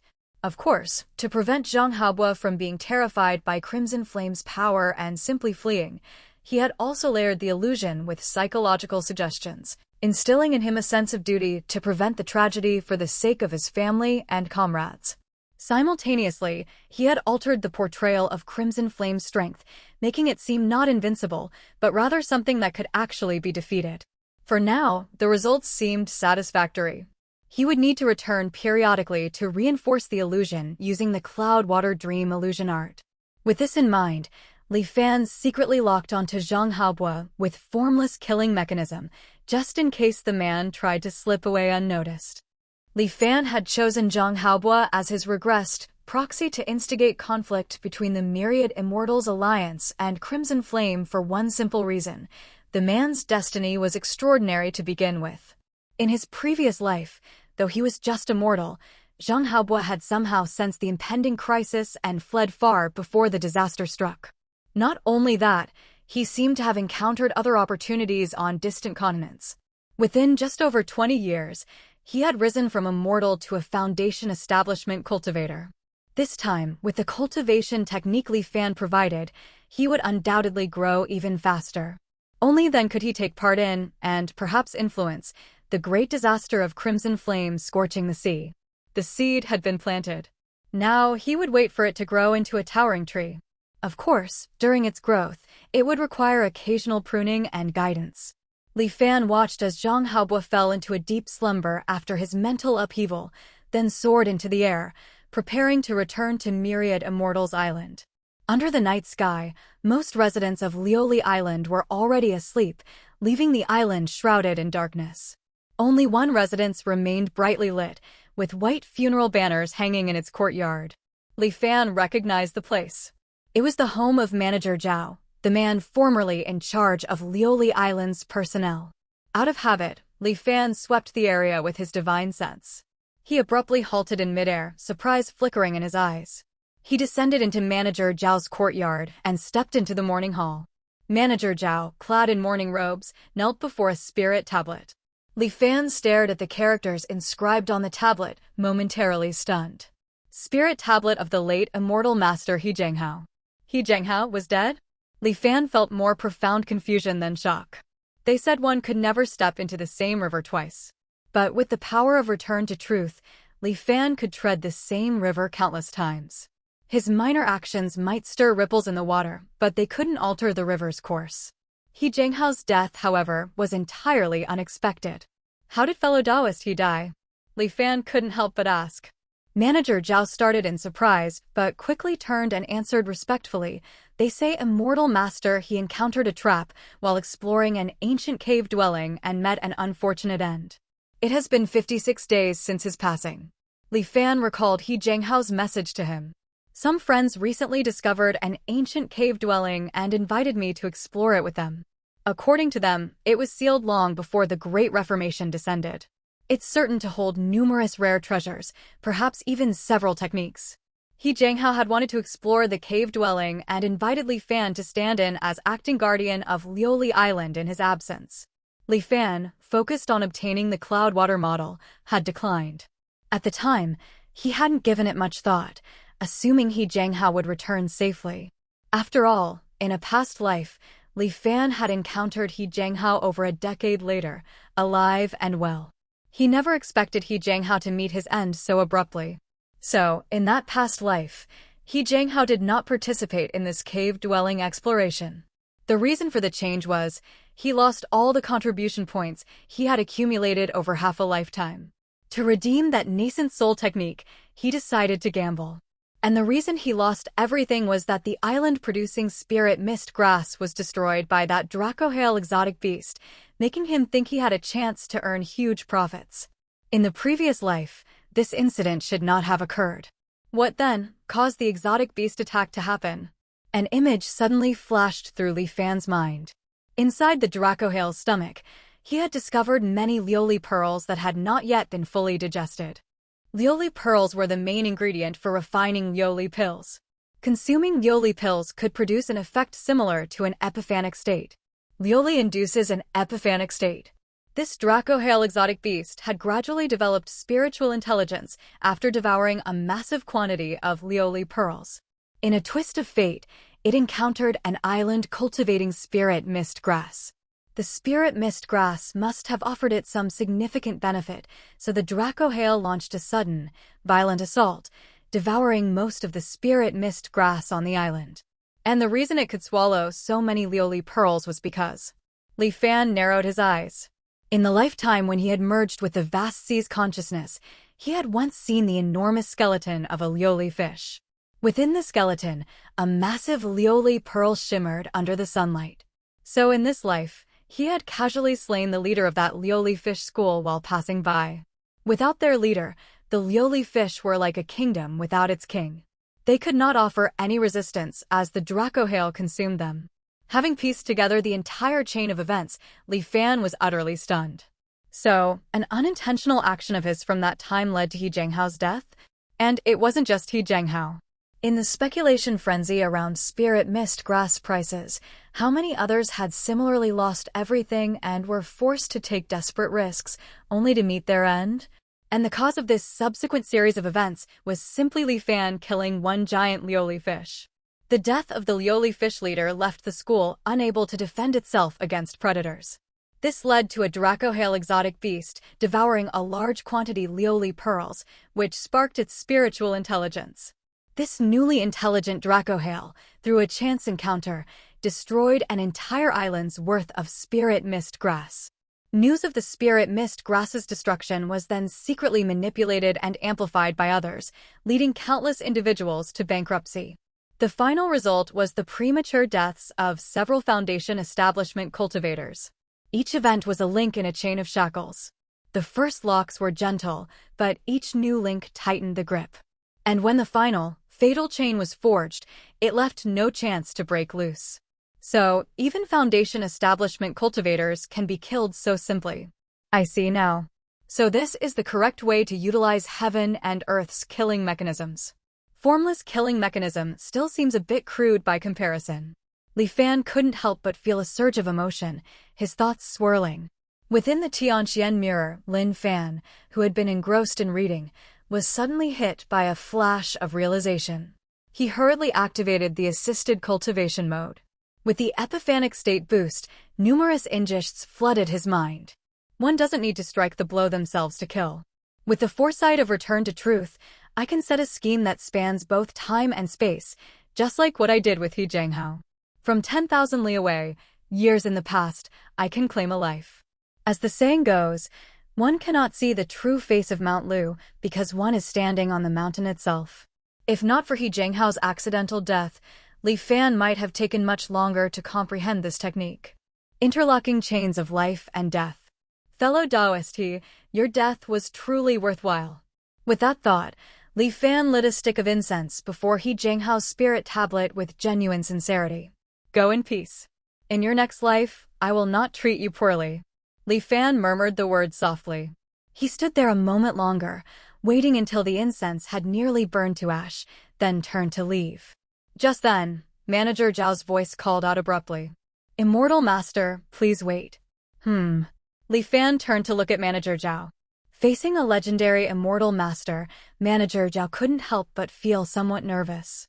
He considered his words before cautiously asking, "Immortal Master, you seem to have a rather good relationship with Immortal Master He?" Li Fan was about to respond when he suddenly remembered something. He pondered for a moment before saying, "Fellow Taoist, he and I have been acquainted for over 40 years. He showed me much kindness. I was away on business and had no idea he had passed away." Seeing fellow Taoist He's memorial tablet today came as a tremendous shock. I could only offer him a stick of incense. At this point, Li Fan shook his head and sighed. Manager Zhao also sighed with emotion. "It has been 26 days since I learned of Immortal Master He's passing and set up this memorial. You are the first and only person to come pay your respects.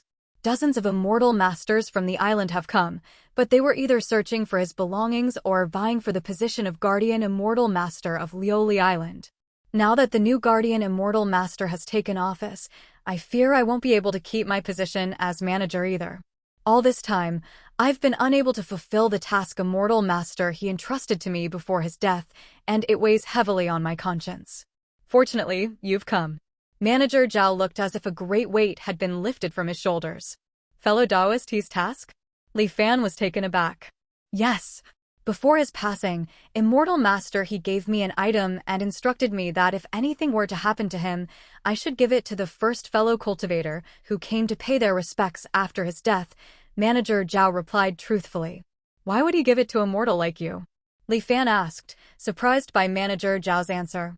"To be honest with you, Immortal Master, in my younger years, I happened to save Immortal Master He's life. He originally wanted to take me on as a disciple, but I was afraid of the hardships of cultivation and only asked for a job. Over the years, I've served by Immortal Master He's side. That's why he trusted me greatly." Manager Zhao spoke with a mix of pride and sorrow on his face. Li Fan vaguely remembered hearing Manager Zhao mention this in his previous life and nodded. "Besides, it's quite safe in my possession. After all, who would expect an immortal master's belongings to be entrusted to a mortal? The immortal masters who have come and gone these past days never even glanced my way." Manager Zhao caught himself mid-sentence, realizing he might have spoken out of turn, and quickly stopped. He hurriedly turned around and retrieved a small square box from beneath He Jianghao's memorial tablet. The box seemed to have the effect of blocking divine sense. Even when standing right in front of it earlier, Li Fan hadn't detected its presence. The item inside this box belonged to Immortal Master He. As for what use it has, that is beyond my knowledge. Manager Zhao handed over the box, his voice tinged with anxiety. Li Fan opened the box to find a spirit talisman engraved with the word myriad. It looked somewhat familiar. Wasn't this? Li Fan took out an identical one from his storage ring, though the aura emanating from the talisman was different. It was none other than the passage talisman that non-members of the Alliance needed to carry when entering or leaving Myriad Immortals Island for the first time. Li Fan still remembered when He Jianghao had explained it to him. This talisman was worth 100 contribution points. But what use could this thing possibly have? Li Fan was momentarily puzzled. Nevertheless, he stored the wooden box away. Looking at the nervous and uneasy Manager Zhao, Li Fan thought for a moment and said, "I'll speak to the new guardian on your behalf. But I can't guarantee you'll keep your position." Manager Zhao was overjoyed to hear this and immediately dropped to his knees, kowtowing repeatedly. Li Fan waved his hand dismissively and flew off. Manager Zhao remained kneeling on the ground, not daring to move. After a long while, he slowly rose to his feet. Looking at He Jianghao's spirit tablet, he said quietly, "I've finally managed to pass off that hot potato. Watching all those immortal masters flying overhead, I couldn't even sleep properly these past few days. That man who just left didn't lie, and he was the first to come pay his respects to you. Passing your belongings to him aligns with your final wishes. It also resolves my unease." After a long silence, Manager Zhao murmured again, "Cultivation. In the end, you died earlier than me. No one even collected your bones. What's the point of it all?" Li Fan entered the island protection array, where he met the unfamiliar cultivator once again. The newly appointed guardian of Lioli Island cultivator was named Ning Wenqing, who had taken up the position after some political maneuvering. Li Fan didn't mention manager Zhao's relationship with He Jianghao, simply stating that manager Zhao was an old acquaintance and asking if he could retain his position as Liuli Island's manager of personnel. After some thought, Ning Wenqing nodded in agreement. It was just a mortal position after all. Li Fan expressed his thanks. After exchanging communication talismans, Li Fan hurried back to the Tianqian mirror.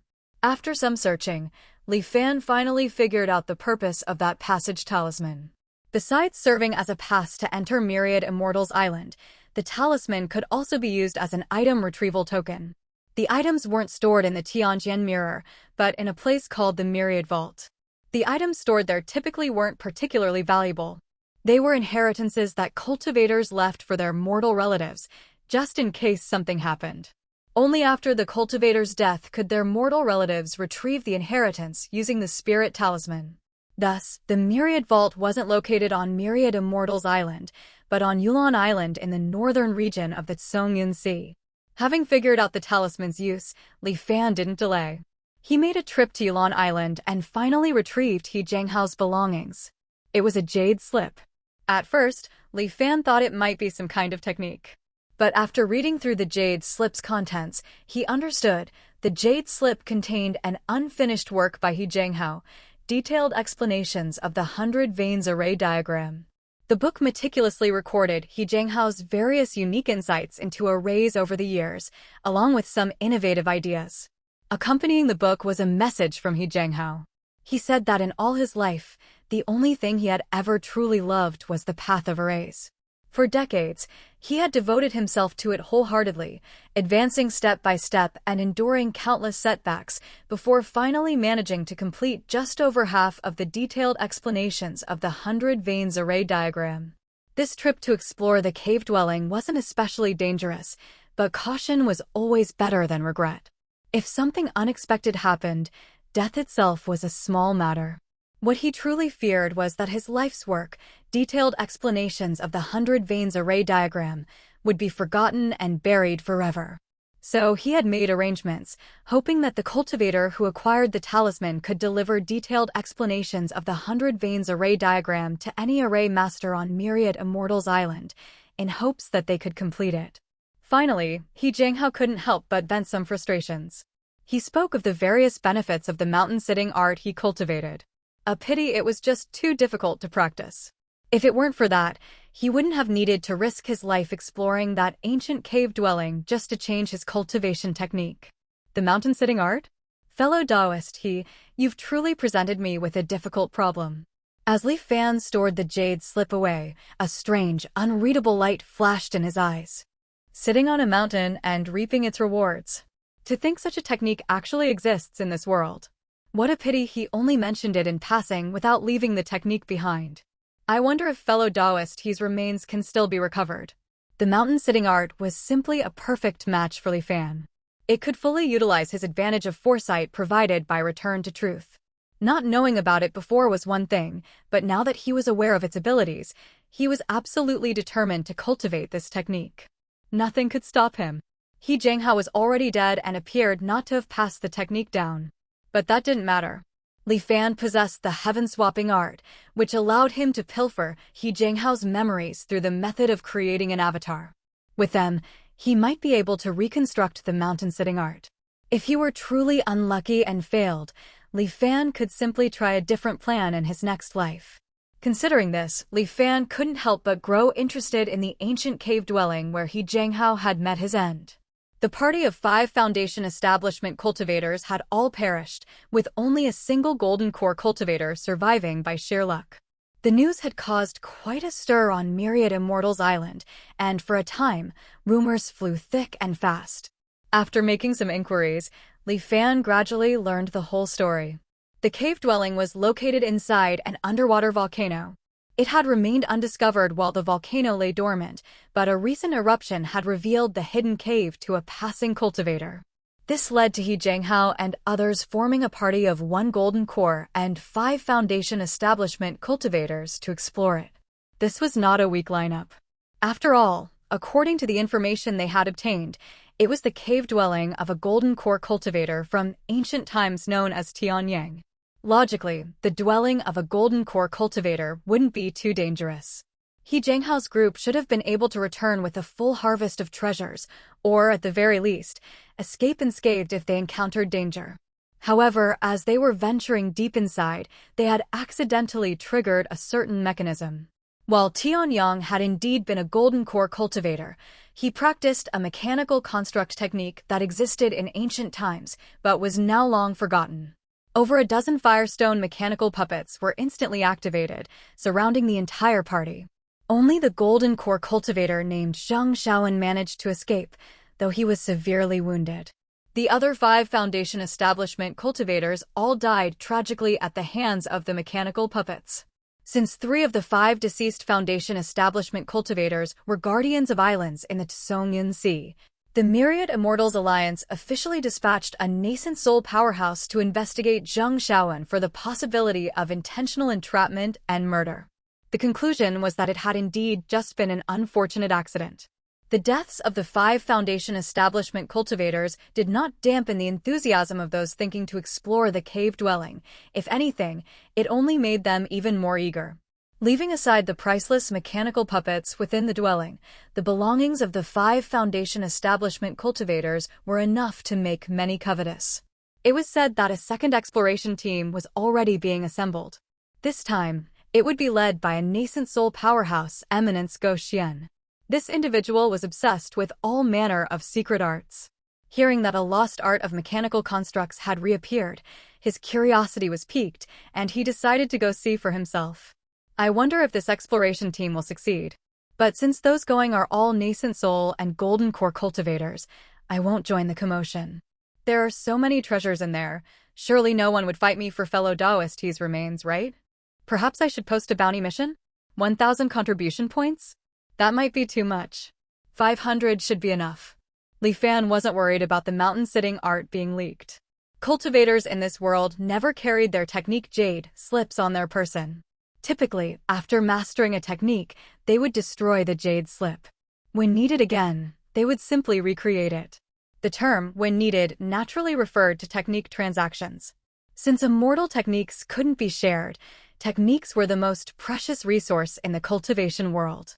For techniques like the mountain-sitting art that were accidentally discovered in ancient cave dwellings, if one chose not to cultivate it themselves, they could sell it to the Myriad Immortals Alliance or other organizations for a good price. As for techniques like the lesser water manipulation art obtained from the Tianqian mirror, if one switched to another technique after breaking through to a new realm, they could similarly choose to sell it back to recoup some losses. After selling a technique, all memories related to it would naturally be erased from one's mind. All techniques under heaven can generally be divided into 2 categories. One category consists of newly derived techniques created after the Great Reformation, which have corresponding backups. Even if the cultivator practicing them dies unexpectedly, the technique won't be lost. It would simply be reclaimed and resold. Just like those 2 techniques from Qianhong's tomb. The other category consists of techniques that existed before the Great Reformation, but, for various reasons, vanished from the world, known only to the single cultivator who practiced them. If that cultivator died without leaving a copy, it generally meant the technique was lost forever. The mountain-sitting art and the sea-calming sword art both belong to this category. And with my heaven-swapping art, I can potentially recover these lost techniques from a cultivator's remains. Perhaps this is the true purpose of the heaven-swapping art? Am I about to pick up my old trade again? Li Fan fell deep into thought. After a while, he shook his head. I'd better focus on retrieving fellow Daoist's remains first. Before that, I need to complete some missions and earn some contribution points. The creation of an avatar had to be handled personally by the true self. And since he'd already decided that the Lin Fan avatar wouldn't have any connection to his true self, it would be better for his true self to post this mission personally. Other cultivators might take half a year of labor to earn 500 contribution points. But for Li Fan, who knew numerous secrets of the Tsongyan Sea, it would only take a single mission task. 3 years had passed since he last submitted the Blue Blood Coral task. Completing 1 or 2 tasks now wouldn't draw too much attention. So, Li Fan began browsing the mission task list. Soon, he found a suitable bounty mission with a 2,000-point reward. He accepted the mission and replied, "In the southwestern waters of the Tsongyan Sea, In the underwater cavern beneath Gonghai Island, you'll find the sea beasts you're looking for. They possess power equivalent to late-stage chi refinement cultivators, but they travel in packs and are difficult to deal with. Note, the cavern has 2 levels. You'll need to search carefully to find the entrance to the second level. The sea beast pack is in the second cavern. Once again, he provided only information. When the better part of the day passed, the other party verified the information. They proved rather generous, granting Li Fan 1,000 contribution points. With the contribution points in hand, Li Fan immediately posted a bounty of 500 points in the Tianjian mirror. The notice stated that he and He Jianghao had shared a close, unbreakable friendship for nearly 40 years. Unable to bear the thought of his friend's body left exposed, he was issuing the bounty to have the remains recovered and given a proper burial. He had assumed it would take some time before anyone accepted the task. To his surprise, it was claimed not long after it was posted. The acceptor was a member of the expedition currently being assembled, a Foundation establishment cultivator. This individual even sent a follow-up message, asking if Li Fan wished to join them. A nascent soul powerhouse is leading the team. A safe return is guaranteed, the message assured with conviction. She also mentioned that someone as deeply sentimental as Li Fan was exceedingly rare in the current cultivation world, which was why she made a special effort to extend the invitation. Li Fan glanced at her name. Song Weiyu. It seemed to be a female cultivator. Should he go or not? It was a golden core cultivator's cave dwelling, and the expedition was led by a nascent soul powerhouse. It seemed safe enough. But after some thought, Li Fan politely declined. All he wanted were He Jianghao's remains. If Song Weiyu completed the task successfully, she would bring them back anyway. There was no need for him to take unnecessary risks. And if there truly was some incredible opportunity within that cave dwelling, he could always investigate thoroughly and seize it in his next life. Seeing Li Fan's refusal, Song Weiyu did not bother him further. With all matters settled, Li Fan began cultivating the cloud water dream illusion art. He was deeply invested in his pawn, Zhang Haobo. To ensure Zhang Haobo didn't deviate from the growth path Li Fan had meticulously designed for him, Li Fan needed to reshape his consciousness periodically through dream manipulation. It was manageable while Zhang Haobo remained immortal. But once Zhang Haobo broke through to the Qi refinement realm, influencing his thoughts would become far more difficult. Therefore, what Li Fan needed to do now was advance to the second level of the cloud water dream illusion art. This technique was rather unique. It comprised 7 levels, none directly corresponding to cultivation realms like Qi refinement or foundation establishment. Its progression depended solely on the strength of one's divine sense and the intricacy of the dreamscapes one could construct. The higher the level achieved, the more potent the influence of the illusions. Theoretically, a mortal with sufficiently powerful mental strength could ensnare even golden core or nascent soul experts within their dreamscapes. But since a cultivator's realm typically dictated the strength of their divine sense, such a scenario was virtually impossible. 3 months later, on Liuli Island, aboard the Songhai, Zhang Haobo stood at the bow, the wind whipping past him as he scanned the waters. His brow was furrowed, as if he were searching for something specific. Suddenly, he spotted a familiar-looking reef ahead. His spirits surged, and he immediately dove into the sea. The crew around him cried out in alarm. Zhang Haobo navigated the murky underwater environment, diving deeper. Soon, he reached the seabed. An ordinary mortal would have long since succumbed to the immense pressure, their bodies rupturing. But after 3 months of cultivation, Zhang Haobo had purged most of the immortal mortal miasma from his system. Furthermore, his physique had strengthened tremendously, and he was nearing a breakthrough to the Qi refinement realm. Coupled with having spent most of his life at sea, he felt no fear whatsoever. Zhang Haobo swam across the seabed, his eyes suddenly locking onto something. He accelerated sharply, heading toward a skeleton half buried in the sediment. Digging the remains out of the silt, he found a book nestled against the skeleton's chest, Sea Calming Sword Art. So it wasn't a dream. I truly have regressed. Zhang Haobo mused inwardly, his fingers tracing the book's cover. Though he'd already convinced himself he was a regressor, the concept remained utterly fantastical. As the memories from his previous life gradually faded, doubt had begun to creep in. Fortunately, Perhaps because he was on the verge of breaking through to the Qi refinement realm, some of the forgotten details had gradually resurfaced in his memory, including the location where he had originally salvaged this very sea-calming sword art. So, taking advantage of this voyage, he had come here to verify things, to see whether he had truly been reborn, or if it had all just been an unnervingly vivid dreamscape. Now, with the appearance of the skeleton and the sea-calming sword art, he was finally certain he truly had been reborn. Zhang Haobuo's gaze gradually hardened, and he tucked the book into his robes. I can't delay any longer. I must raise my cultivation level as quickly as possible. Only then can I prevent that catastrophe. The Qi refinement realm is far from enough. My words would carry no weight, no one would believe me. At the very least, I need to reach Foundation Establishment, or even Golden Core. With this in mind, Zhang Haobuo slowly swam back to the surface and climbed aboard the Tsang Yuan once more. The crew members watched their serious captain, none daring to ask questions. Some time ago, something in their captain had inexplicably changed. The man who once joked with everyone was gone. Zhang Haobuo had grown increasingly stern and silent. At the same time, his presence and authority seemed to swell with each passing day. He was starting to resemble the immortal masters on the island. Whenever they stood before him, they couldn't help but feel tense and afraid. High above the Tsang Yuan, Li Fan watched Zhang Haobuo from a distance, concealed from sight. Activating the heaven-swapping art, he observed Zhang Haobuo's fate thread. As expected, his fate seems to have undergone a strange alteration. The change was minuscule, but since Li Fan himself had orchestrated this shift, he was naturally paying exceptionally close attention. Thus, he managed to detect it. Li Fan carefully contemplated the subtle differences before and after, gaining a measure of understanding. On the path of cultivation, it's often one step ahead, every step ahead. In his previous life, Zhang Haobuo didn't set foot on the path of cultivation until he was middle-aged, and only by chance. Though his providence was remarkable, and he reached Foundation Establishment in just over a decade, it was already his limit. That was his destined fate. But in this life, thanks to my intervention, he began cultivating over a decade earlier. Once fate changes course, its momentum becomes self-sustaining.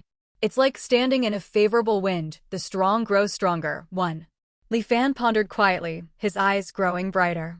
To personally witness the before and after of a single person's shift in fate was, for Li Fan, a tremendous opportunity in itself. If not for return to truth, which allowed him to compare the fates of 2 lifetimes, Li Fan would be nothing but an ant under the workings of the heavenly Tao, struggling bitterly like the vast multitude of living beings. How could he possibly know his own fate, let alone anyone else's? In his previous life, he had to become one with the vast sea to catch a glimpse of heaven and earth's killing mechanisms. Similarly, only by living through 2 lifetimes could one truly understand the shifts of fate. In this moment of epiphany, Li Fan couldn't help but let out a low, soft chuckle. Perhaps you really will bring me a pleasant surprise. I truly look forward to your performance, Zhang Haobuo. Li Fan was in high spirits as he flew toward Liuli Island. 3 months had passed, and his avatar, Lin Fan, was still deep in contemplation of the interlocking chains of life and death. He had not deactivated the assisted cultivation mode this entire time, spending contribution points like water. Nearly 2,000 points had already vanished. Fortunately, his avatar had a reserve of 100,000 contribution points to draw from, so it could afford such lavish expenditure. I wonder what kind of divine abilities my avatar will have once it emerges from seclusion? Lost in such thoughts, Li Fan arrived at Liuli Island's protective array. Just as he was about to return to Myriad Immortal's island via the teleportation array, he noticed that Yuan Xing's expression was grave, and his face was etched with worry. Fellow Taoist Yuan, has something happened? Li Fan inquired politely. Yuan Xing appeared to be deep in thought and did not react immediately. Fellow Taoist Yuan? Li Fan had to repeat himself. Only then did Yuan Xing snap out of his reverie. He looked at Li Fan and sighed. There's been a disaster. The cave-dwelling exploration team led by Eminence Go Xian has been completely wiped out. Not even Eminence Go Xian himself managed to escape. 1. Zhan Zaifeng Ko, standing at the wind's mouth/vent. This is a famous Chinese business metaphor, meaning to be in a trend-favorable position or to be where the energy/opportunity is gathering. How could this be? Li Fan blinked, a note of genuine surprise in his voice. Wasn't it said to be the cave dwelling of a golden core cultivator? How could even a nascent soul powerhouse have fallen? Yuan Sheng shook his head. No one knows the specifics right now. The entrance to that cave dwelling has been temporarily sealed off, precisely to prevent more uninformed people from blundering into their deaths. With that, Yuan Sheng sighed again. There are only a dozen or so nascent soul powerhouses in the entire myriad Immortals Island. To suddenly lose one is no small loss. Not to mention the 4 Golden Core and 13 Foundation Establishment cultivators who died in the 2 successive expeditions. The island is restless now. With these cultivators gone, their positions on the island are now vacant. Various factions have begun maneuvering in the shadows, vying for these lucrative posts. The Myriad Immortals Alliance has also reopened the investigation into Zheng Shaoan. This time, Elder Gongsun from the Heavenly Mechanism Hall is leading it personally. Who knows if they'll actually manage to uncover anything. Troubling times ahead indeed. Li Fan sensed that Yuan Sheng's worry seemed to stem from another, deeper reason, but since the man hadn't volunteered it, Li Fan didn't feel it was his place to pry. After exchanging a few more pleasantries, he returned to Myriad Immortals Island via teleportation array. The atmosphere on the island had grown noticeably more solemn. The faces of the cultivators coming and going no longer held their previous ease. After some inquiries, Li Fan learned the reason for Yuan Sheng's anxious demeanor. It turned out that Yuan Sheng's backer had been none other than the fallen eminence Go Xian. It was only through this connection that he had managed to secure the position of guardian of Lioli Island among numerous competitors. Now, before he could even get settled into his new post, his backing had crumbled. No wonder he looked so thoroughly worried. If even a nascent soul powerhouse fell, that cave dwelling must be unimaginably dangerous. Li Fan mused. It seems retrieving fellow Taoist He's remains will have to wait. That was what he initially believed. However, a few days later, the situation appeared to take an unexpected turn. The results of the Myriad Immortals Alliance's investigation were released. The Golden Core cultivator named Zheng Shaoan was cleared of any wrongdoing. The reason he, a mere Golden Core cultivator, had survived the first expedition, while a nascent soul powerhouse had died in the second, was due to a peculiar trait of the mechanical puppets within Tianyang's cave dwelling. They grew weaker when facing the weak, and stronger when facing the strong. During the first expedition led by Zheng Shaoan, the mechanical puppets had only exhibited combat power at the Golden Core level. Zheng Shaoan had considerable personal strength, and with 5 other Foundation Establishment cultivators drawing the puppets' attacks, he had barely managed to preserve his life. But when Eminence Go Xian led the team, the combat power of those mechanical puppets had unexpectedly surged to the nascent soul level. A dozen or more nascent soul level attacks descended in an instant. Caught off guard, the second expedition team was annihilated in a flash. Of course, the so-called stronger when facing the strong nature of the mechanical puppets undoubtedly had an upper limit. But it was truly difficult to say just where that limit currently lay. Although Tianyang had been only a Golden Core cultivator in life, he had chosen to build his cave dwelling within an underwater volcano. For thousands of years after his death, the mechanical puppets he left behind tirelessly drew on the Earthfire's energy until the once active volcano finally fell dormant. Now that the Earthfire was stirring again, it likely meant those puppets had reached their limit of growth. The art of mechanical constructs had long been lost, and no one knew just how powerful such creations could become at their peak. But given that mechanical construct techniques still commanded respect even in the age before the Great Reformation, a time when nascent soul cultivators were as common as dogs, there was no way these puppets were anything less than formidable. At the very least, they could exhibit power at the nascent soul level, and reaching the spirit transformation level was also entirely possible. So Eminence Go Xian's death really wasn't foul play. After all, who could have imagined that such terrifying puppets lay in ambush within the cave dwelling of a Golden Core cultivator? Once the Myriad Immortals Alliance's official announcement was released, the gloom hanging over Myriad Immortals Island immediately lifted. Most people found the investigation results quite convincing. Elder Gongsun of the Heavenly Mechanism Hall was widely known for his expertise in divining heaven's mechanisms and determining causality. His investigative conclusions were generally very close to the truth. As a result, the Qi refinement cultivators, who made up the largest group in Songyun-si, grew excited. A dozen or so nascent soul-level mechanical puppets were indeed terrifying. But a dozen or so Qi refinement realm puppets, well, they hardly posed a threat. If they could bring even one of these puppets back, countless Qi refinement cultivators began to fantasize about it, their hearts stirring with desire. Soon, many were clamoring to form teams for a third expedition into Tianyang's cave dwelling. When Li Fan heard this news, even he felt tempted. Within the Qi refinement realm, wasn't he practically invincible? Against those at a lower stage, his insect-binding divine ability could easily restrain them. Against fellow late-stage Qi refinement cultivators, he possessed multiple techniques like formless killing mechanism, cloud water illusion, and the blue flame phantom spirit. Li Fan refused to believe anyone in the Songyun-si could surpass him.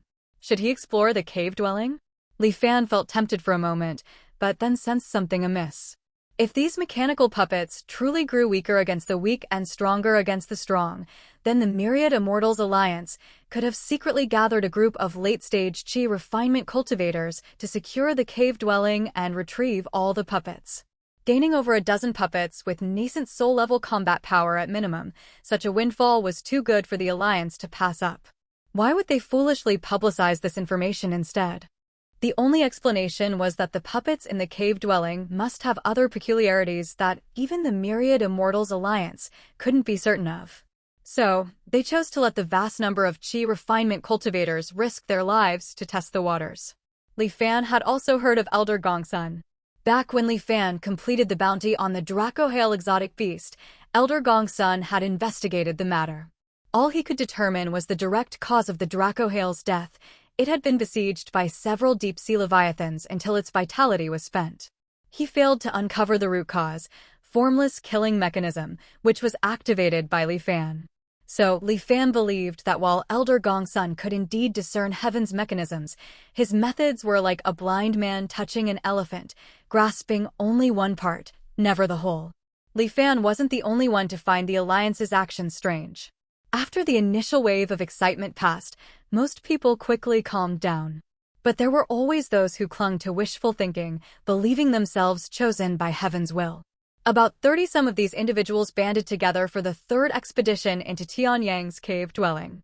Li Fan simply relisted the bounty mission for He Jianghao's remains and settled in to watch the spectacle. 10 days later, the group returned battered and broken. More than half of the 30-odd cultivators managed to flee back. Through their tearful, choked sobs, the gathered spectators learned what had transpired within the cave dwelling. Those 17 puppets were simply too powerful. Their bodies, forged from some unknown material, were impossibly durable. Every arcane art cast on them was utterly useless. They couldn't even leave a scratch. It made sense when one thought about it. Although the combat power of these mechanical puppets was suppressed to the Qi refinement realm, they were physically tough enough to withstand attacks from a nascent soul cultivator. How could Qi refinement cultivators possibly harm them?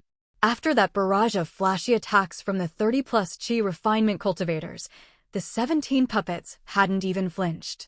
The cultivators simply couldn't break their defense. Conversely, with the puppets' offensive power also restricted to the Qi refinement realm, their attacks weren't that terrifying either. After the fight, the third expedition team, though thoroughly beaten, had mostly managed to preserve their lives.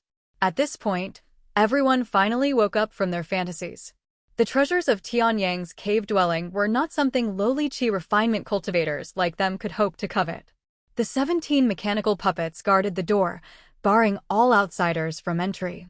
Li Fan thought it over. Even if he had gone, the result would likely have been similar. He wouldn't have gained anything.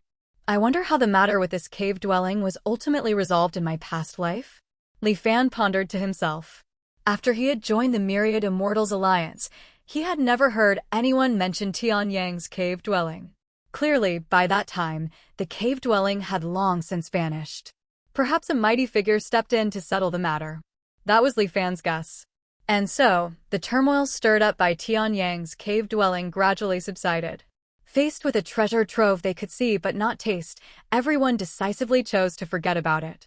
Of course, There were those who thought themselves clever, hoping to gather 100 or even more qi refinement cultivators to explore the place again.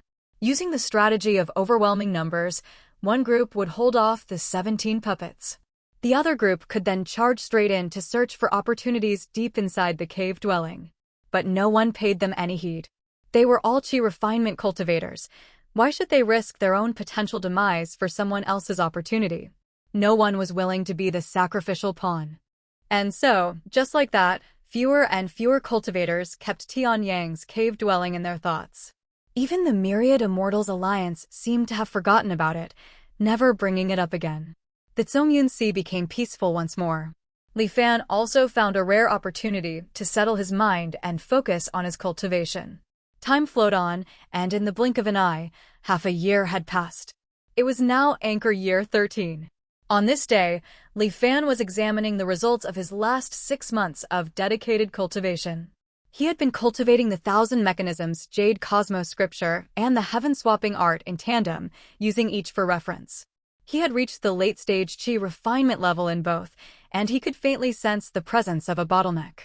All he needed to do was break through this bottleneck, and he could build his Tao foundation with a curio of heaven and earth, becoming a foundation establishment cultivator. As for the Cloudwater Dream illusion art, after breaking through to the 3rd level, his progress had slowed to a crawl, forcing him to temporarily abandon it for now.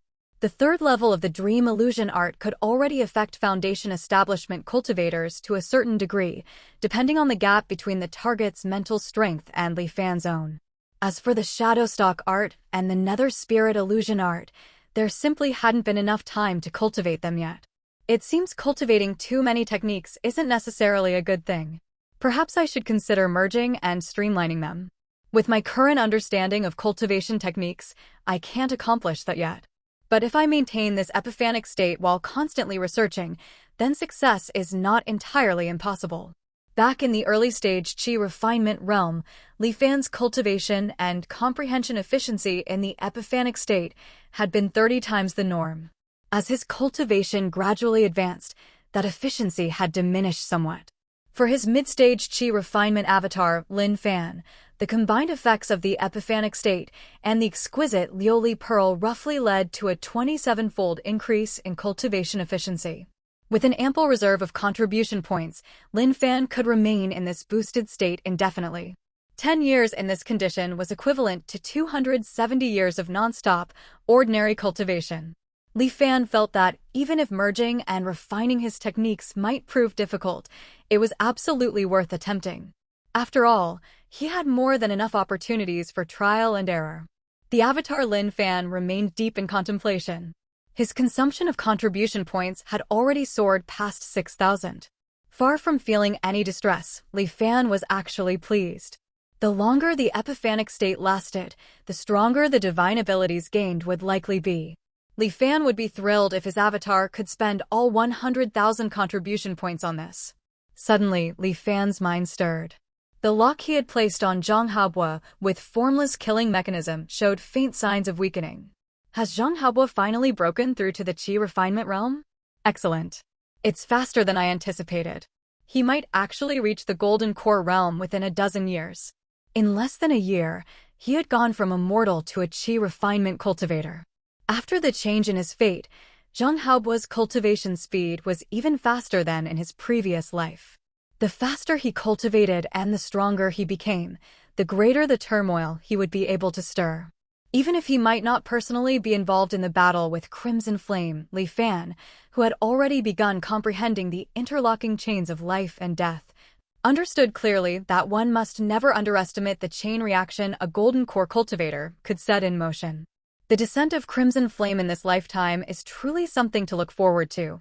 3 months later, while in seclusion, Li Fan received a message from Yuan Xing. Fellow Taoist Li Fan, have you heard? Our Lioli Island has recently produced a truly remarkable figure. Li Fan's eyes glinted. Oh? I'd like to hear the details. See for yourself. Yuan Xing transmitted a video. In the video, 17 massive, dark red puppets swung their enormous fists, each engaged in combat with a blue water sword. At the center, surrounded by these 17 puppets, was a single person, Zhang Haobo. 7 additional blue swords hovered around him, spinning continuously in a protective formation.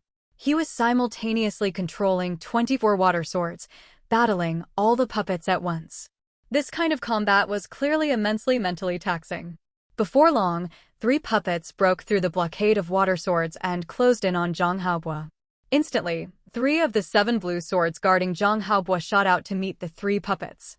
Zhang Haobo then flew backward in the blink of an eye, withdrawing from the cave dwelling under the furious roars of the puppets.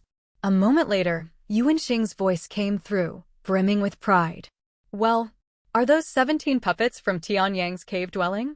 To fight 17 puppets alone, even if only for a brief moment, is quite astonishing. Who is this person? Li Fan feigned ignorance. This person is called Zhang Haobo. Just over a year ago, he was still an ordinary mortal. A few months ago, after breaking through to the Qi refinement realm, he joined our Myriad Immortals alliance with my referral. After hearing the rumors about Tianyang's cave dwelling, he went there alone. At first, I didn't know what he was doing. I only found out later that he was using those 17 mechanical puppets for training. In the beginning, they say he could only last a few breaths. But with each attempt, he's able to last longer under the puppet's onslaught. This recording I sent you is already over half a month old. I can only wonder what the situation there is like now. Hello, everyone. As we wrap up this video, I want to share a quick note. I have a Patreon account. If you'd like to support me and enjoy on-demand audiobooks, you can become a Patreon member. Alternatively, you can check out my Google Drive link, which has 500+ novel audiobooks available through my Ko-fi or Patreon shop. I appreciate your support.